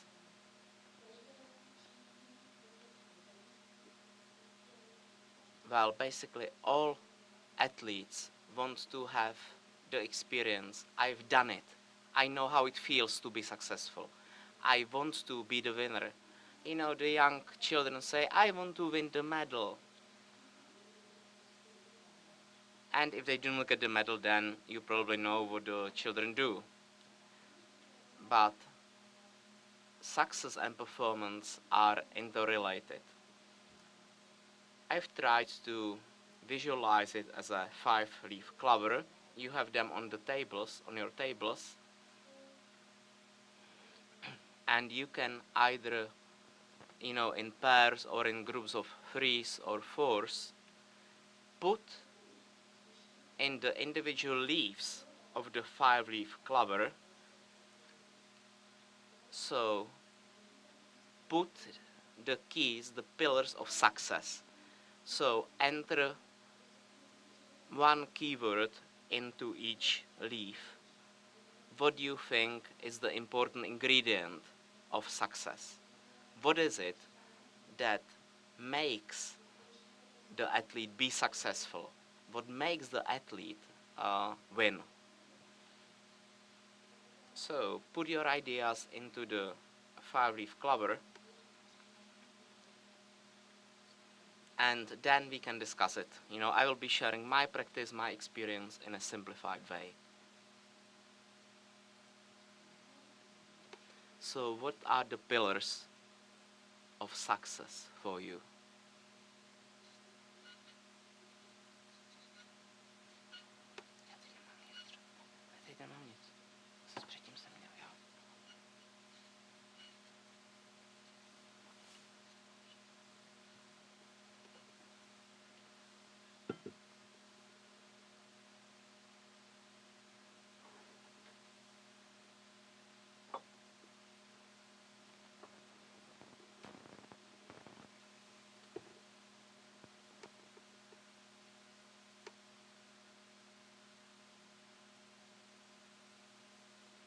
So what are the ingredients that make the whole?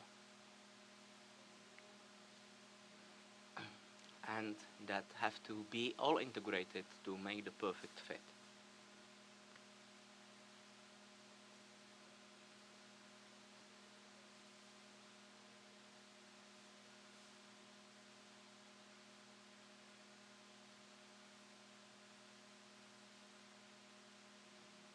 So I see that you have finished.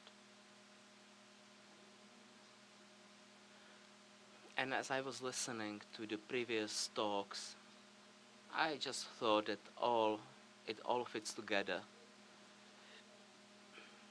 And basically it's that each of us finds their own way how to guide the athletes. And maybe you will have different pillars than I have identified, but that's fine. Because, you know, we may assign different importance to different pillars, and maybe we can discuss some of your ideas later in the QA session. So, ready? Great.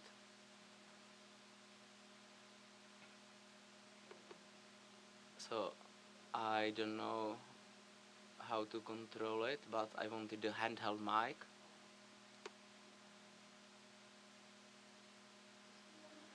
So, when I'm approached by an athlete, and now I'm sharing my experience, what I see in my everyday practice. So, when I'm approached by an athlete, very often they say, I want to get better. I want to be even better than I am now. I want to be the best. I want to go back to my previous performance. Sometimes, you know, athletes come after some time with injury, after some time with disease. These are really the toughest periods for athletes. But, you know, that's what our role is. We can talk about what we can do and what success and performance means for me. So basically, I start to draw a 5-clover leaf with the athletes. Sometimes it's just a flower. And the question I ask is, what do you think is the most important ingredient? They say training. Okay, so pillar number 1 is training. Okay, so if you want to be good, you need to train well. So what I have in my hand is the final version of the 5-clover leaf. So do you have training in your leaves? You do. And I really enjoyed Dr. Scott's talk when he described how the active approach of the athletes is so important. So training is indeed important. That's something that you are responsible for as coaches, but it's definitely the foundation. It's the foundation block of success, and definitely one of the key pillars in our 5-clover leaf. We know that there are many approaches to training. There is a lot of scientific evidence available that tells us how to organize training, how to schedule training, how to make the performance optimal. I have just, you know, put a few references on this slide that I've come across recently. Also the use of new technology. You know, I'm really amazed by what we can measure. So if we want, there are ways how to improve the training. Okay, so we discussed training. Do you do all it needs? Do you have a good, you know, physical condition coach? Do you do everything they tell you to do? Yes. So the second pillar will be regeneration. So if you want to be ready for training, what is your idea of regeneration, recovery? And very often I get told that this is my weak spot, this is my soft spot. I do not have time for regeneration. I have to go to school, I have training sessions, I have matches, I have games. But regeneration is indispensable. We know it here, but we have to get it across to the athletes.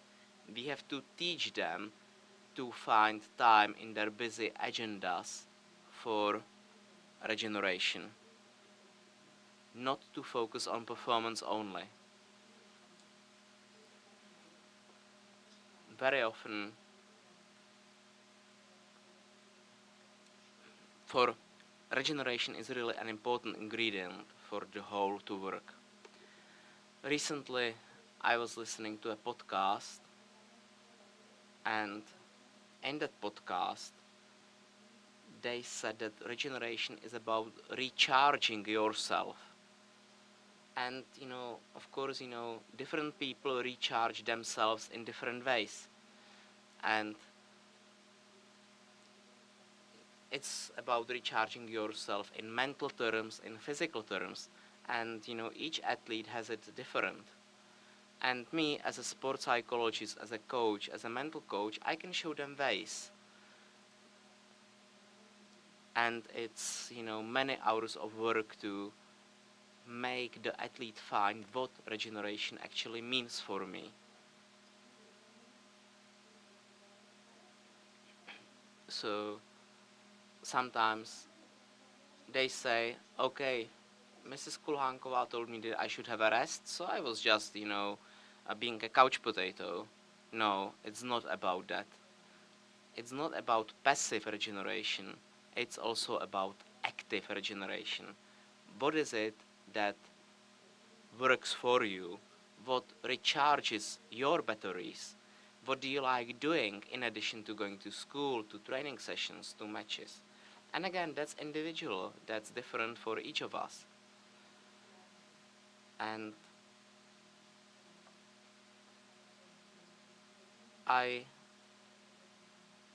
what I show my clients is that I take the smartphone, or I ask, what does your smartphone need for you to use it? You have a battery, okay? And if you use it, and you have it charged 100% in the morning, then you are basically running out of the battery over the day. So at the beginning, the smartphone is fully charged, and if the battery is in good shape, it can work with 100%, 80%, 70%.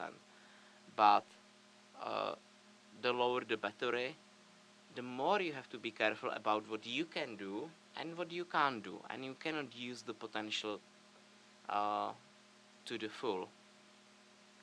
And then I take this example and I ask the athlete, so how do you recharge yourself?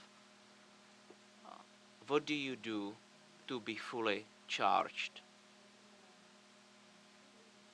So that's an important topic.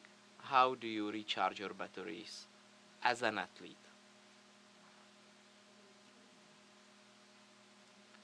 And by recharging, I do not mean just sitting on the sofa and doing nothing, but it just means also doing some non-performance.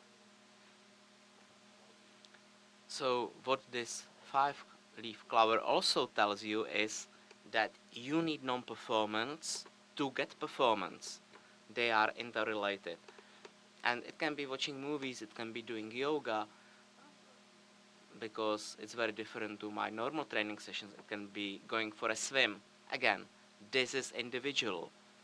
What is non-performance for you? But you need to allow yourself time and space to recharge yourself, to be ready for the next training session, and maybe to succeed.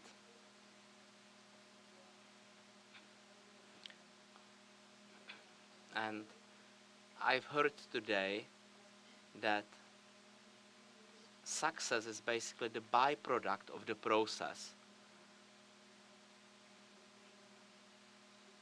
because your success, your commitment is the mixture of all the ingredients that are needed.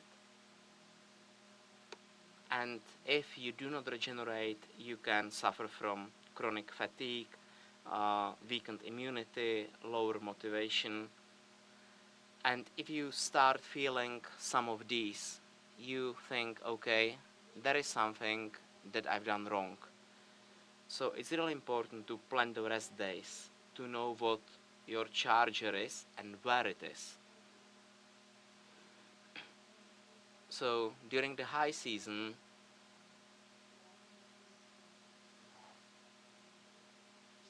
I often work with runners, skiers, biathlonists, and for them the high season is really demanding. And what they need to learn is to regenerate. And it's a lot of talking. I have to talk to them. I have to ask them, how do you recharge your batteries? What do you do? Do you spend enough time of regeneration? So really, planning is also very important. You need to know what to do even during the high season, depending on how your matches are scheduled, how your competitions are scheduled. So you need to follow this.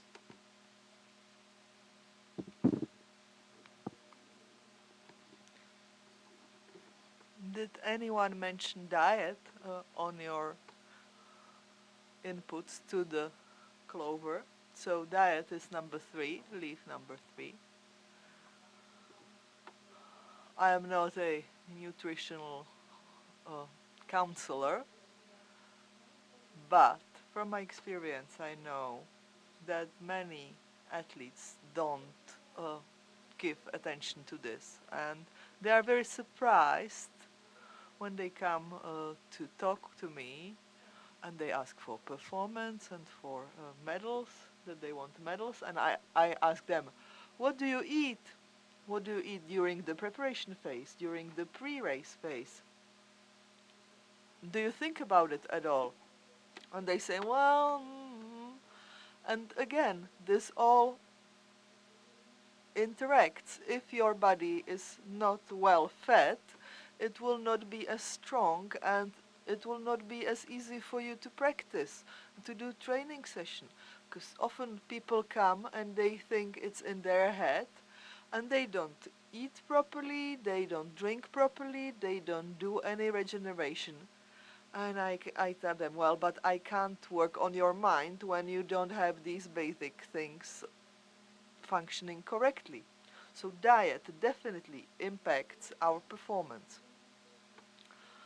And today we have so many information about it, so much detailed information, and you can use this to prepare an individual diet for the athletes depending on the type of sport they do and on their body type as well.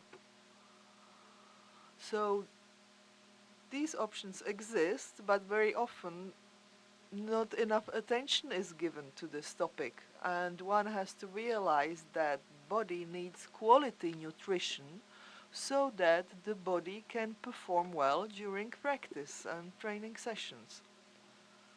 And then also during the regeneration, I should need what to eat for my snack, for example. Often athletes don't think too much about food and eat something inappropriate before the race. They should know what to eat for breakfast or the day before the race or competition. And this can really improve the performance. And I'm saying this based on my experience with athletes. If they focus more on diet, improve their diet, also their performance improves, and sometimes it's by several levels. So what's on my plate or what I don't have on my plate really affects the performance. And it's really a very important factor. I have many clients that are high school students. This is a period where often they undergo various sports crises or crises in relation to their sport. And, you know, they have to go to school, sometimes they have to commute, then there's the practice and training sessions. So it's not that easy to have an optimum system of eating for them. of course, but if we don't focus on that, it can become one of the weaker points in the clover and impact all the other ones. Number 4,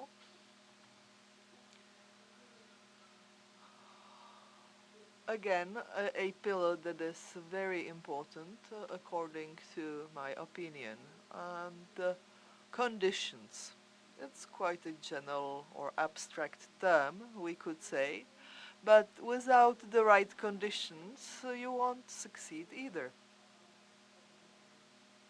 You can look at it from various perspectives.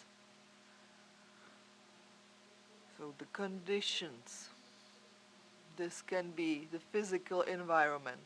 You know, can I practice? For example, when I'm a skier and there is no snow, I can't train. Do I have enough money to go abroad to train?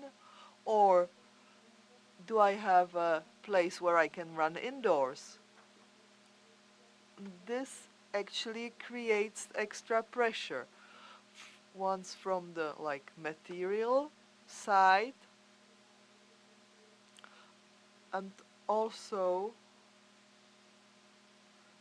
the things that are happening in the environment is another factor. So there is the mental pressure, relationships. This really affects us a lot during our performance.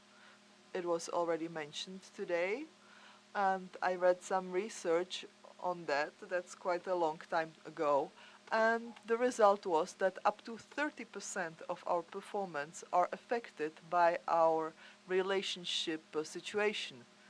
Whether we are happy in our family or with our partners, or also whether we have a good relationship within the team and with the coach.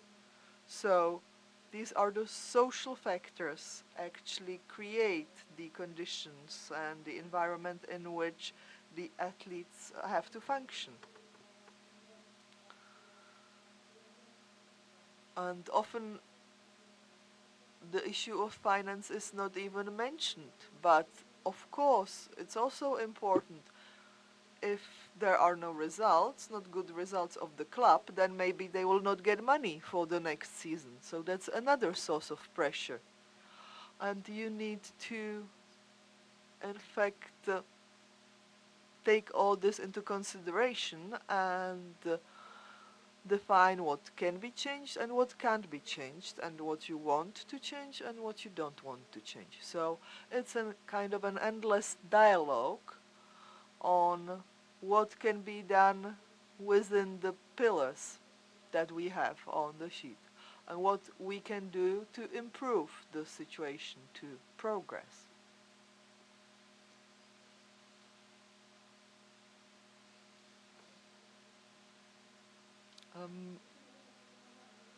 Mental preparation. I never know whether to put it first or last. Often coaches say, well, we need you because we need to work on the mental side, on the head. And I really get to this in the last instance, let's say. The first step is that you come to me. This means that you are thinking about it, that you are interested in it, and that you use the brain, the head, that is apparently so important. And we start by trying to find out what is your personal five-leaf clover, and this is already the head, the mental preparation. And for this there are various techniques, resilience techniques. Each psychologist or coach has their own preferred methods, and we can, do it in various levels. Just stay on the top, talk about it, or go more deep. And also, another important thing is that we should accompany the athlete, but it's his role, his task to have success. We can't do everything in his place, so we should be this accompanying element for them, to help them, to support them. And the mental preparation and mental resilience is a big topic. There could be separate workshops on that, of course. And for me, often this is really the cherry on the cake when we are in the pre-competition phase already or before the Olympics and we are doing the final fine-tuning. But in order for this moment to be possible, we have to do a lot of underlying work before. And if this doesn't work together, then you can't really remedy it on the very top level.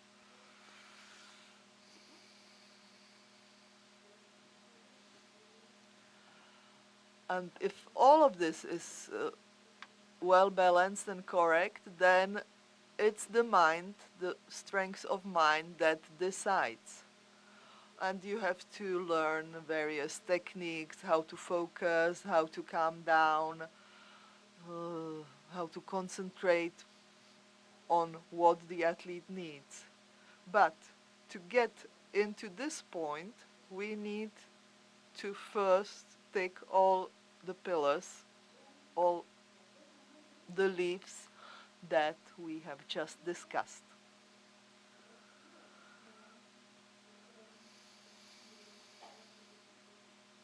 So how does it function altogether?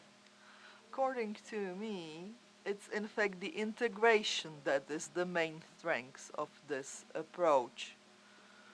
And it's something that we can draw together with the athlete and with the coach, and then we can come back to it, maybe change something for the next season. Often the athletes say, I will take this with me because then I can come back to it when I need. Or they draw another one. They draw a new 5-leaf clover and they are thinking, is something missing there, or do I need to add something new? So it's like a developing tool, and if we find out that there is something missing, then we can go more into the level of individual competencies, coaching competencies, management competencies, our psychological competencies and work. So yes, it can work even separately, but it's the integration that brings the athlete to the success. And also it allows them to have this feeling that they are really doing everything they can. If there are some sentiments of fear before the race, when they ask, well, will I succeed? Did I do everything I could? And I say, well, you've got the clover and you've got everything covered. You already know how to do this. So it can be a certain support also for the situations, for the key performance situations. So I spoke about the interconnection of the 5 pillars.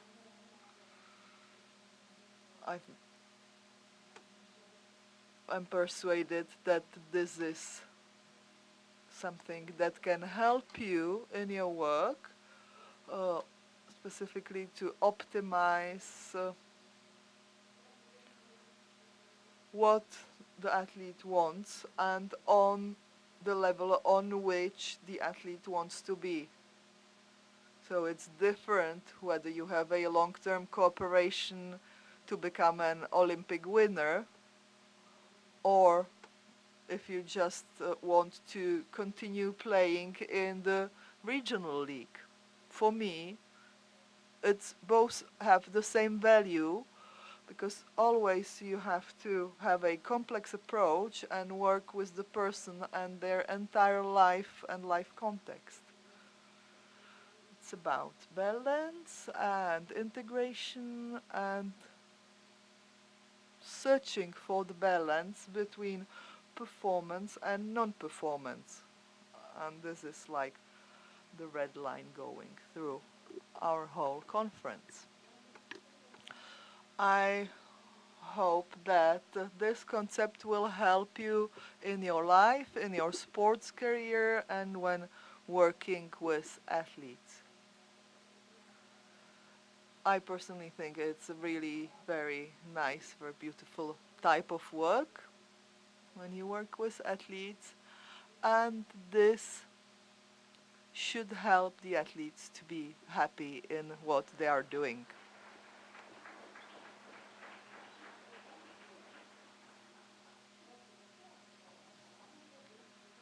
Radka, thank you very much. And we have many questions. Is being a couch potato during your rest always wrong? How do I know when it's better to have an active rest, or sometimes it's enough to sit and watch Netflix? Well, it depends what you need, but there should never be a majority of gouching. It's always about the balance.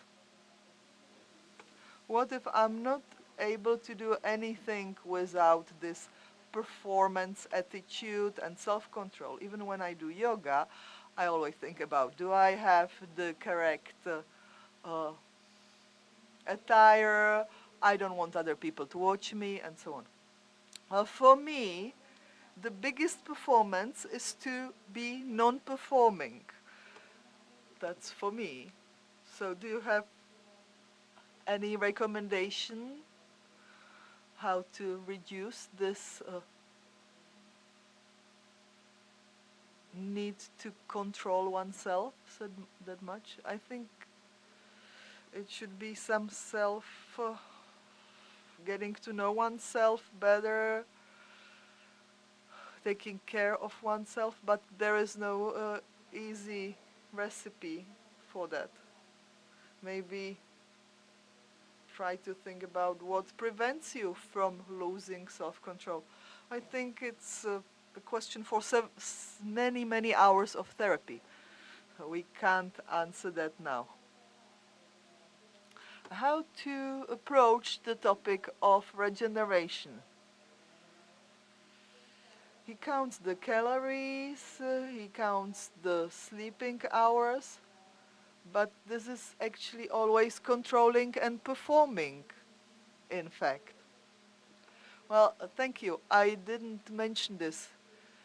Often or sometimes when we are trying to be regenerating and non-performing, we actually get into even a bigger performance. So you have to let go a bit, I would say. Unfortunately, there is not a magical button that you could switch, where I could switch you off. But you have to let yourself really do nothing. Like these 2 minutes where you are standing doing nothing this morning. You have to start with small steps. So maybe start with a few seconds instead of 2 minutes.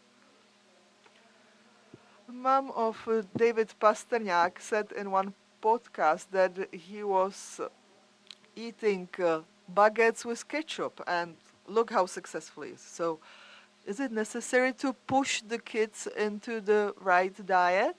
Well, you can't push them because they won't do it. But it's the habits get born in the family. So you have to show them the right habits, the healthy habits. And if at a certain moment the child doesn't want it, doesn't accept it, I never pushed my kids to eat, but they didn't have to eat, but they didn't get anything else afterwards if they didn't eat. And I will not be persuading them at all cost, to eat what I have prepared, but it's just my, parenting style. It's no evidence based. How many days does a young adult need to regenerate after a stressful period or after a long competition to be able to go 100% for the next competition? How long could that take, or how to know how long? Well, I cannot give you a precise figure, and I think it's not possible to give a precise figure. It's very much individual. It depends on the experience, on past trauma, on the professional journey, as well as the personal journey, and how this impacts his or her mental well-being and physical well-being. And the age is also important. And the last question, which of the leaves that you have presented do you think is the one that is being ignored the most by athletes and coaches? And don't you have a simpler question? This is the last question. So, in your experience, what do you think? What do you see in your practice?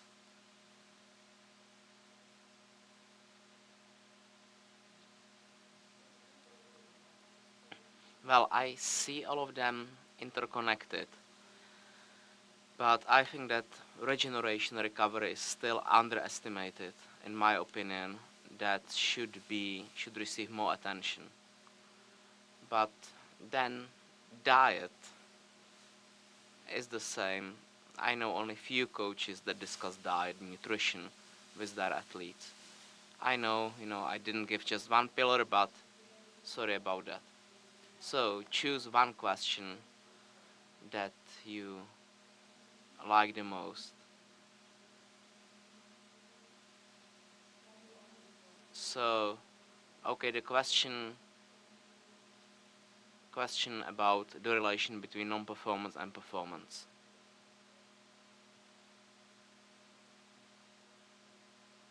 Okay, I need to find it.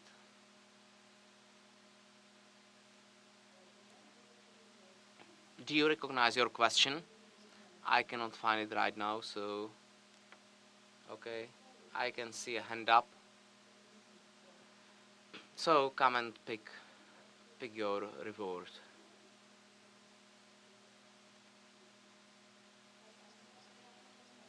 And before giving the reward for the question, a small present for Radka.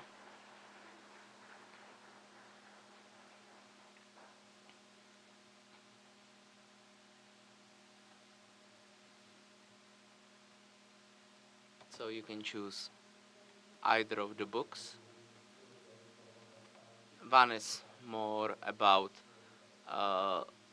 mental training and one is about sexuality in sport, but I think both of them do with performance. Both of the books have been authored by members of our association.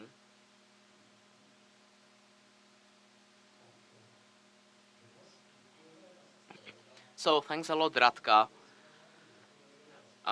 for the transition that you made for us, by mentioning regeneration and recovery, because it's been quite a performance for you today. Some of you came at 8:30, some of you at 9, some of you came even earlier than 8:30, very eager. So what do we need now? Now stand up and get some space around you and around your table. And if there are only 3 or 4 of you around the table, please join another table. So we need at least 7 people for the small tables and 10 people for the big tables. The minimum is 7. And take the chairs with you, or maybe you don't need to take the chairs. Maybe better without chairs. So do it standing.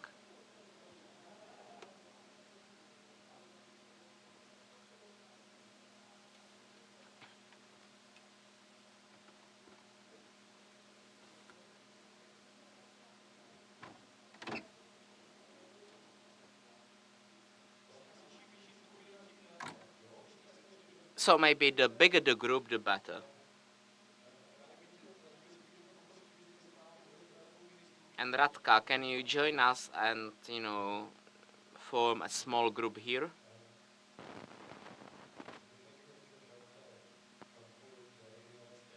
So we discussed the integration of the mental aspects, physical aspects, regeneration.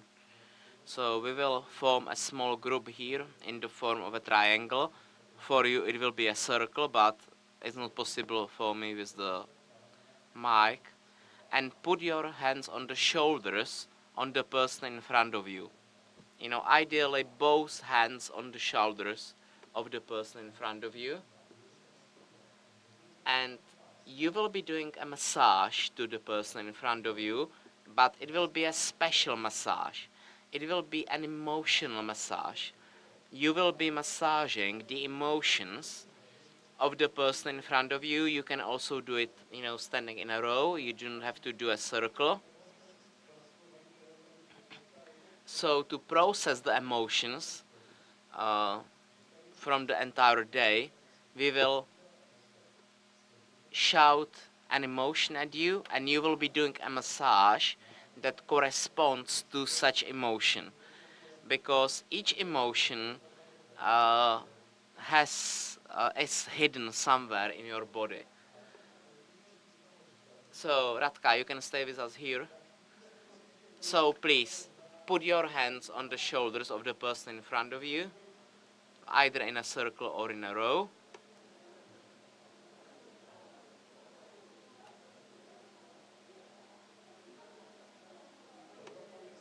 So get connected.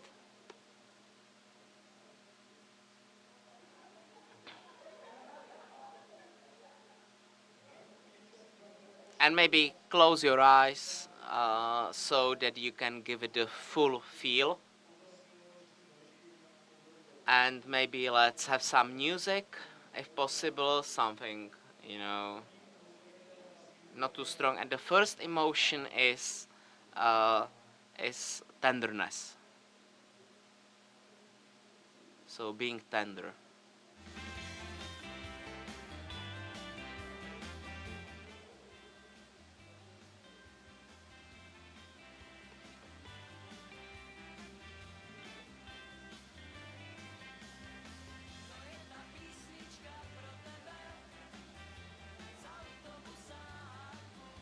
The next one is happiness. Let's see if you change your massage style, with the new emotion. So happiness now.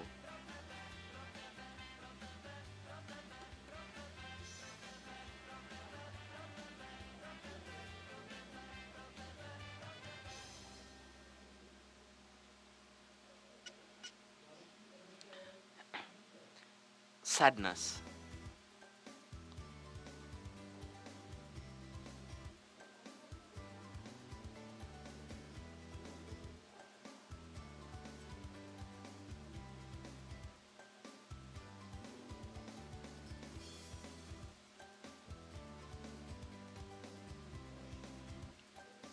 The next one, anger.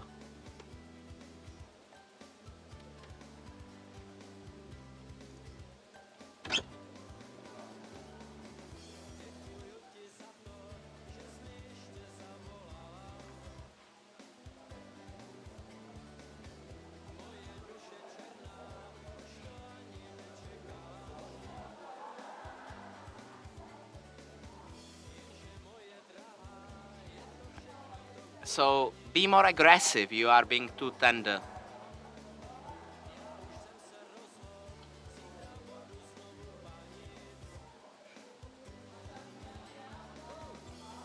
You should, put full energy into the massage.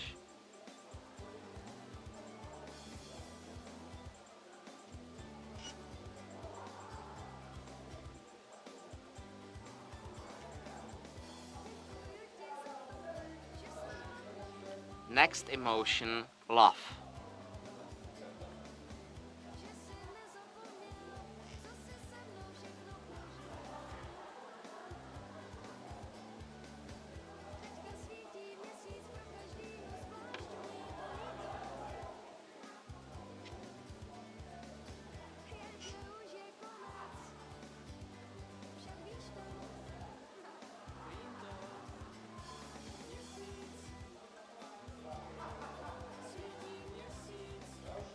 Next emotion, resistance. Resistance.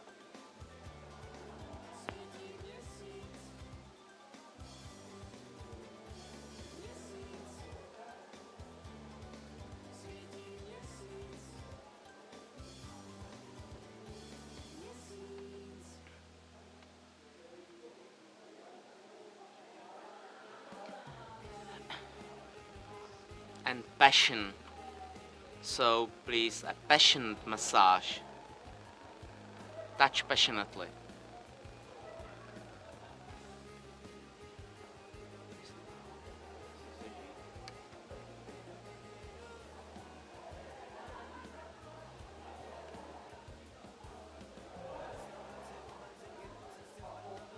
And the last emotion, relief.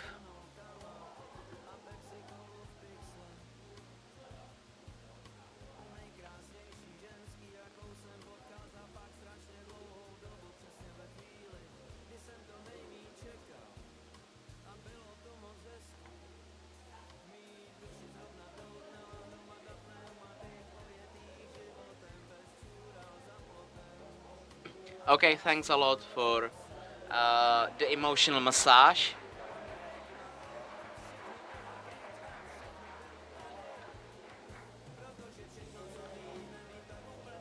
Also, thanks a lot for staying with us.